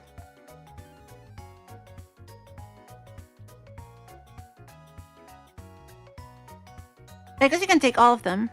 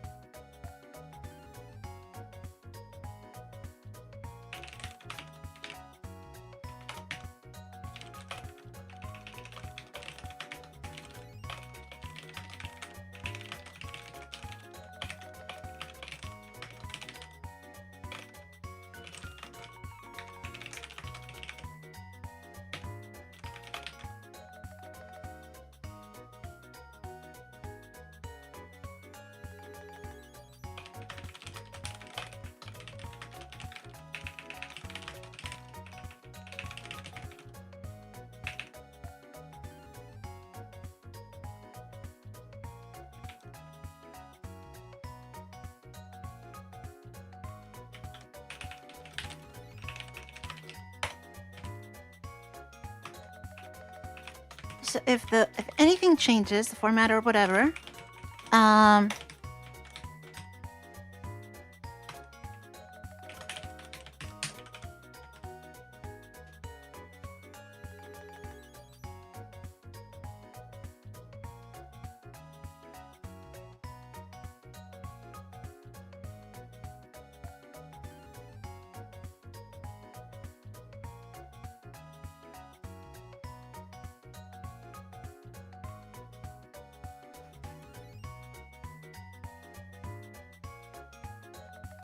I guess we want to build a list of valid formats in here. So the first one should be at the beginning, and then we remove duplicates, so the first one stays there. And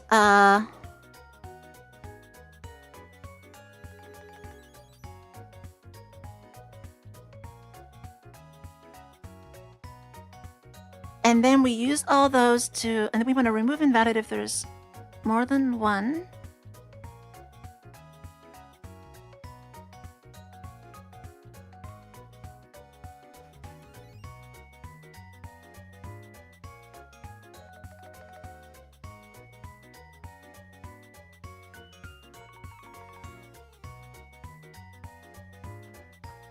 And hopefully we don't need to do the removal thing because we already tested all these modifiers and I think they should all work. So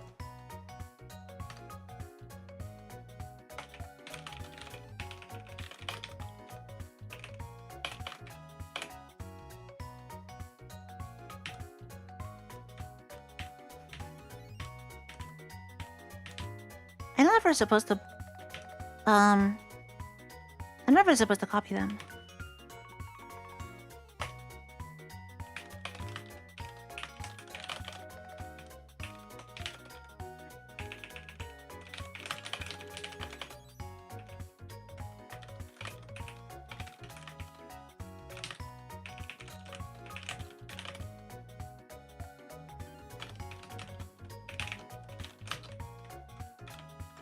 Allocate modifiers. And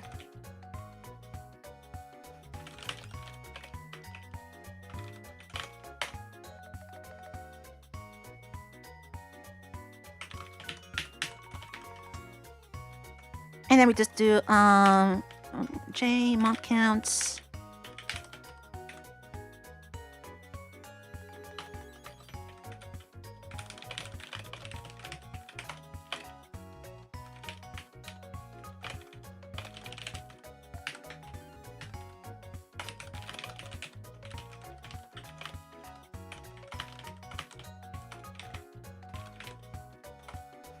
If not found, then modifiers mod count plus plus equals values I. So this is the deduct logic.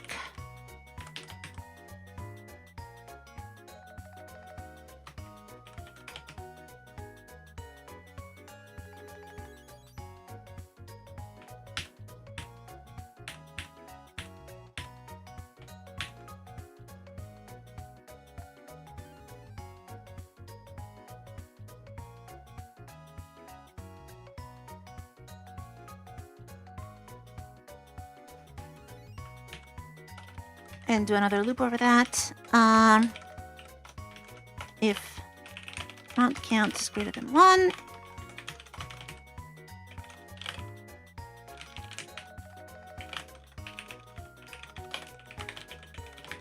if we have invalid, then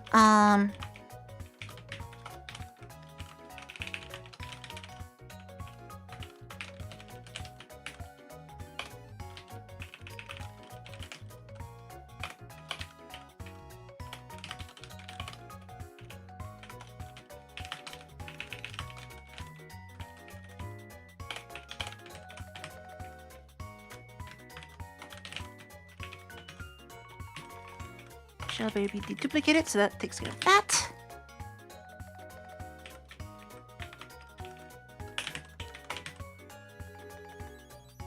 And then we create the DMA buffer, which is where here, which needs to go before that.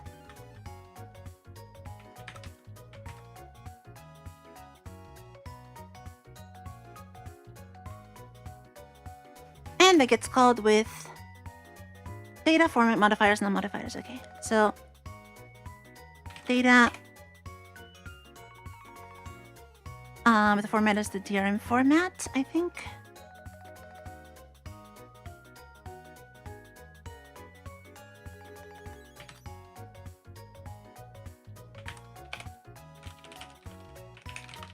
Mod counts. And we just assert that this actually works because I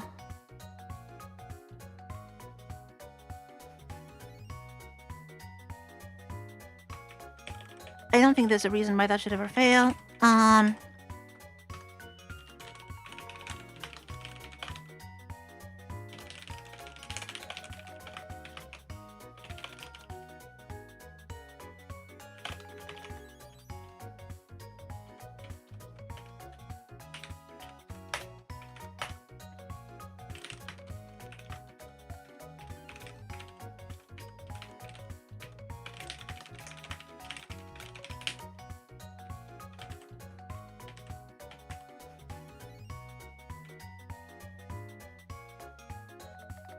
And then build formats should be called with the fix flag.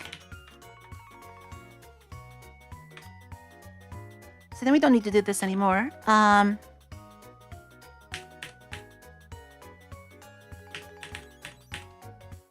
we don't need this data modifiers thing. We're just doing globally.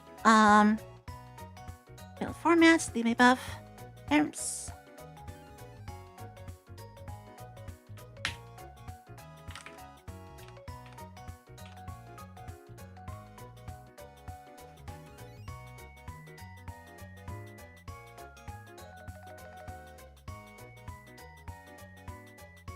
Yeah, so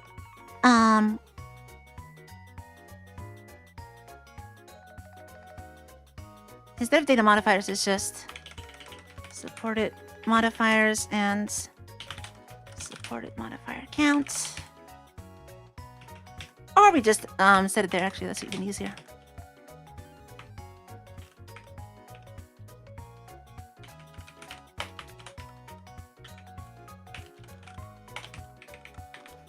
And we don't set that because we're gonna set that when we actually get the fixated thing. And so, now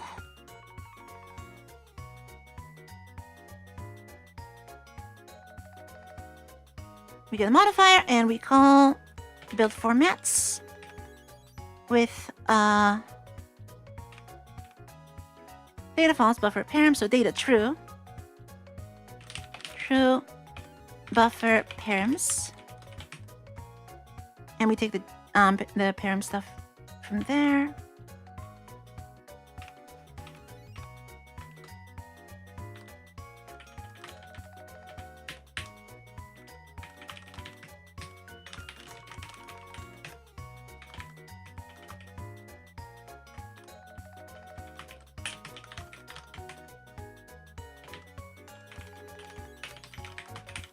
Okay, cool.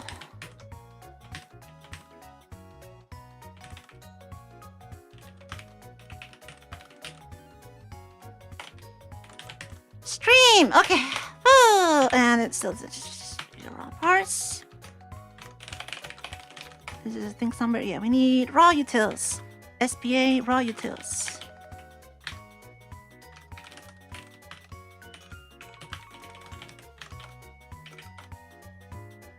No? Harem. What? Dash.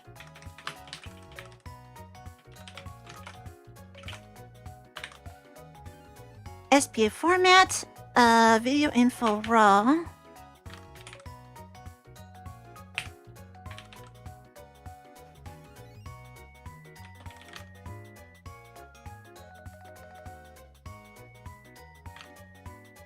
And this is D, not data.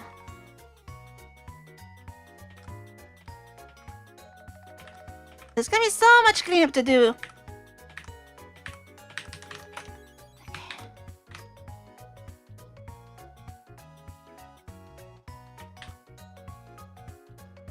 And I'm just gonna declare this build formats thing.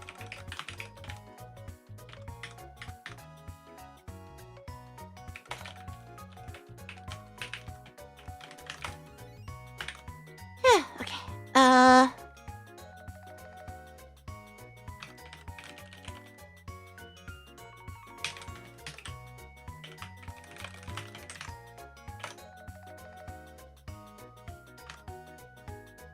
And then here, what's going on? Oh yeah, we don't need this branch anymore.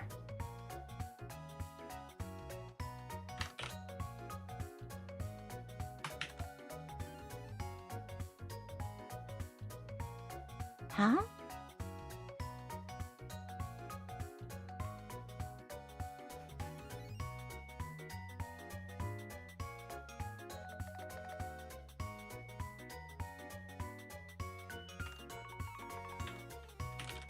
Oh, because this is... yeah, the declaration should be done there.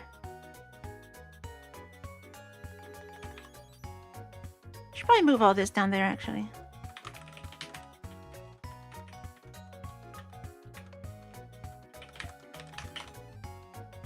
Okay, there we go. Support modifiers. Semicolon there.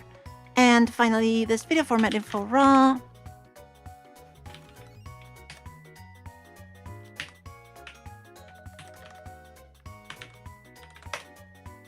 How does this do it?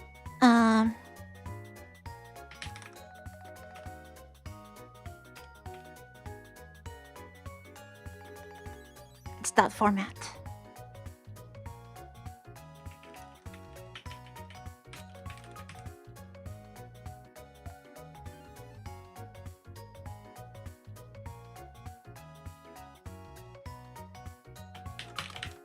And I guess we should probably check width here.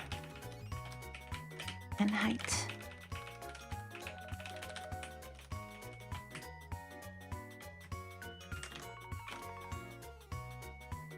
Oh, there's no width.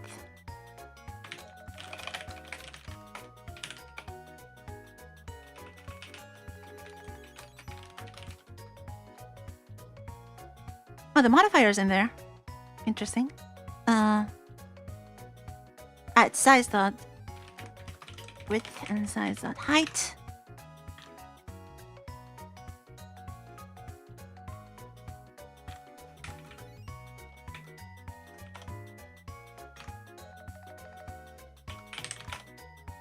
Okay, so now what happens if I connect this to something? And what is something?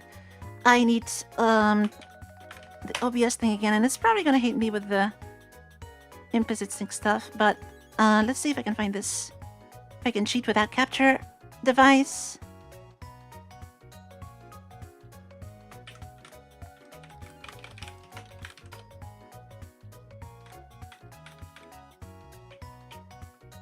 Should be 235.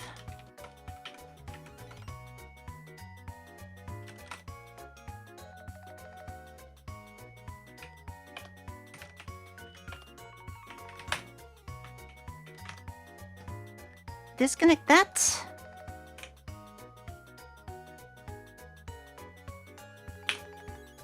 And connect that. What's gonna happen?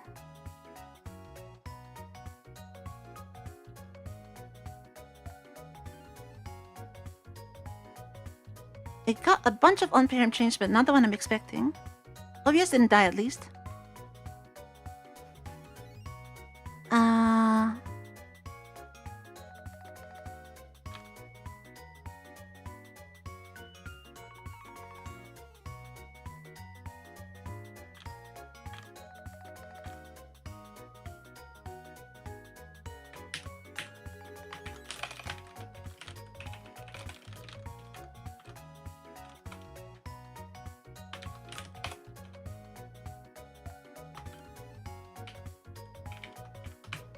Probably need to enable PipeWire debug on this. Where am I?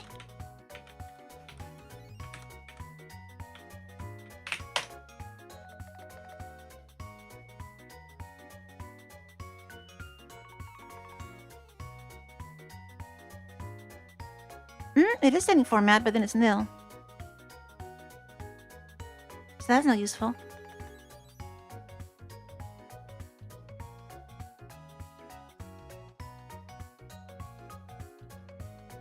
What are my plans for Spout if I get it working? I mean, this is for running Windows VTubing apps on Linux.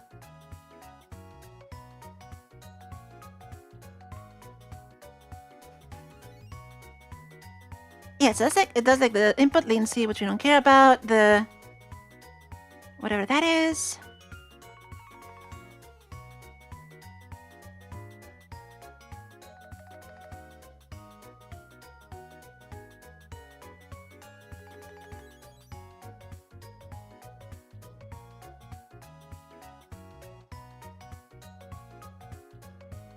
So where did the format go? Here's the format. Actually, did it even export the formats properly? Because I didn't check that. Yeah, we have a bunch of formats. And a bunch of modifiers. So that looks alright.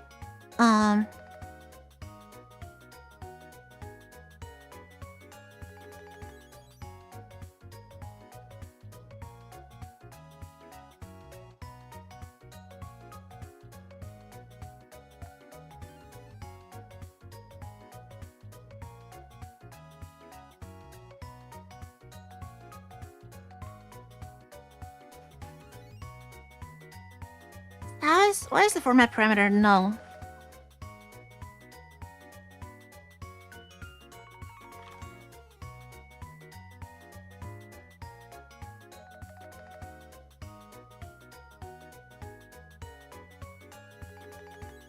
Why is the format parameter null?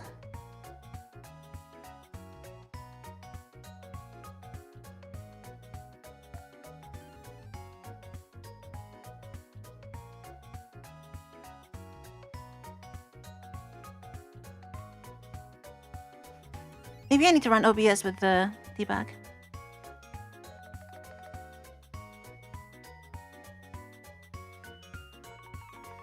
Failed to start screen. Oh no, that was the other one.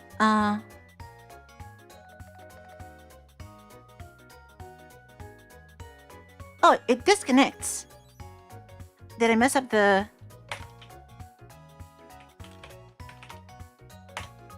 Did I mess up the permissions?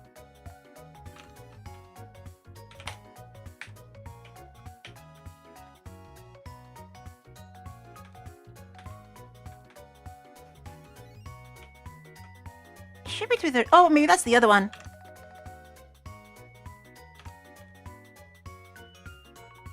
No, it is that one. 235.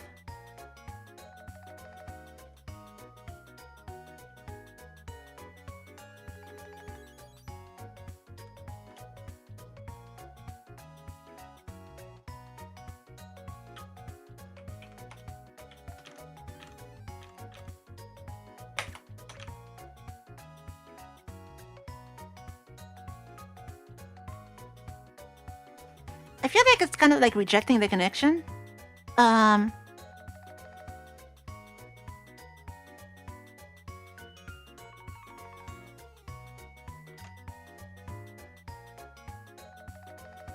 because this still works.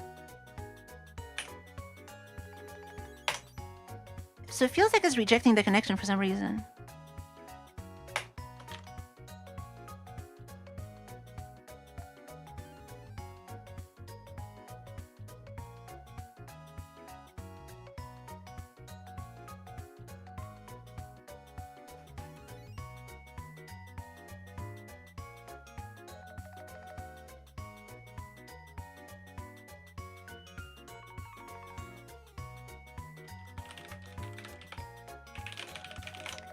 Does null mean like failed?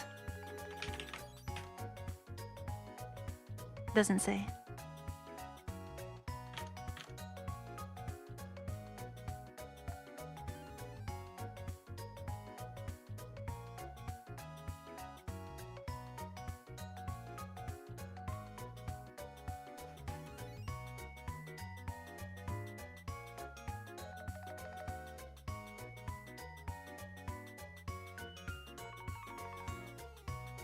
Okay, I'm gonna take a quick break. I'll be right back and let's see if we can debug this on maybe the OBS side.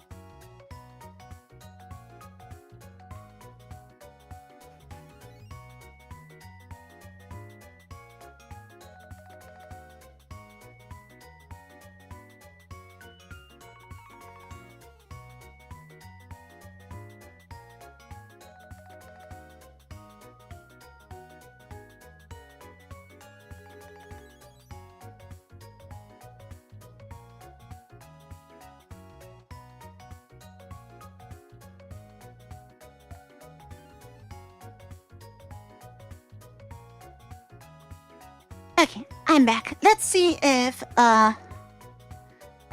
this if the OBS side sees anything interesting.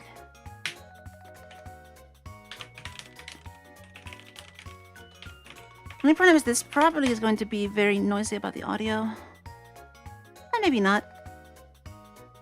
Okay. Let's actually just delete that one so we don't have two.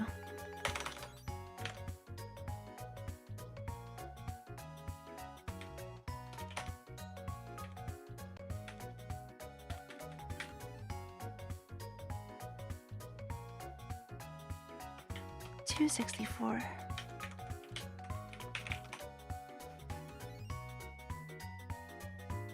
Oh yeah, I should turn this off so it doesn't make noise.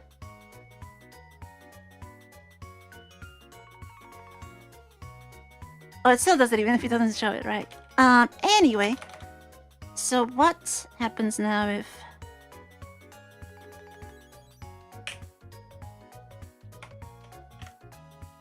I do that?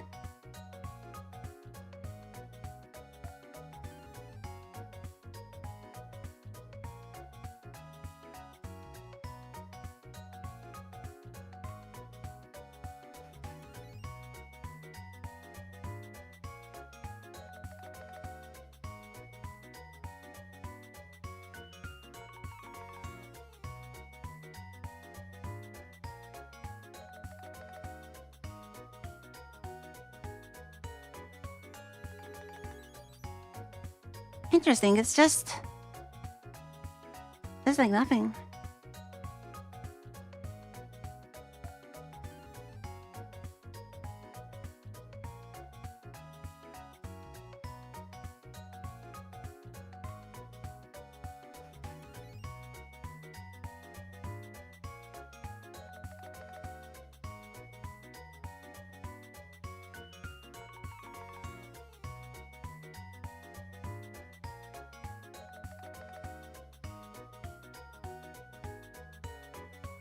It's just not connecting.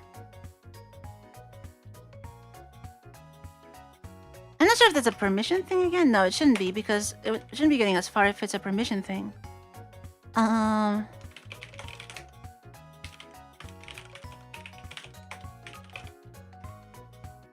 So what about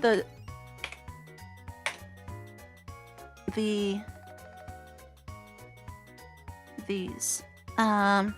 For one, we should have hopefully compatible formats.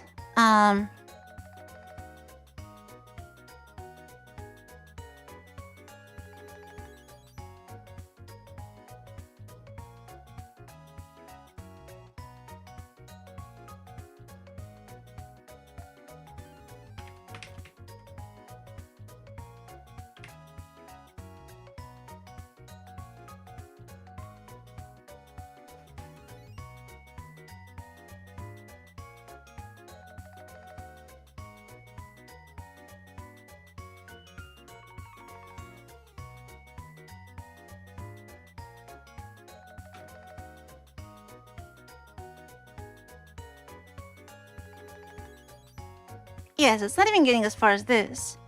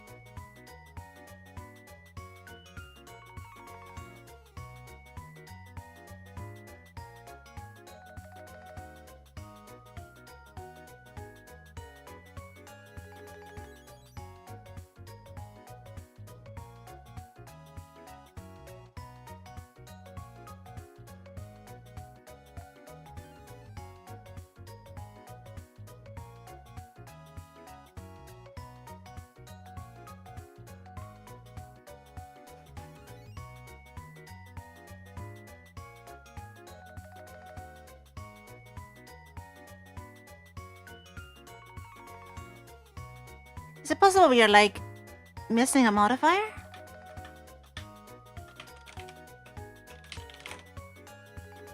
So when it negotiated with Katie, it got that. And the one we have is this one. Yeah, so we have the 801B whatever thing. And it's format 12 in just that one, which is number 0. So we should have that format. And just to check that this actually matches, we have 12 that's preferred. And this modifier should be one of those. 1934, yeah, that one.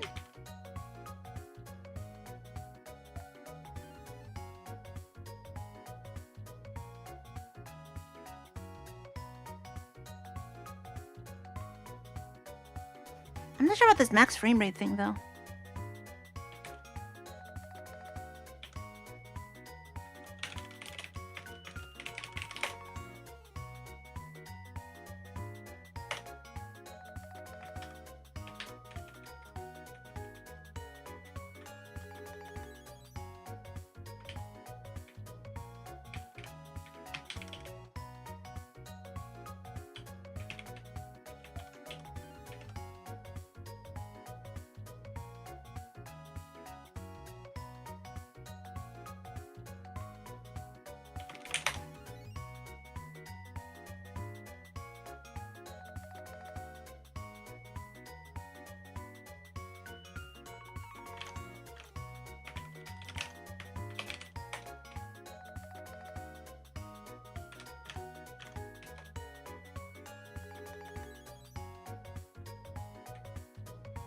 So we have here is...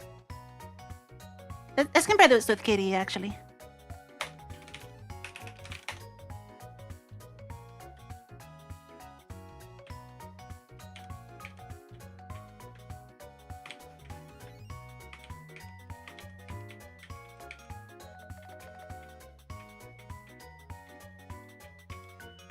Oh, wait. Width and height are wrong. That would explain that. Also, why are the formats like text here and not text there?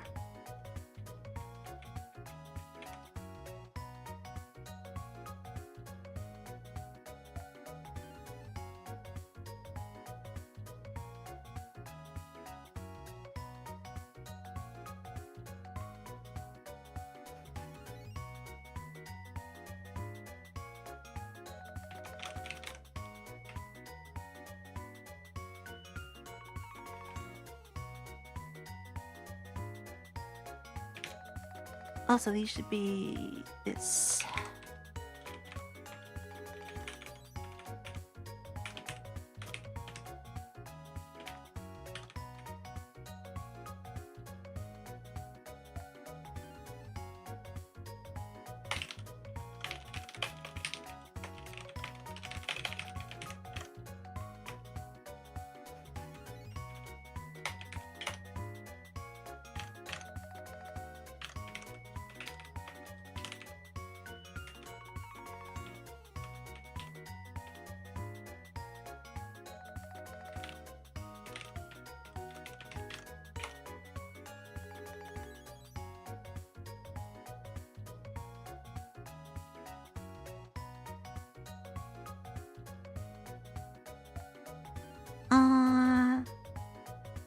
I think that still didn't work.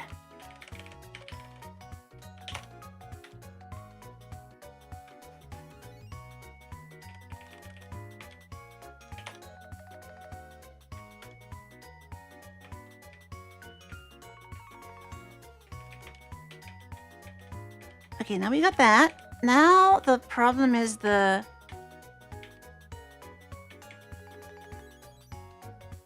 I don't get why those formats are... I think that might be a bug.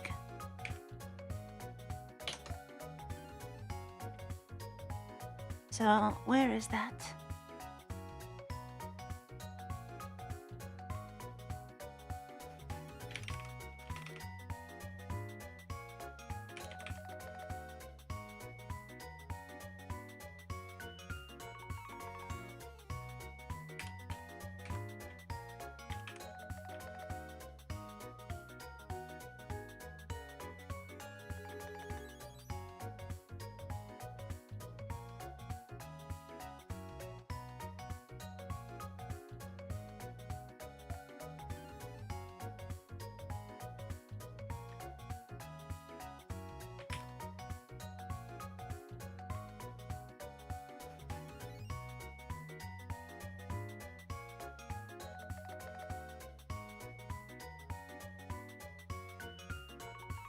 Because it probably shouldn't be long. It should be something else.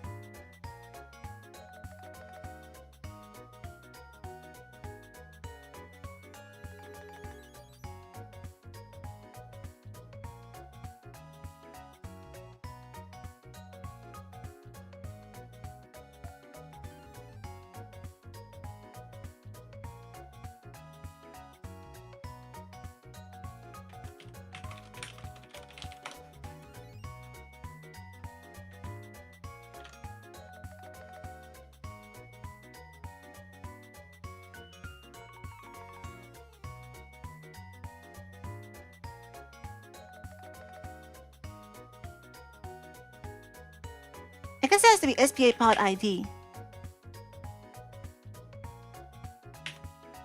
Yeah, that makes sense.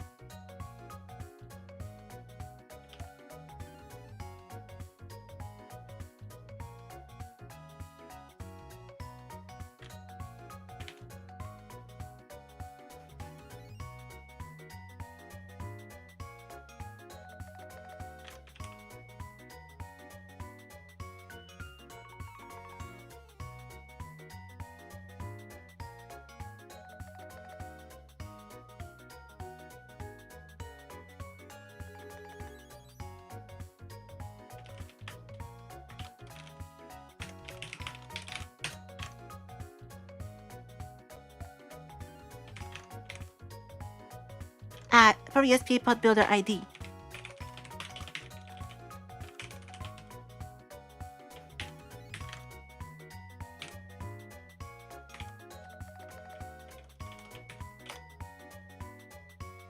And now... Aha! Now we have the formats. Okay, cool.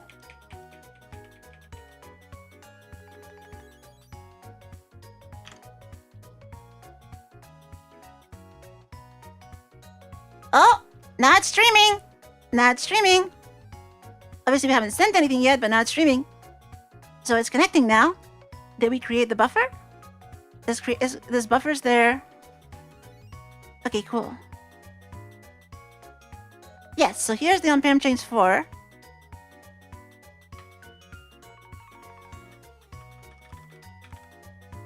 Create buffer with format this and modifier. Okay, so we create the buffer. That's all good. And then we have to actually stream. Gang summer. So how do we stream? How do we actually do anything? This is, I guess we're gonna kill that and have less debug.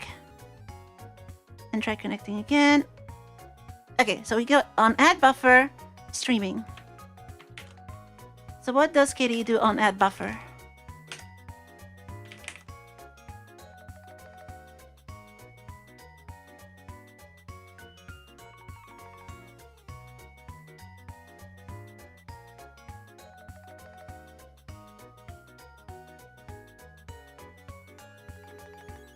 It creates a screencast buffer. What do those do? That actually is allocating.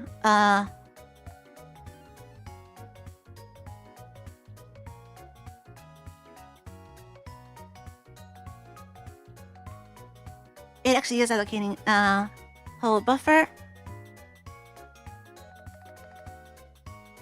So we're gonna need more than one, which makes sense.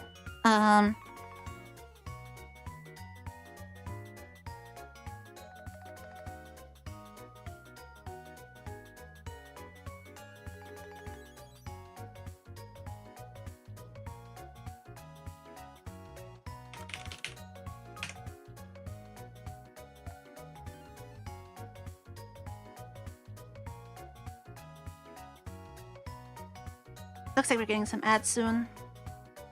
I'm gonna have a little snack while the ads run, and then we need to figure out this buffer stuff.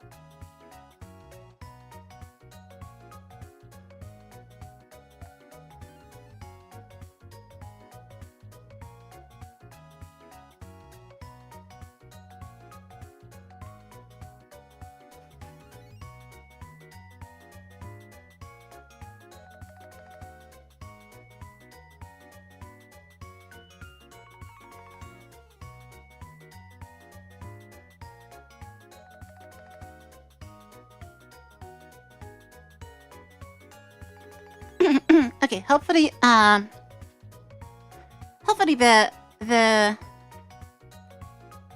ads are over.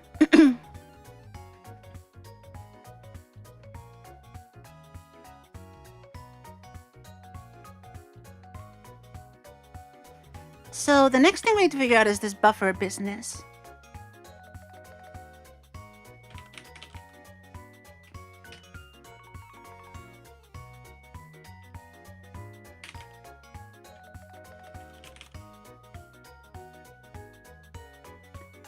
Where was this? The part where it tries to create the buffer.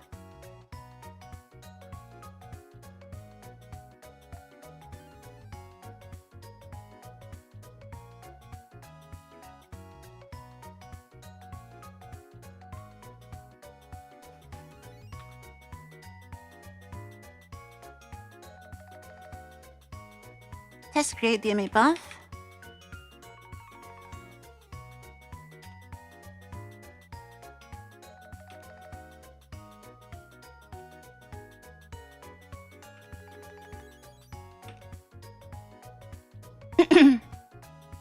Okay, so that just gets the params.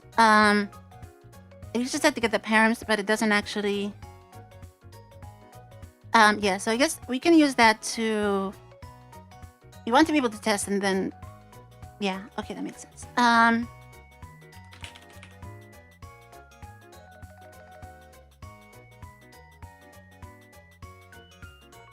guess we can only even need data BO there. We just need BO.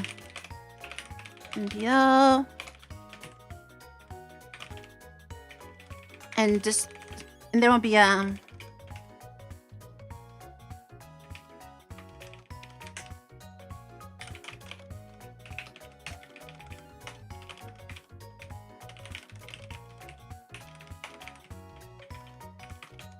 this is just a test, and then we destroy it and return true.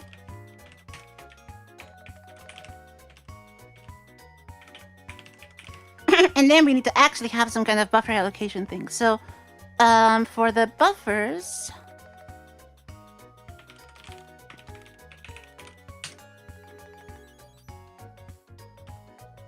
on stream add buffer,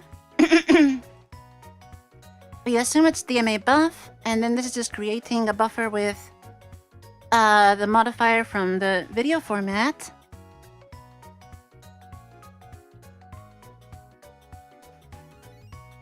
Which is a PW buffer, and that's user data. So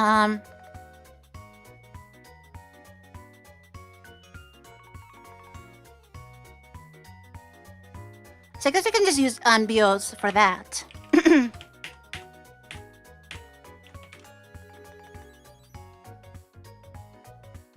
Oh, I think I just deleted a bunch of stuff here that shouldn't have been. Yeah, that. And just put all this in here.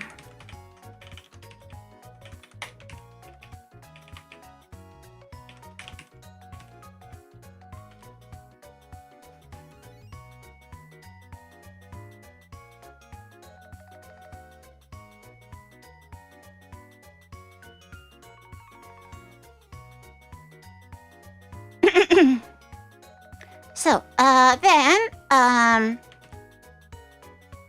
need to actually create the buffer with everything. So, on add buffer, we assert that it's DMA buff.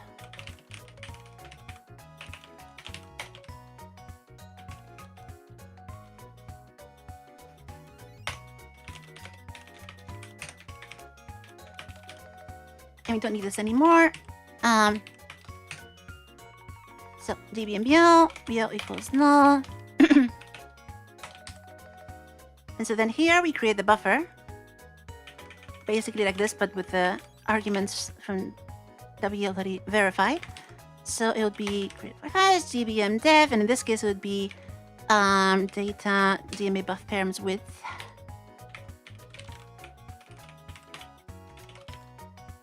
DMA buff params height. DMA buff params format. Modifier 1, And the same flags.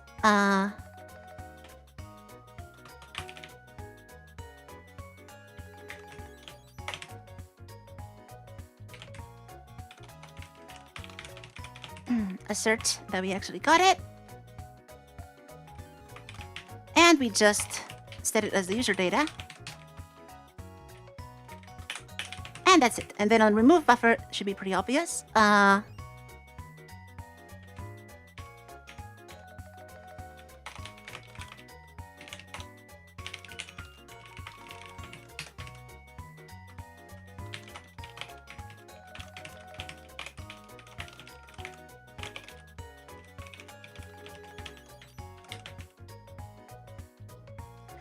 So that's all we need for buffer creation and deletion.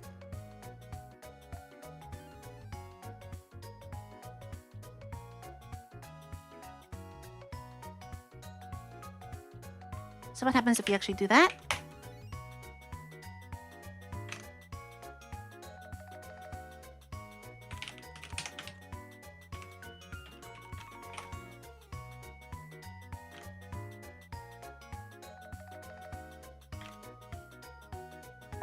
Sorry, start view. And the D thing.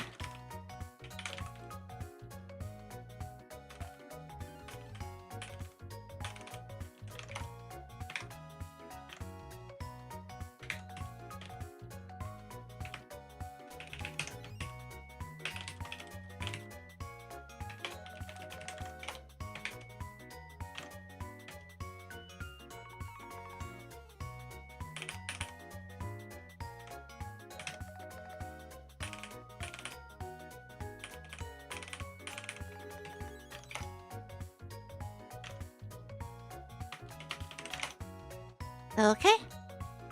So now this should actually create buffers, which it does.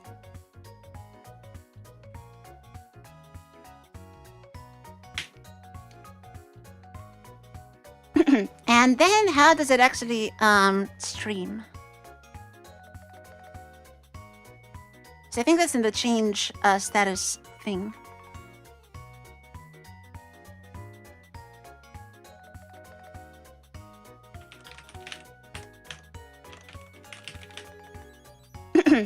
So it does an mSource resume.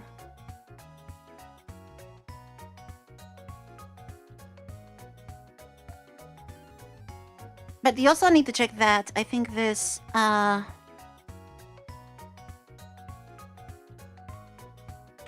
this SP data DMF have to go somewhere. That's in record.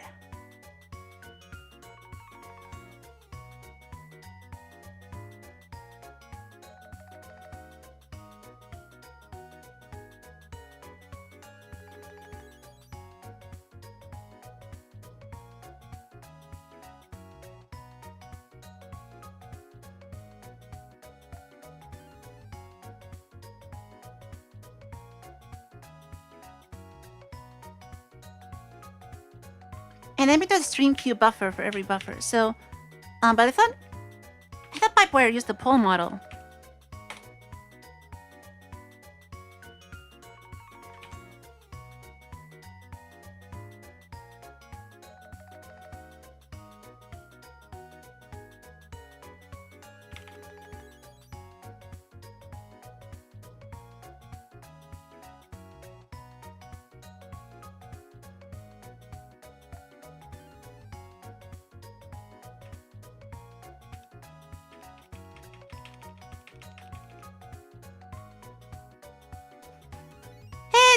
Welcome to Team Nina. Thank you so much for joining.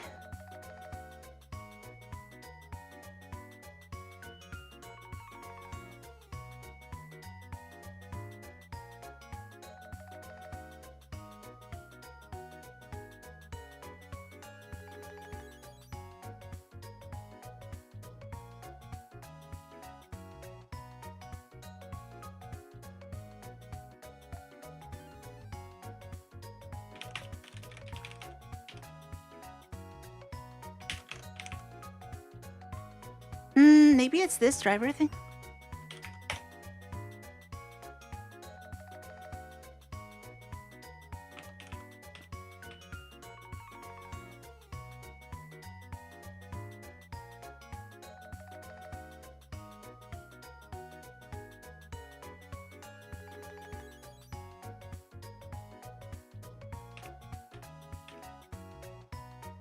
Does OBS do this? It doesn't do that. So what if what if we're not a driver? Does that mean we can be... Oh, I closed OBS instead of the other thing.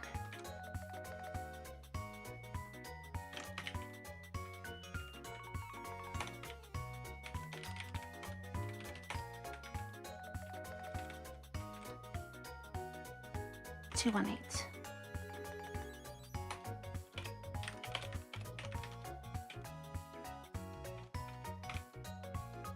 Oh, 214.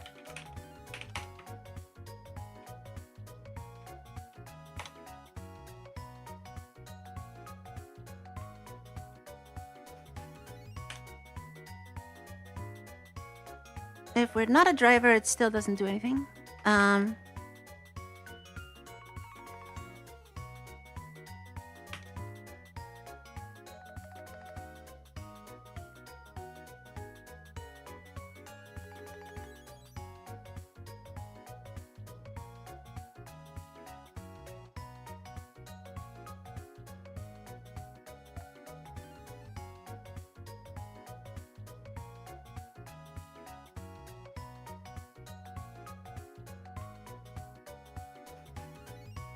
I guess the question is, what is OBS doing with this? So OBS for this is using oh,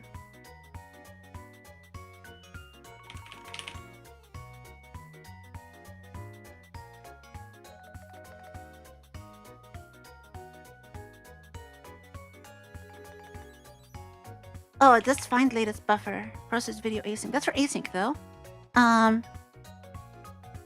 This is using sync though. It is using that, okay. So in process video sync, it's in process callback.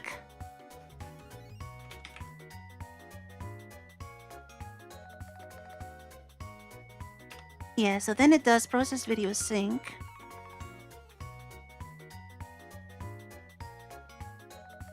And that's when it does the rendering.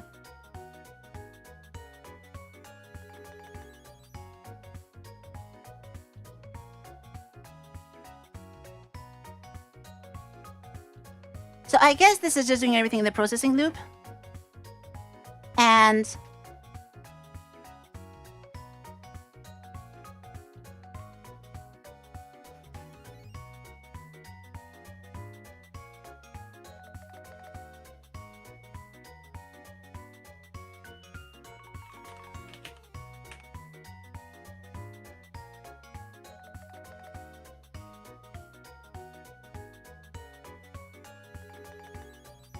yeah, it just draws a texture, right?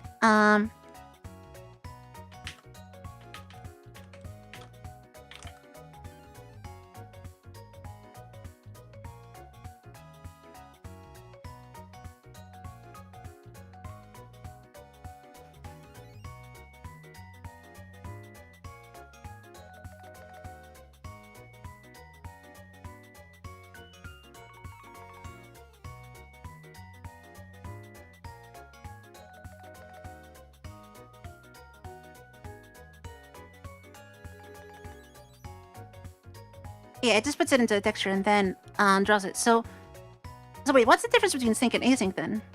Because then sync is...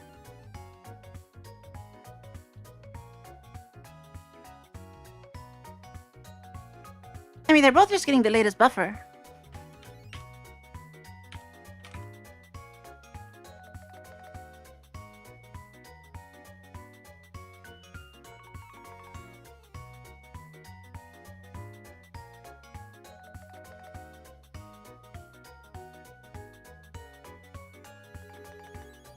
Yeah, but I mean, what is async about async? Like, what does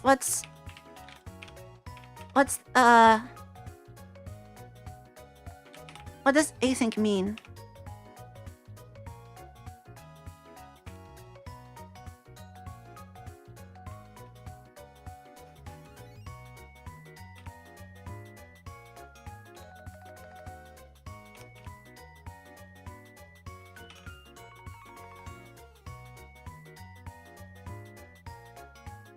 Oh, async calls output video directly.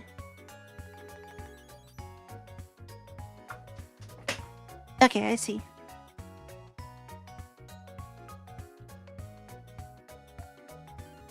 But in both cases, you are calling this from the process callback from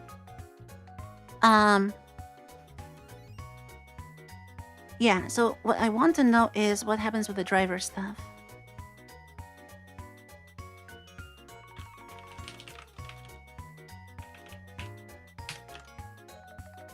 Because ideally I want OBS to be the driver here because we need to pull frames from Spout, and Spout doesn't have a wait on next frame. So this, like if I don't set the driver, who is the driver? In this case, for example, I don't know if I can figure that out.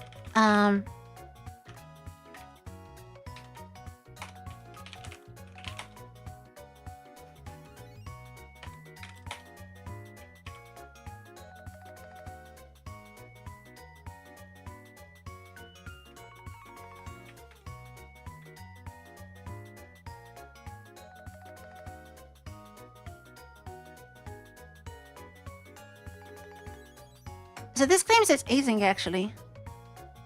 Driver ID 71.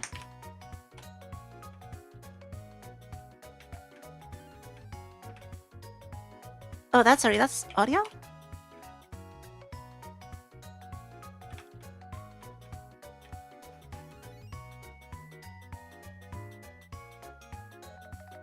Wait, the video is being driven by the audio?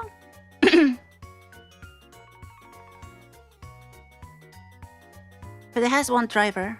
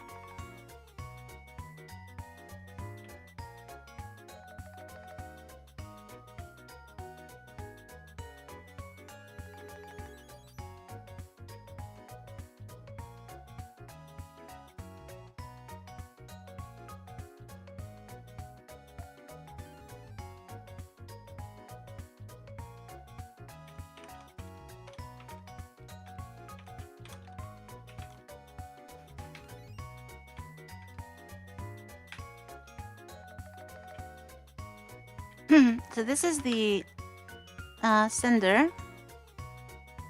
It still has a one driver. So this is also async. So then how, in these cases, which side?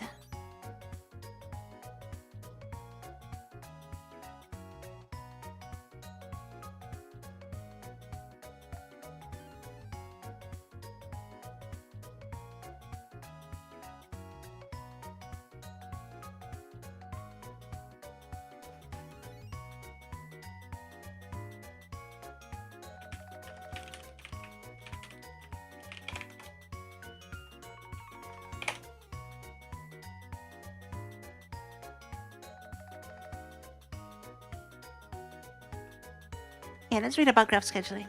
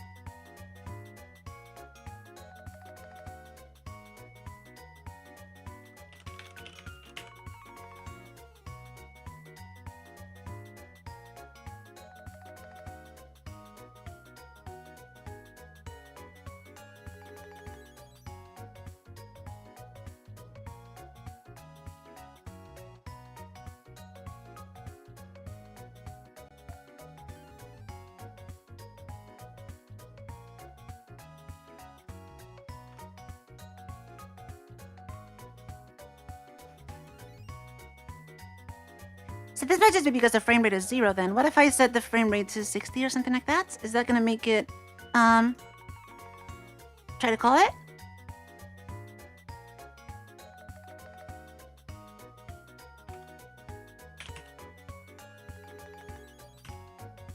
Let's see.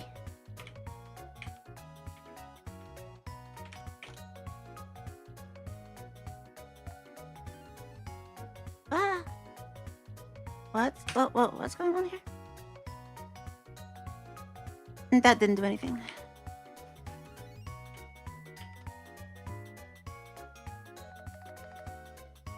Oh, unknown buffer data type. That doesn't sound right.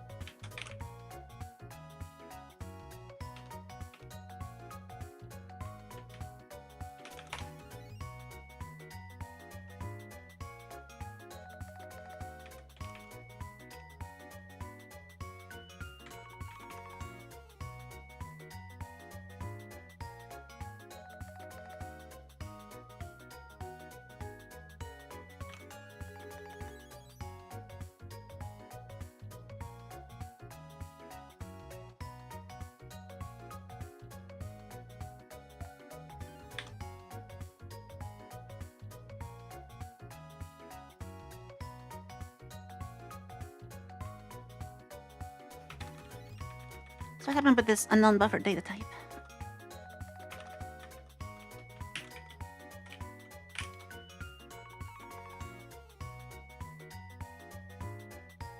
What's that G?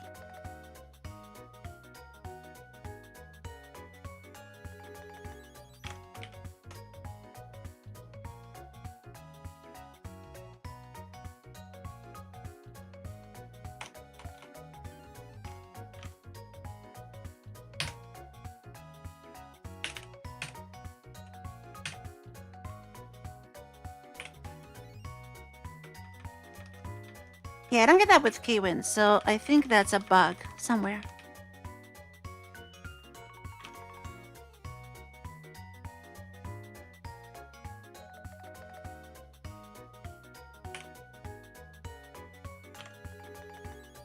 I think it just died. Yeah, it just died.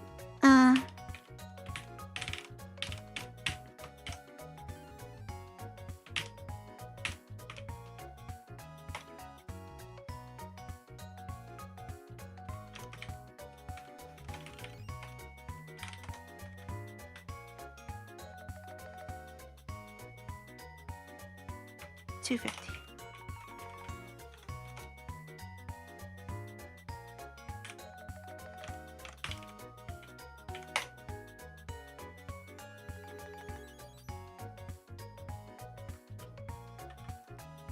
Yeah, okay, so something's wrong with my buffers.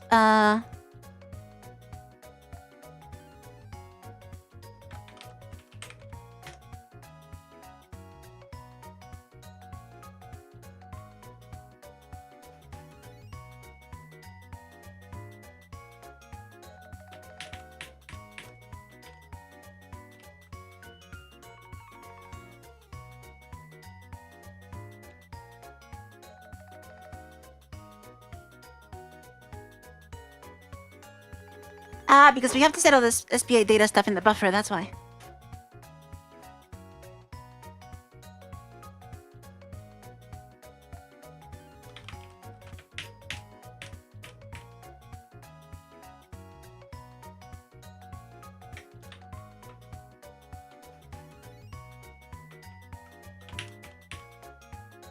Yeah, but you haven't actually handled that yet. Okay.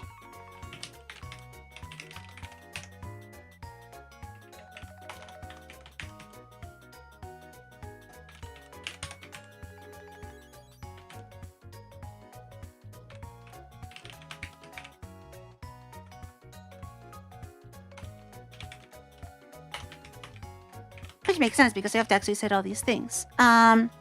type, DMA buff, flags, read write, max 0, max size.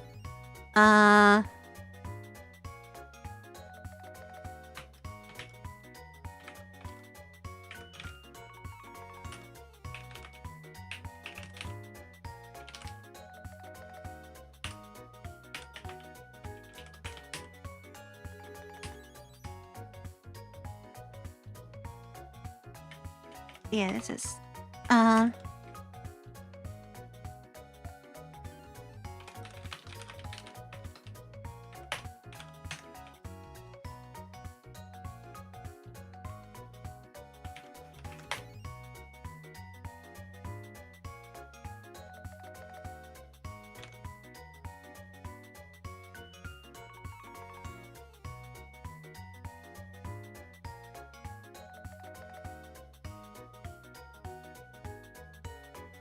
and I guess we need an FD to store the FD here somewhere.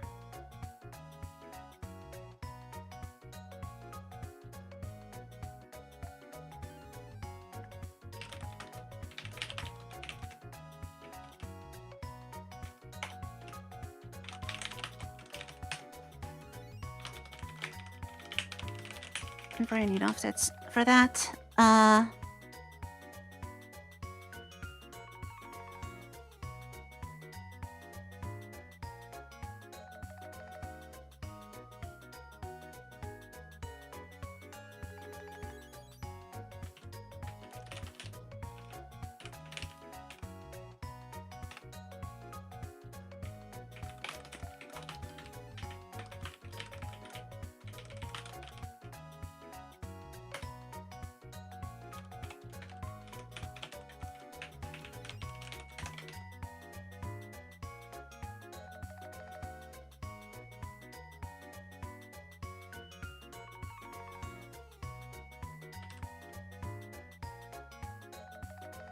So I think we need a little struct here.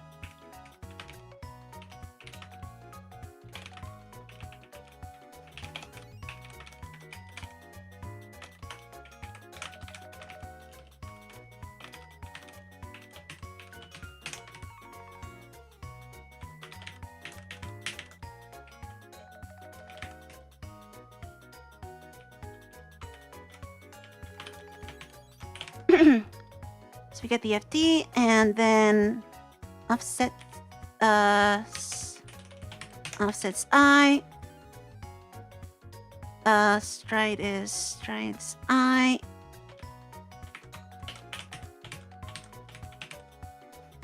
And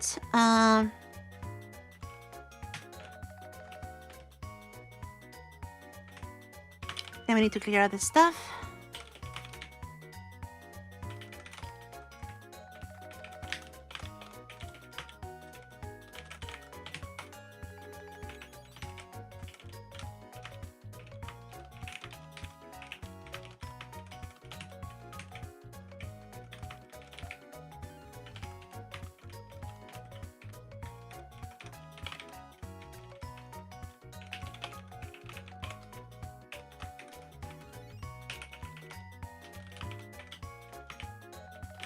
Close all the FDs. Okay, so hopefully that fixes that.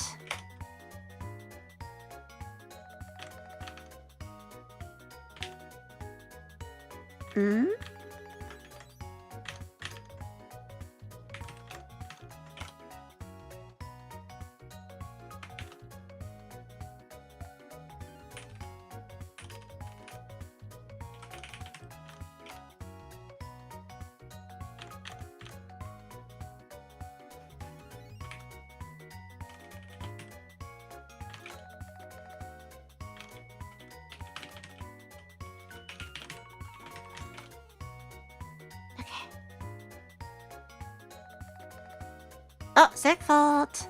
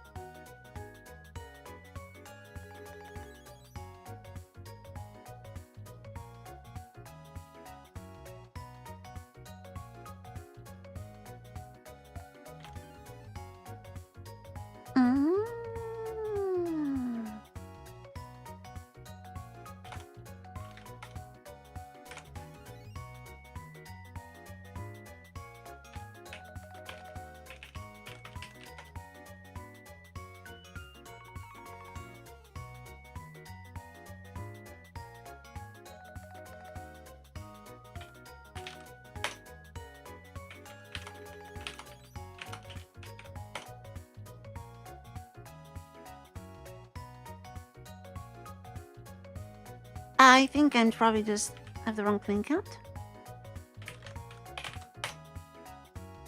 Wait, how did I end up with 2 planes? That doesn't make any sense. Huh? How? How is this 2 planes? This cannot be 2 planes.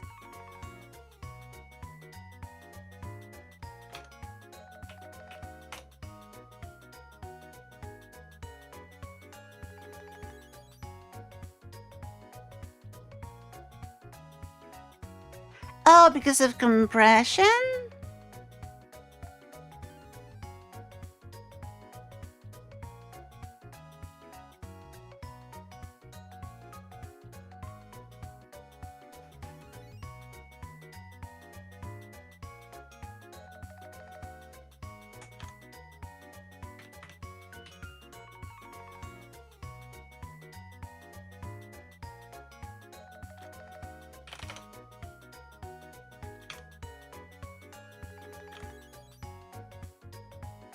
And this is actually initialized. This is chunk.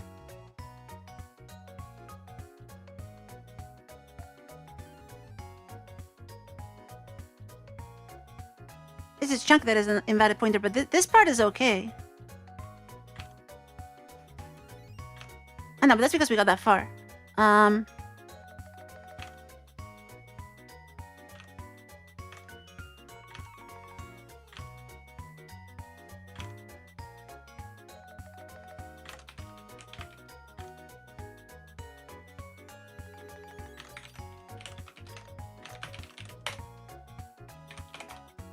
But this only has 1 plane, so that doesn't make sense.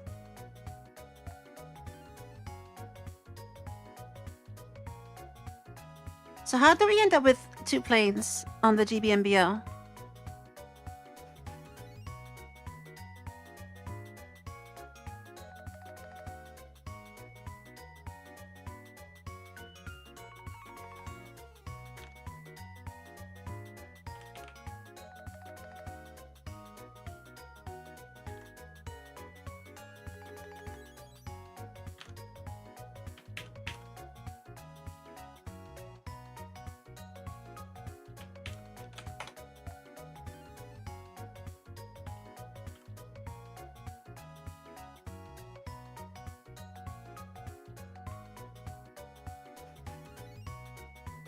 How did we end up with 2 planes there? That does not make sense. Because as far as I know, compression doesn't normally have a separate plane like that. So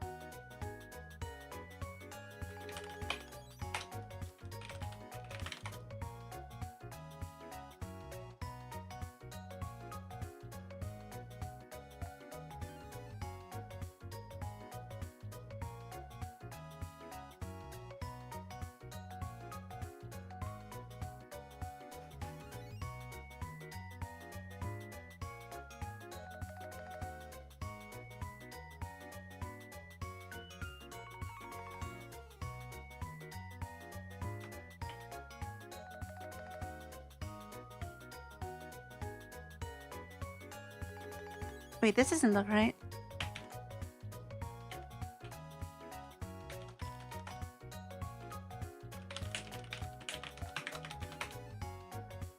AR24. No, what is that format? That's not right. That's not one of our supported formats, is it?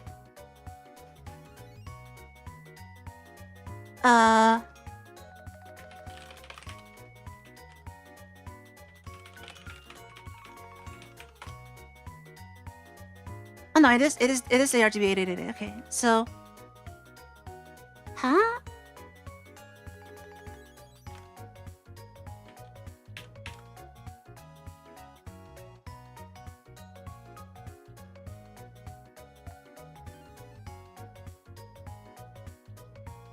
I'm confused. Where did this plane come from?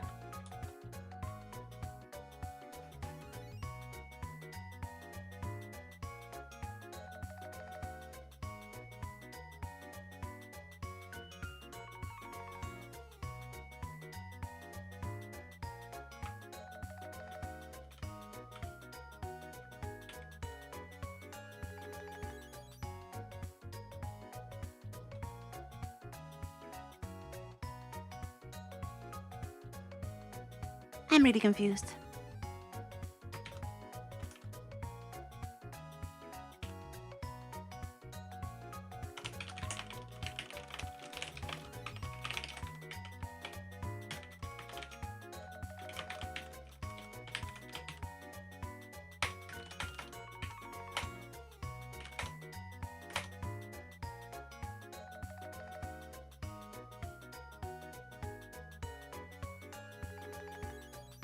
How do we end up with two planes? That doesn't make sense.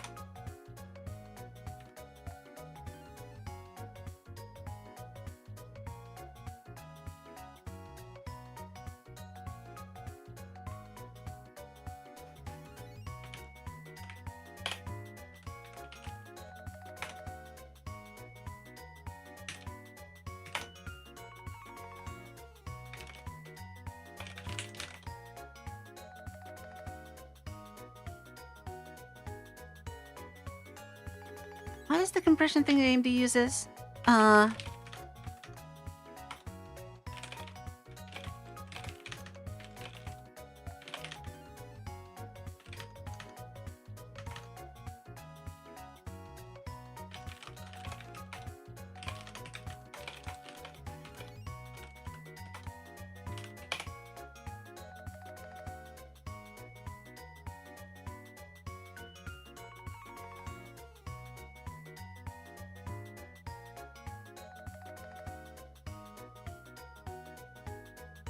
DCC, okay.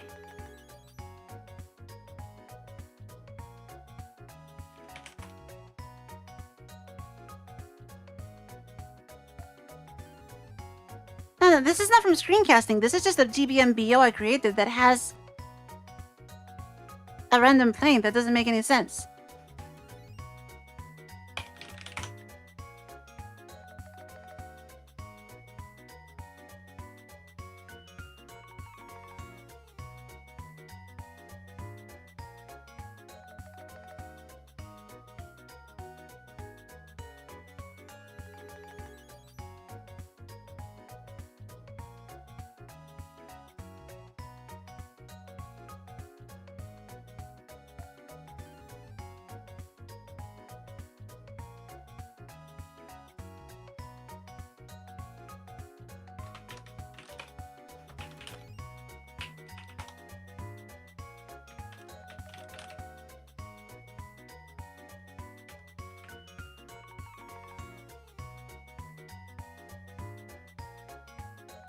Ah, so it is the metadata.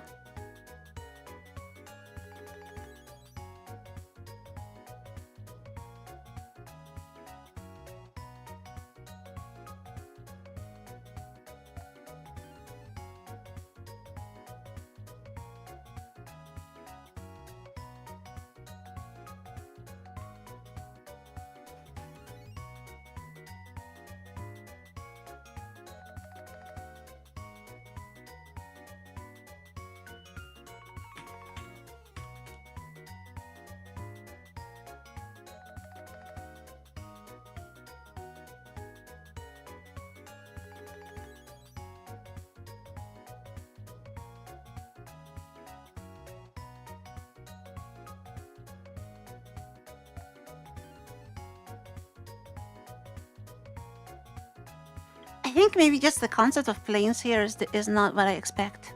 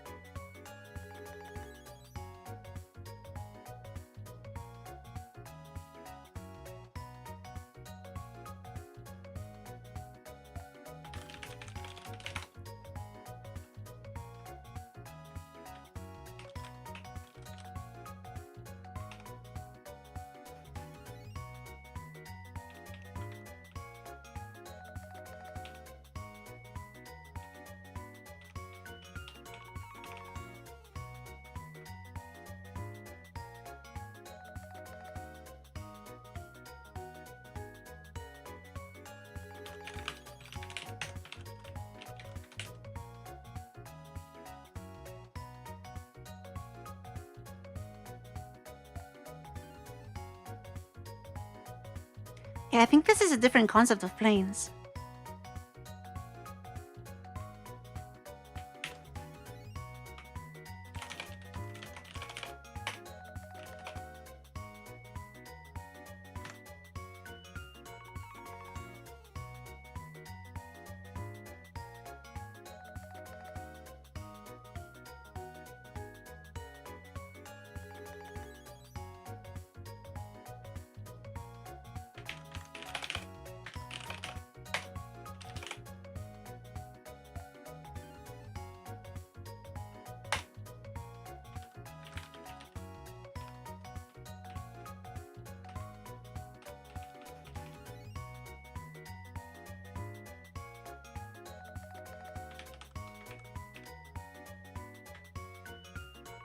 But this is actually just using BO plane count.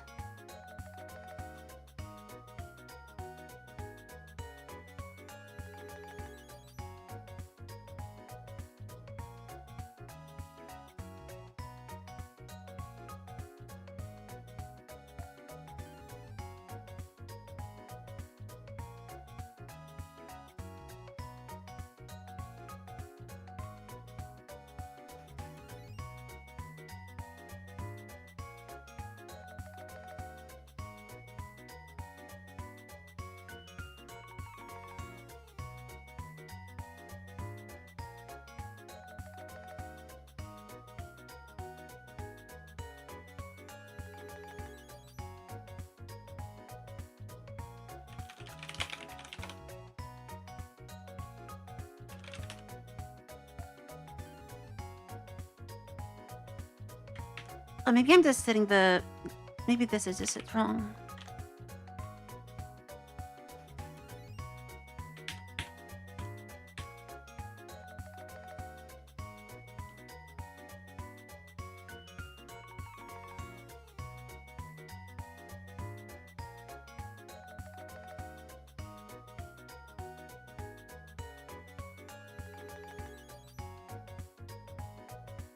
I think I need this buffers thing.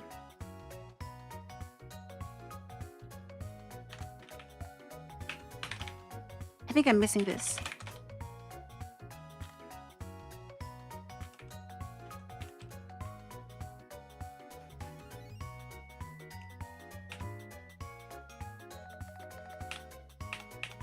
Yeah, I'm missing stuff here.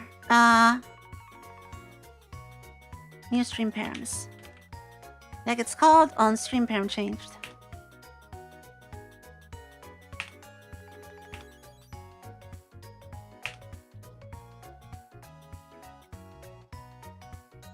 Ah, okay, I think we're missing all that. Param changed.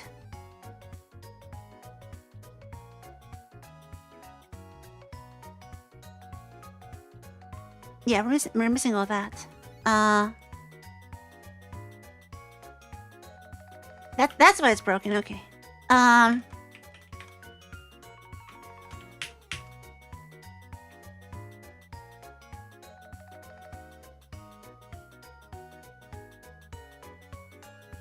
no, we do have this here. It's just not. Wait, hold on.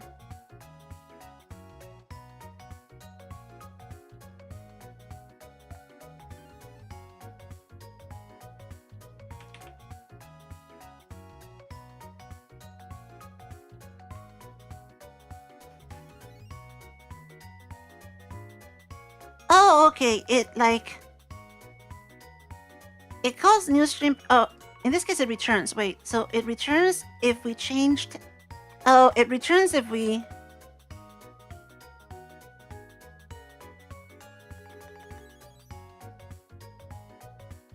Oh, is that why it gets called twice? I think that's why it gets called twice.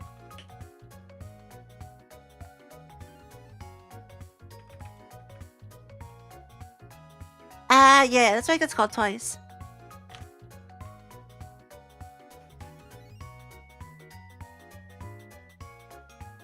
Otherwise, it calls new stream params.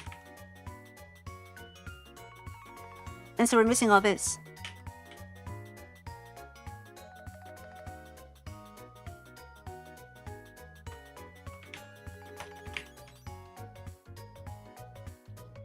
That's a little confusing.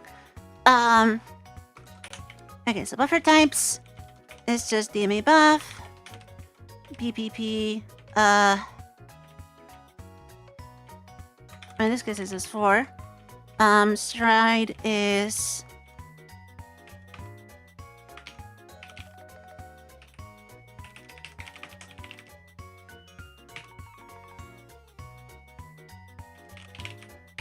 Well, let's just go with that. I don't even know why it's trying to do that.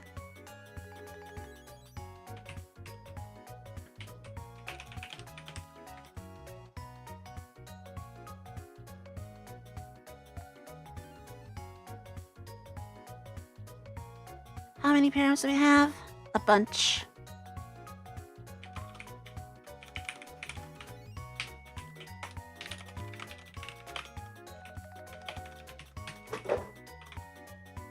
Okay, so no explicit sync yet.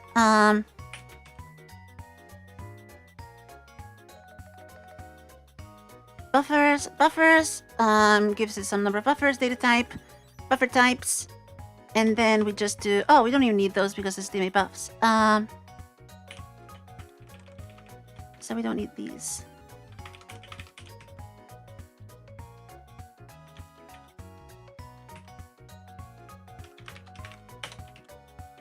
We do need the plane count. And then what's this metadata? Okay, there's no cursor. There's no video damage. I have no idea what this meta header is.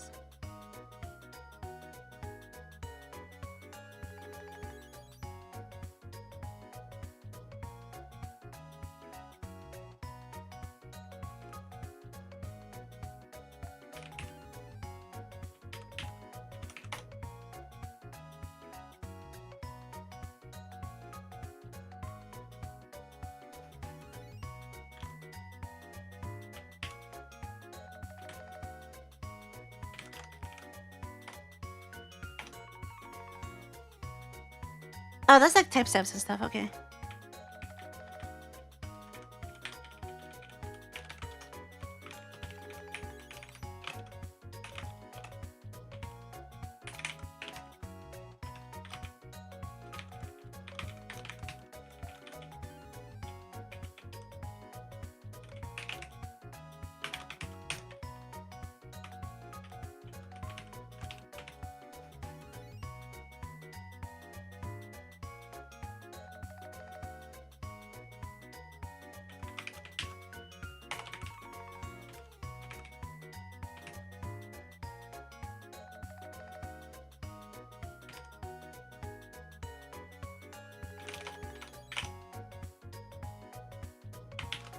Pod builder.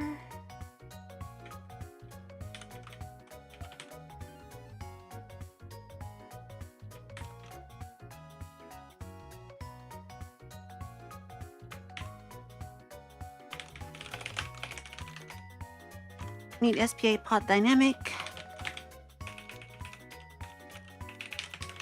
This is getting so complicated. SPA pod.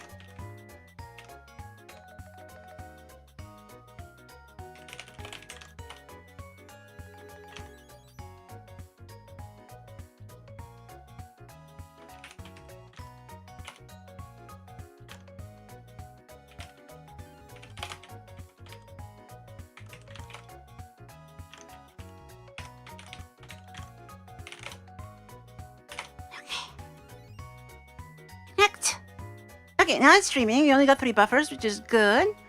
And OBS is not complaining about the formats anymore, which is good. But we still don't have any drivers, so we're still not getting any data through.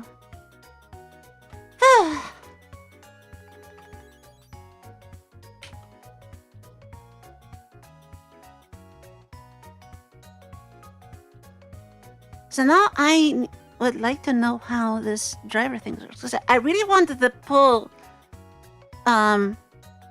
thing for Spout.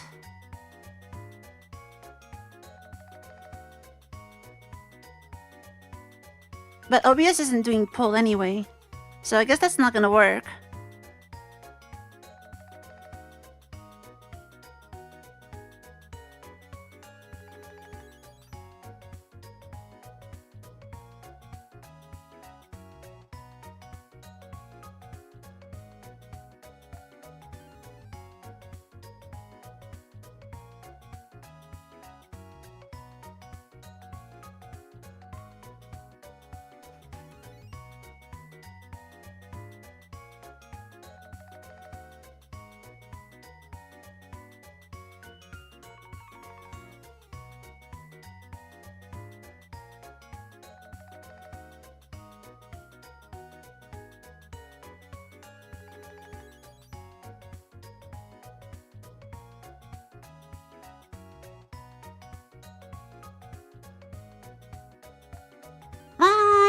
How does this work?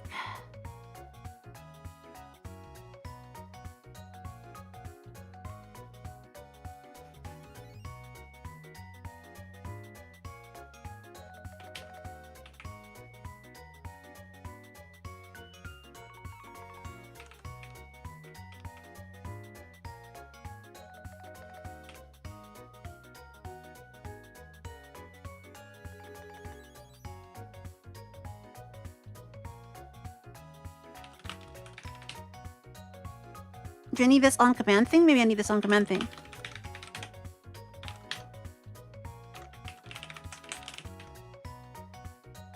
I might need that.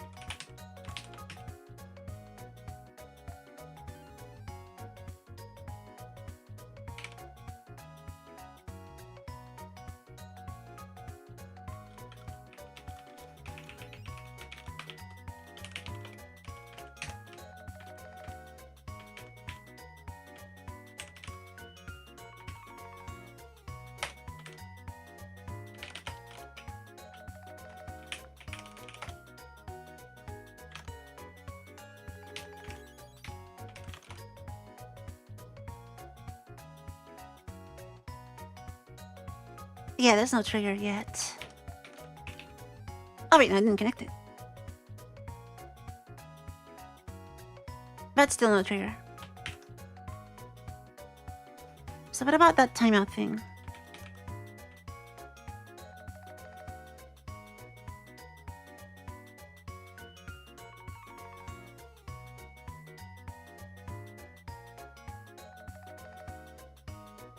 Add timer, get loop, data.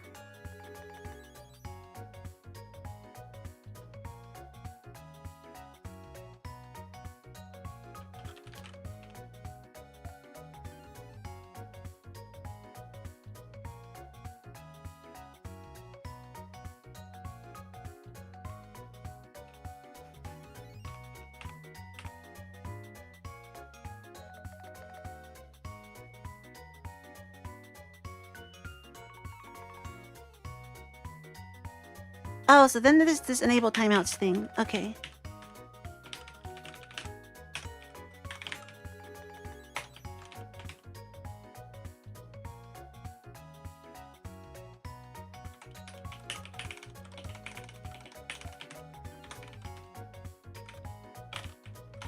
I think we probably need to do something like that.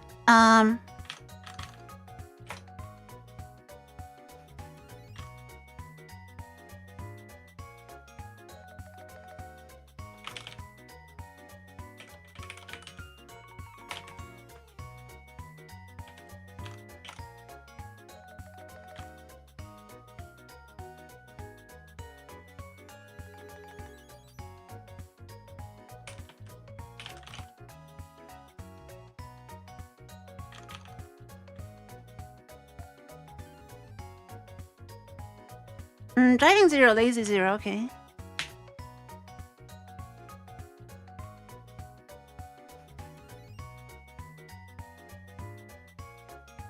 So then it wouldn't enable it. Maybe the OBS side is what's supposed to be. Yeah, it might be that it's the OBS that's supposed to be driving here. I'll be right back, 1 second.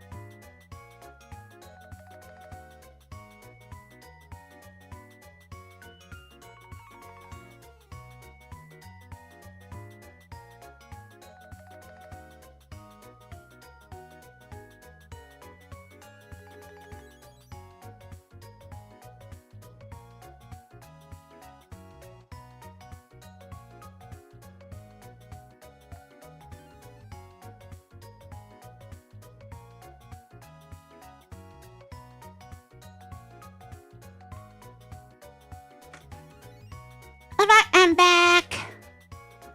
So, I think this might technically be OBS that is wrong.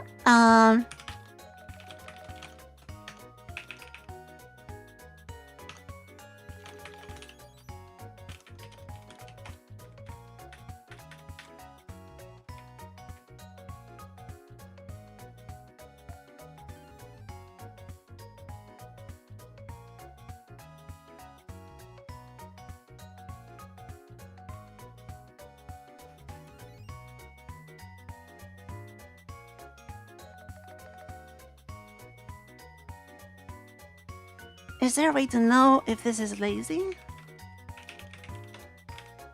No. Maybe OBS knows?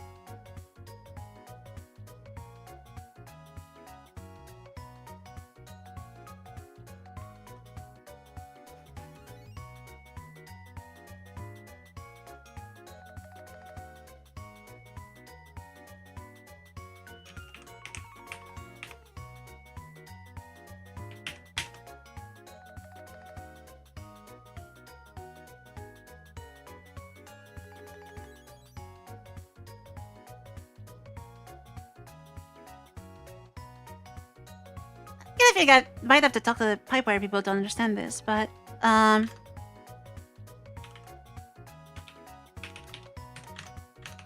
let's see.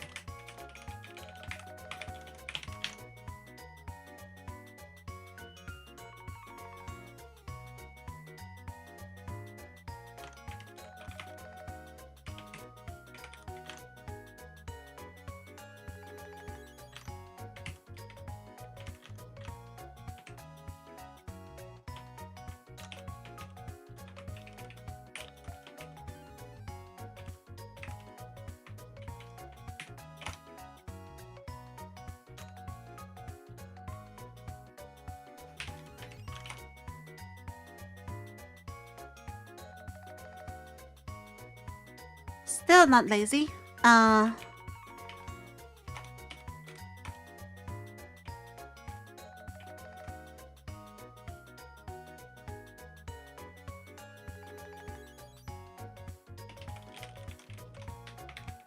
we don't have any supports.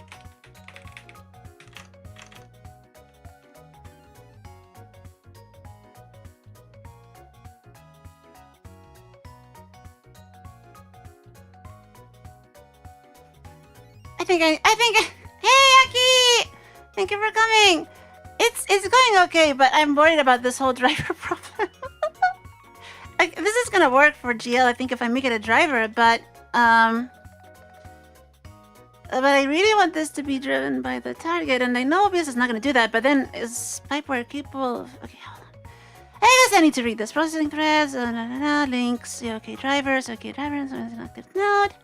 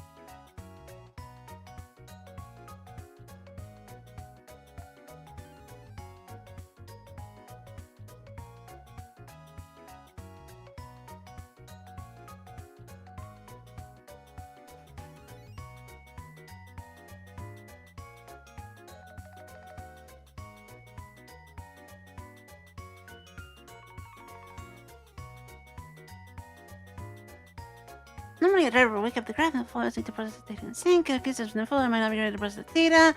The driver rate is not ideal. The follower rate is better.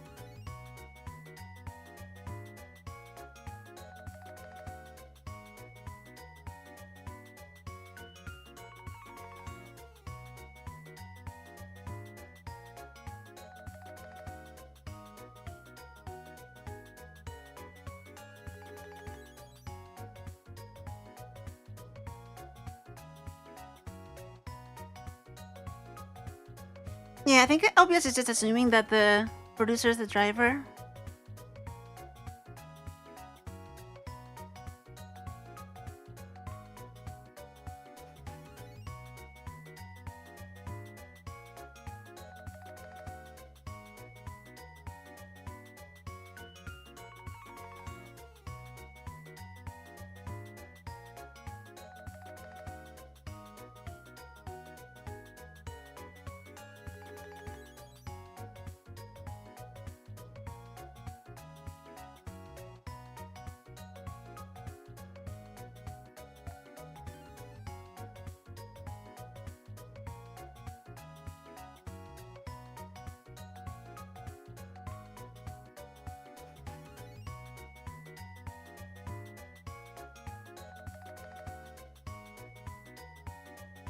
I guess we need to be a driver. Ideally OBS would get support for this. But we don't have that yet, so I guess we get to be a driver. So, okay. Driver.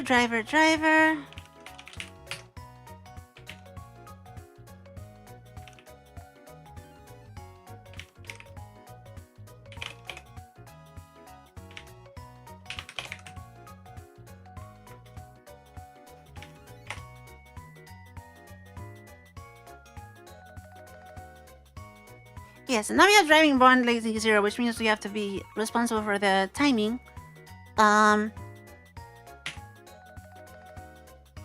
So then,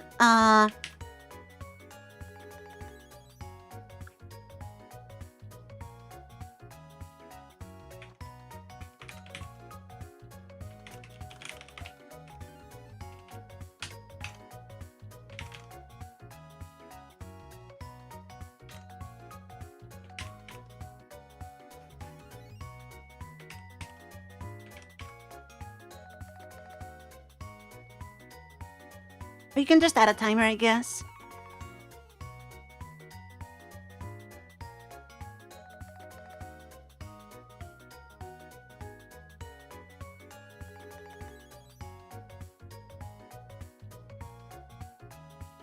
I mean, because this is using the...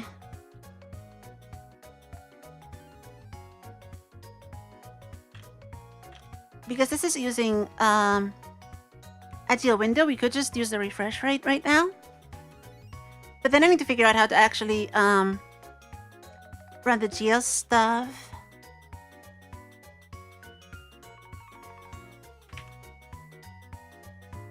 It's basically the same as that video thing, so it would be running the timer and then... Yeah, I guess it would just be running the timer and then flipping buffers.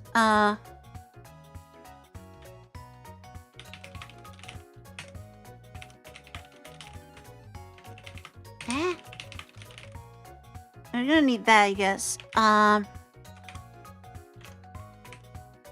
where's the timer?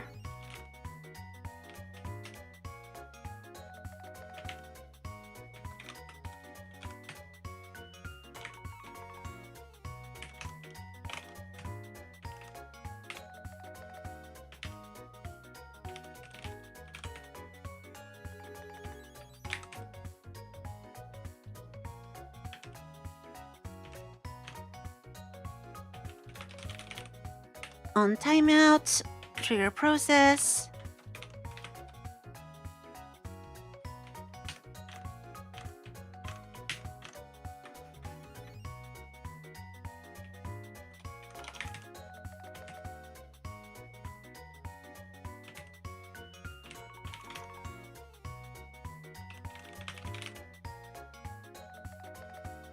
And then this kind of thing here with enable timeouts, okay.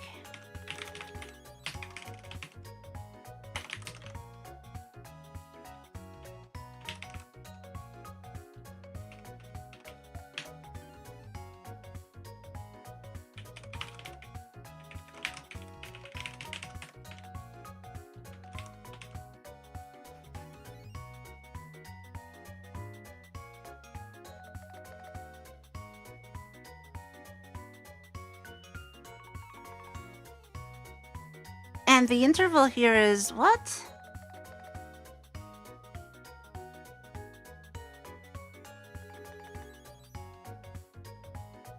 18 milliseconds.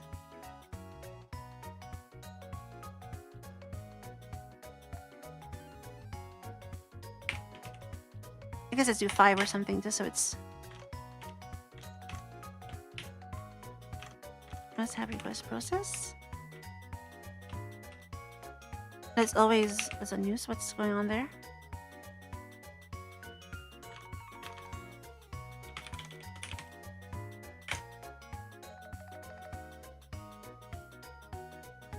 Okay, so now it's driving. It should be setting the timer, but it didn't do that. We don't have an own process, which you probably need. Actually, I probably should have added that first.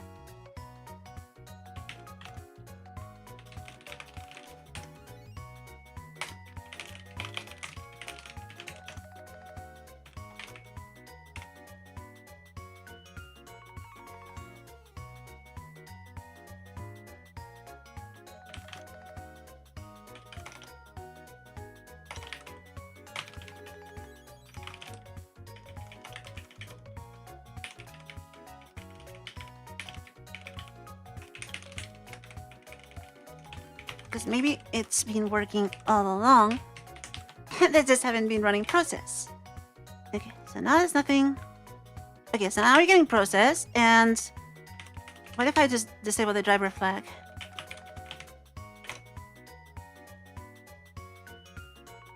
Oh, we still get process. Okay, so then it was working. Okay. So what about the frame rate?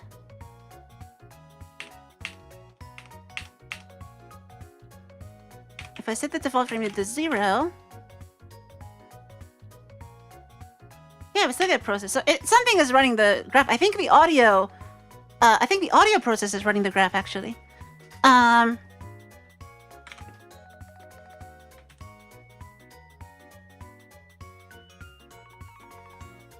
Which is quite weird, but I guess that makes sense.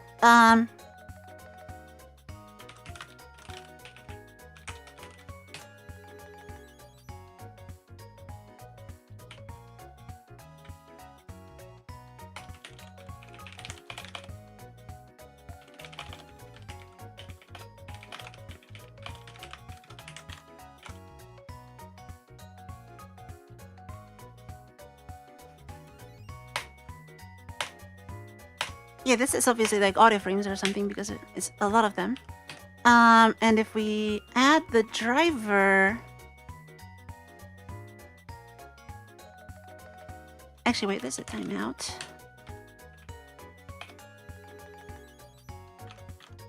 So for 60 FPS is something like that. But this shouldn't affect right now. Yeah, so this is the audio rate, I think. And because the audio device ends up as the driver when there's nothing else doing driving. And then the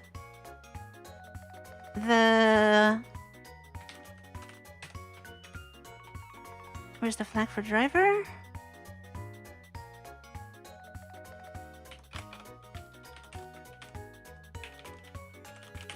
So if I make this a driver... Ah, yeah, so then it's using its own timer, right?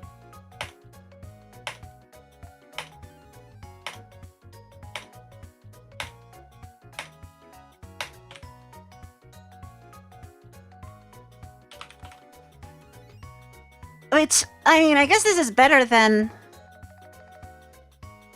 using the audio rate for driving, but we could just pull Spout at the audio rate.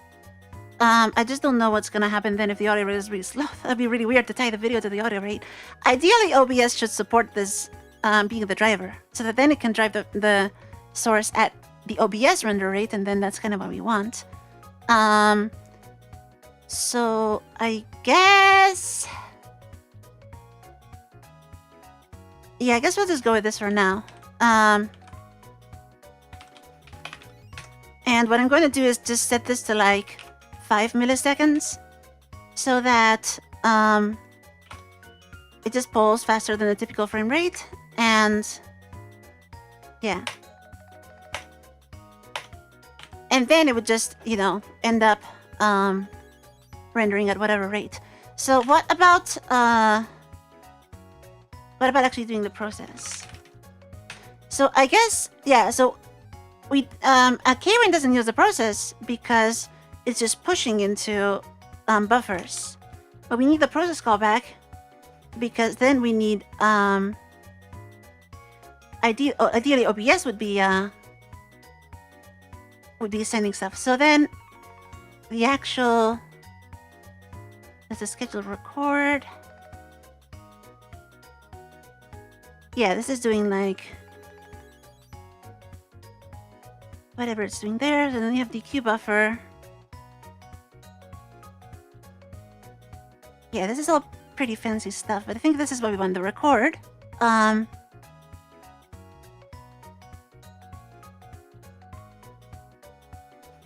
DQ buffer.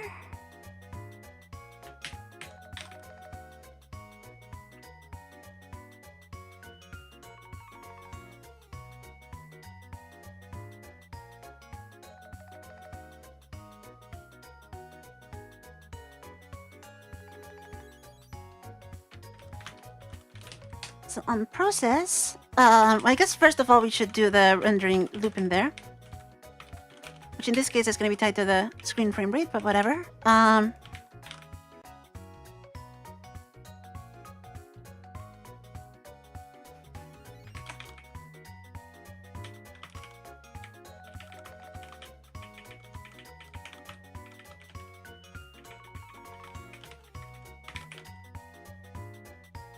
So in this case, it should at least start rendering when I do this. Yeah, which it does.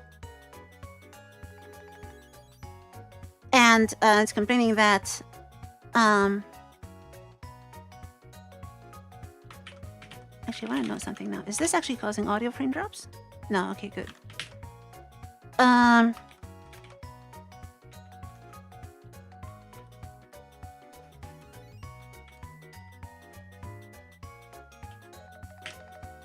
Yeah, so because it's synced to the screen rate, it's going to be missing some wake-ups, but that's okay. And then we need to actually get this to draw into the texture that we're doing. So to do that, it would be basically an FBO. So we'd have to DQ the buffer here, then do the copy, then, yeah.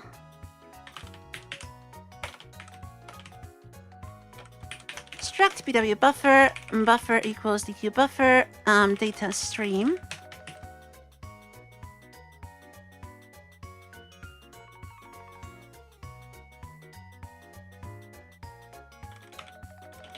And we'd better have this.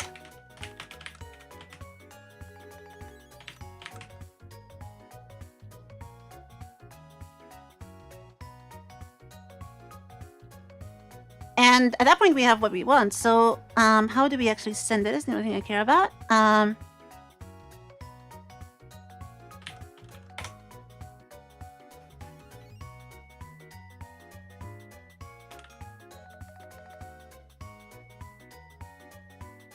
Yeah, we just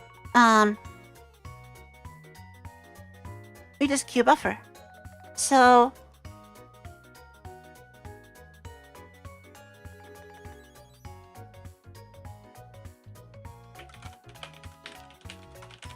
just make sure we have that. But if we have a buffer, we definitely do that. And then queue buffer, data stream buffer, and then we just have to draw here. So at this point, we just do the magic to import the buffer into EGL,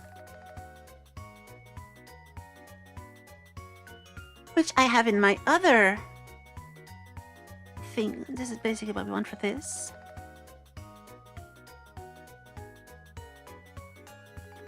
And I probably want to do this ahead of time for the buffers.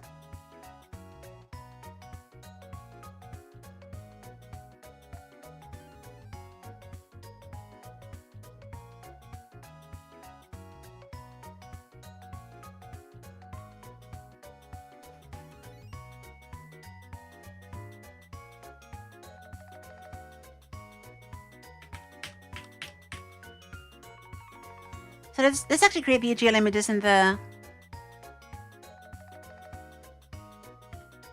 here.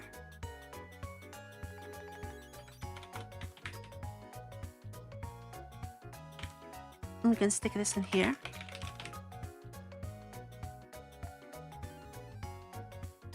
So the attribute list would be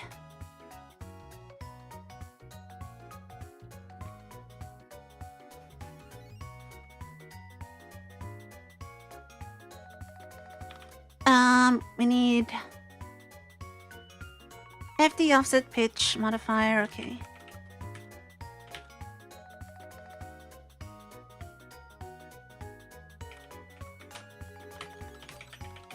Three plus plane count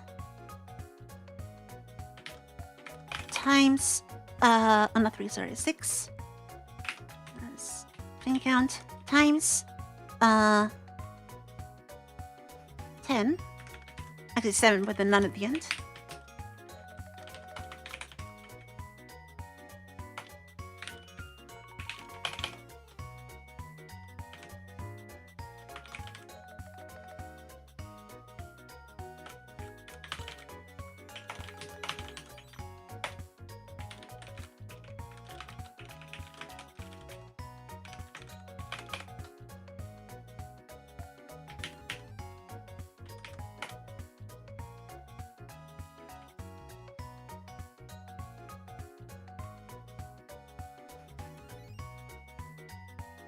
It says maximum 3 planes.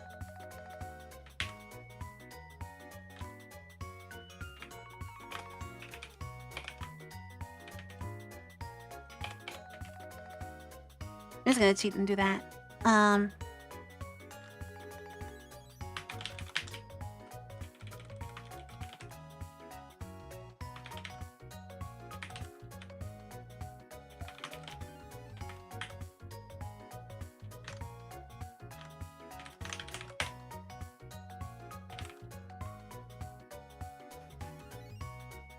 Oh, and this is really confusing now.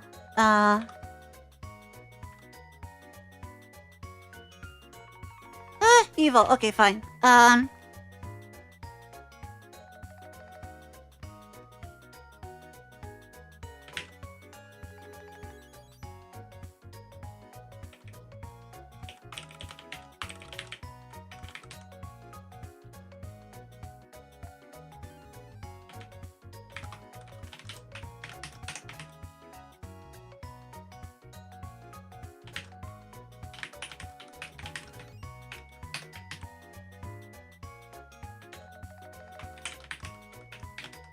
Try 0, modifier, low.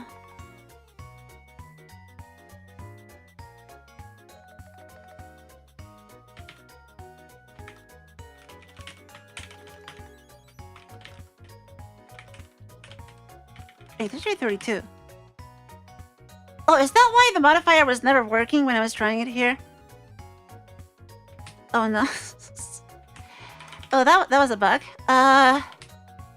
Okay, so if attribute list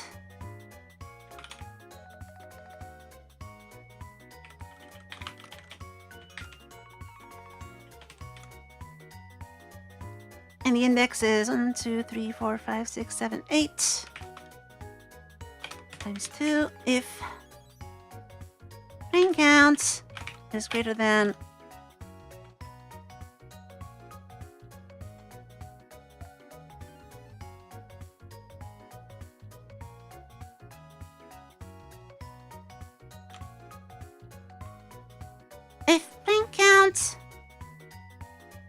is greater than 1.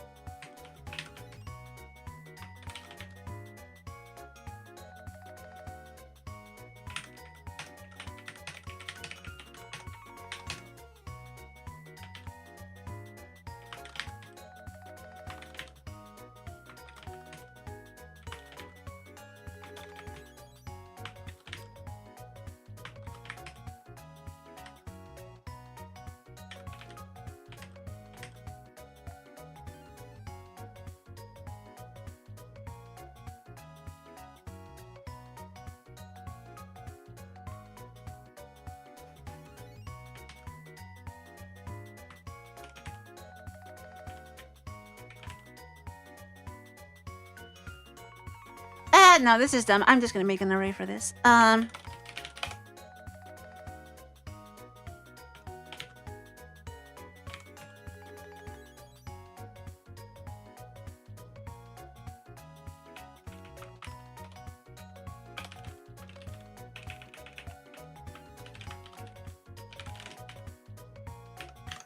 many planes is it? It's 4 planes.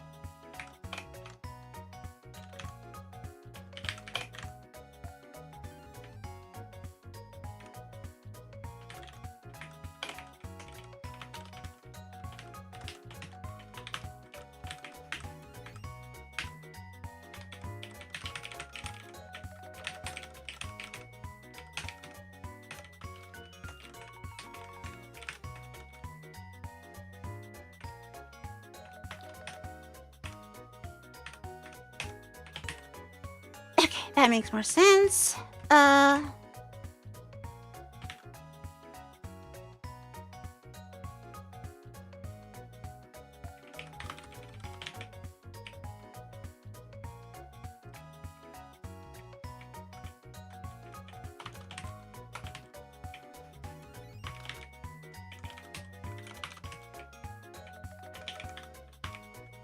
And I mistyped that.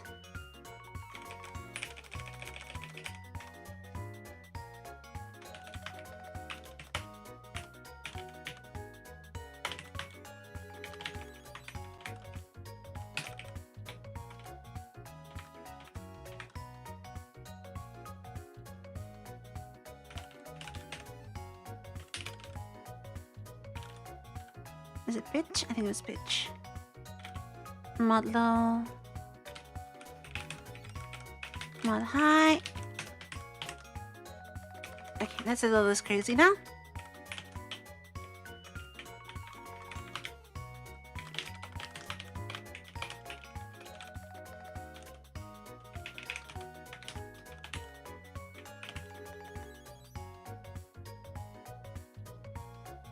And we don't close anything this time.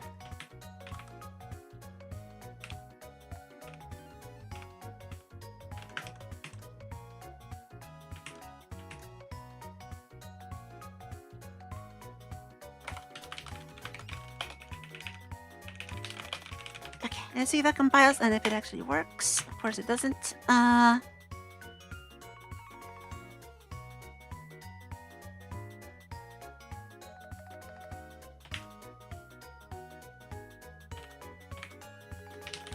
Width, height, and format.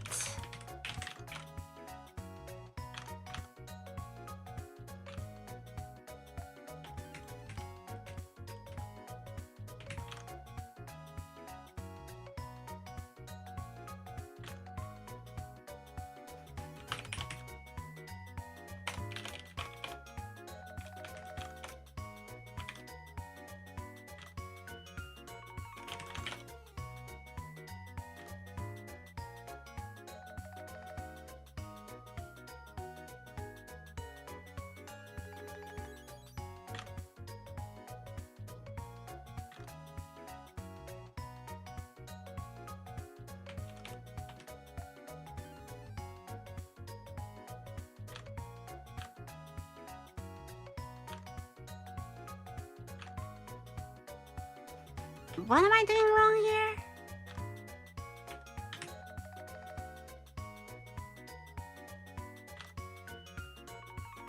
Oh, it has to be empty. Okay, fine.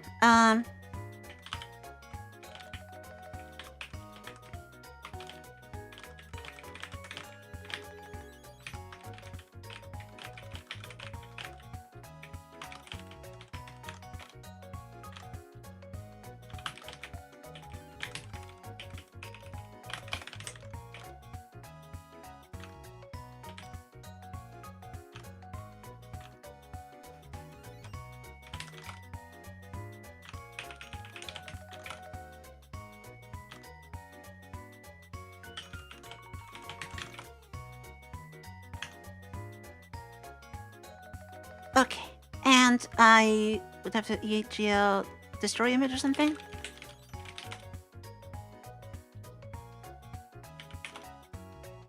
Yeah, it's just a thing.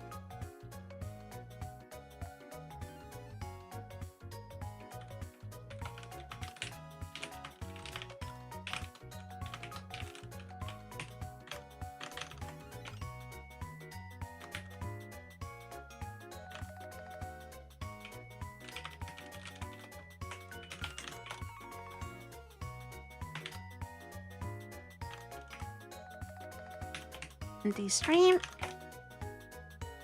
Okay, and now it failed to add the buffer.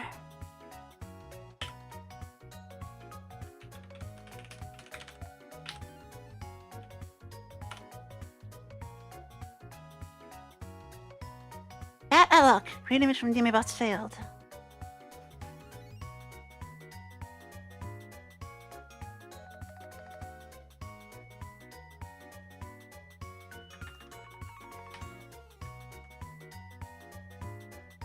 Oh, this should be I.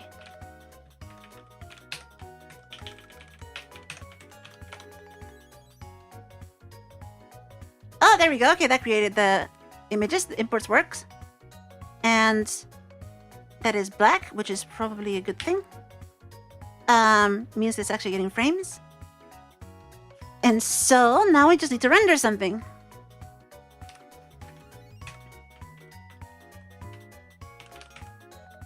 DQ buffer, Q buffer. So now we have an EGL image, and now we need to render into it. So we just create an FBO basically.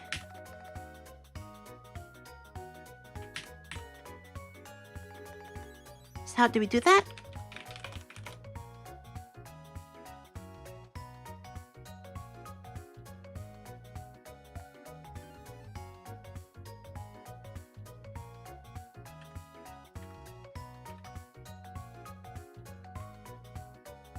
I think the DMA buff example might be useful for this.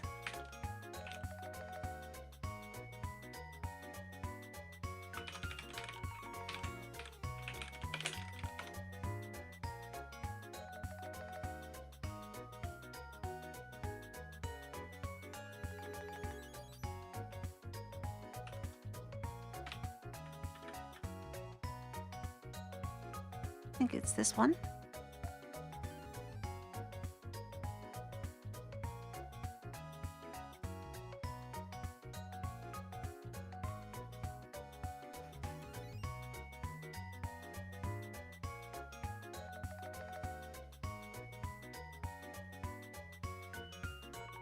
Yeah, so it's just a texture, and then oh,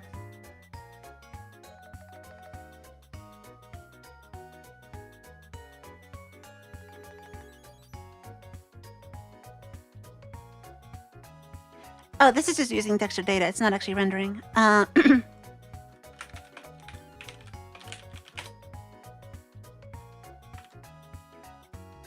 just steal something.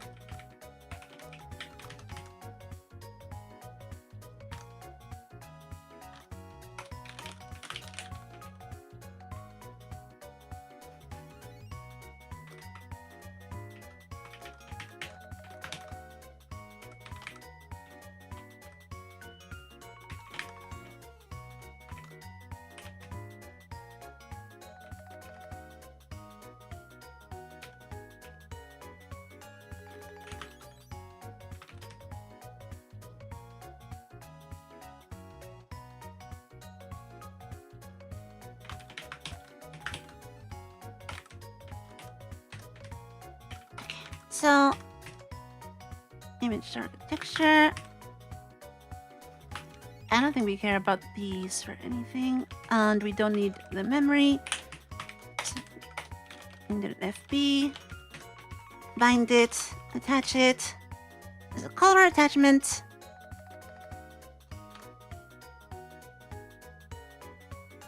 And then bind frame buffer. And the problem is all those extensions are probably gonna need me to do stuff.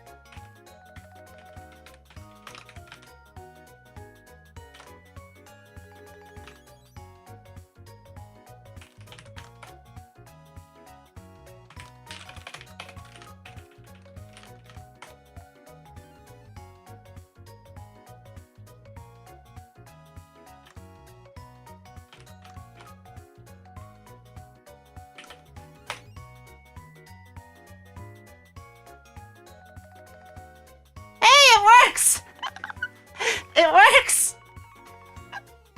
It actually works! And of course it doesn't show up here because it's not even rendering onto the mainframe buffer anyway. The FPS is a little questionable. Not sure what's going on there. And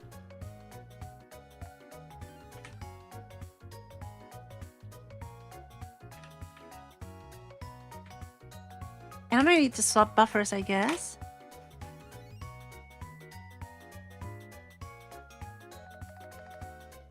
And now it's just kind of going crazy. Oh, and I see oh, I need to geo-finish. That's one problem. Okay, yeah. I forgot to geo-finish. I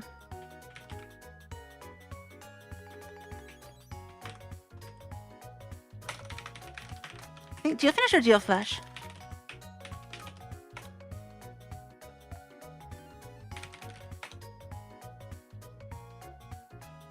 Geo-flash is what I need. Geo-flash because that's what's going to do the implicit sync. Okay, so that's back to that, and then if I don't swap buffers. Okay, so now it's faster, but it's still I feel like the FPS is still not what it should be. Oh wait, what? Maybe oh wait. Maybe just no, it is at the 60.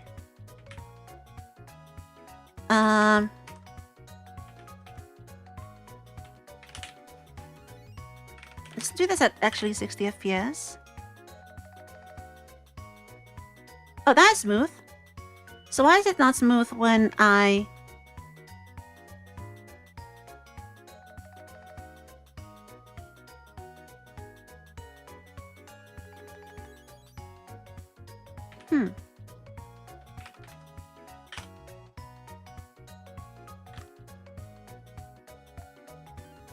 Yeah, so I guess it is... I guess it's just the VSync was causing it to then, like, double weight or something like that.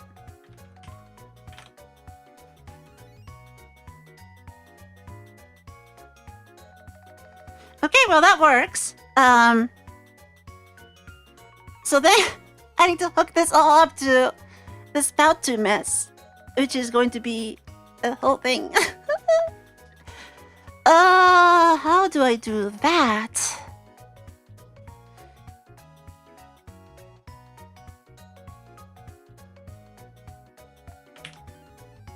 Well, I guess by copying and pasting a lot of code.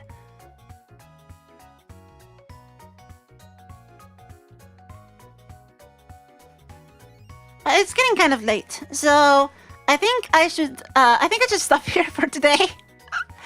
Because I think if I start plugging this into Spout, well, it's not that bad actually. But you know, it's still bad because I still have to add all the Spout like callbacks and the mess. Yeah, I think I should stop here. I think we're gonna call it a day, and then next time we'll see. I need to like clean up this API a little, and I might want to change OBS so it supports the pull stuff. Though I guess for now the timer works. And yeah, we'll see what happens. So almost there. Needs one more stream, I guess, to get Spout data in, and then this still needs a lot of cleanup though, so that it supports multiple senders and things like that. So that's I think that's the plan. All right. Any questions? Anything else you want to say before I head back?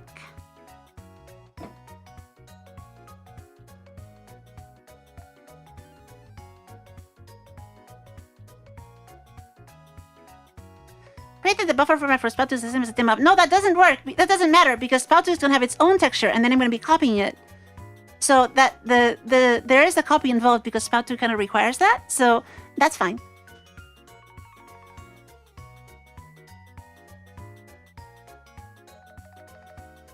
Why the small window is white? Because I am rendering to a separate frame buffer, so it's not even rendering to the main frame buffer. So this is just gonna become surfaceless. Sorry, like displayless context eventually.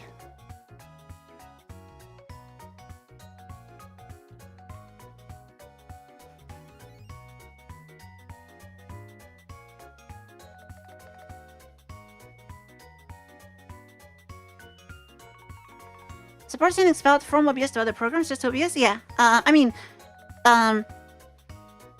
other programs would have to implement the receiver side in a different way. Like, there's nothing specific about OBS here, but I'm not aware of many programs that support PipeWire input analytics, so... This is on x86 because the Spout stuff is all Windows x86 stuff.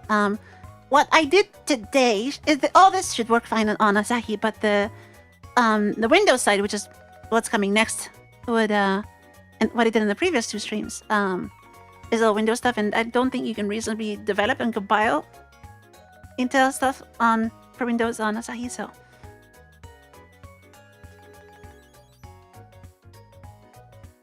Yeah, Firefox, it might work. If I do like...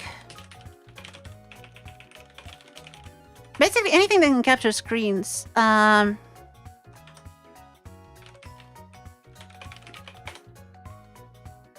Should support that. I think there's this thing, the GUM test page. Screen capture. Allow, and then just pick whatever. And then if I probably have the same issue with the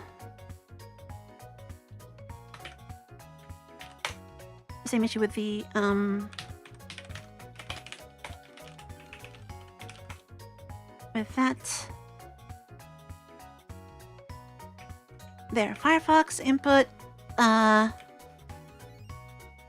This is client 230. No, client is 227.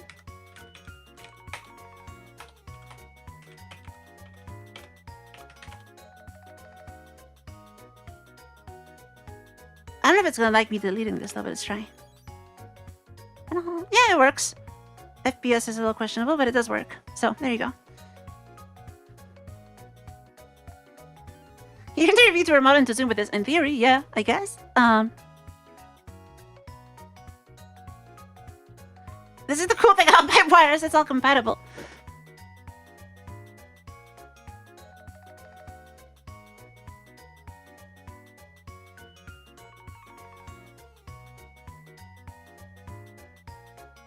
And yeah, it's running at 30 FPS. I guess there's some negotiation involved there, but yeah.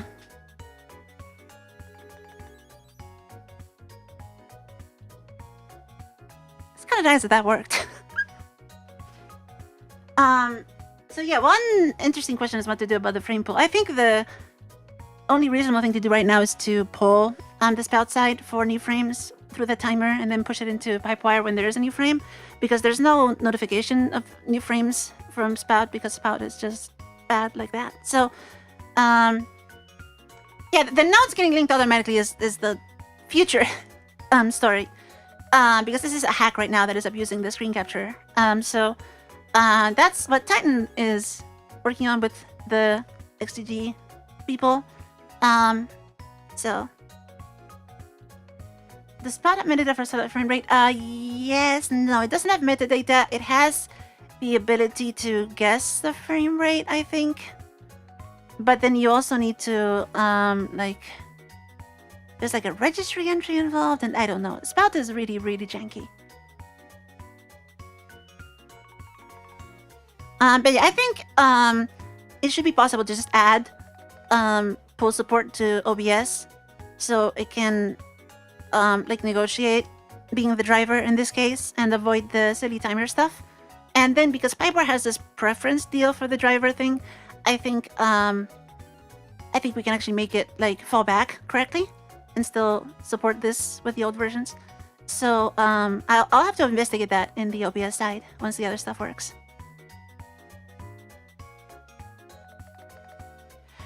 Alright, thank you everyone for coming. I think I'll see you all next time. Bye bye! Bye bye! See you all next time!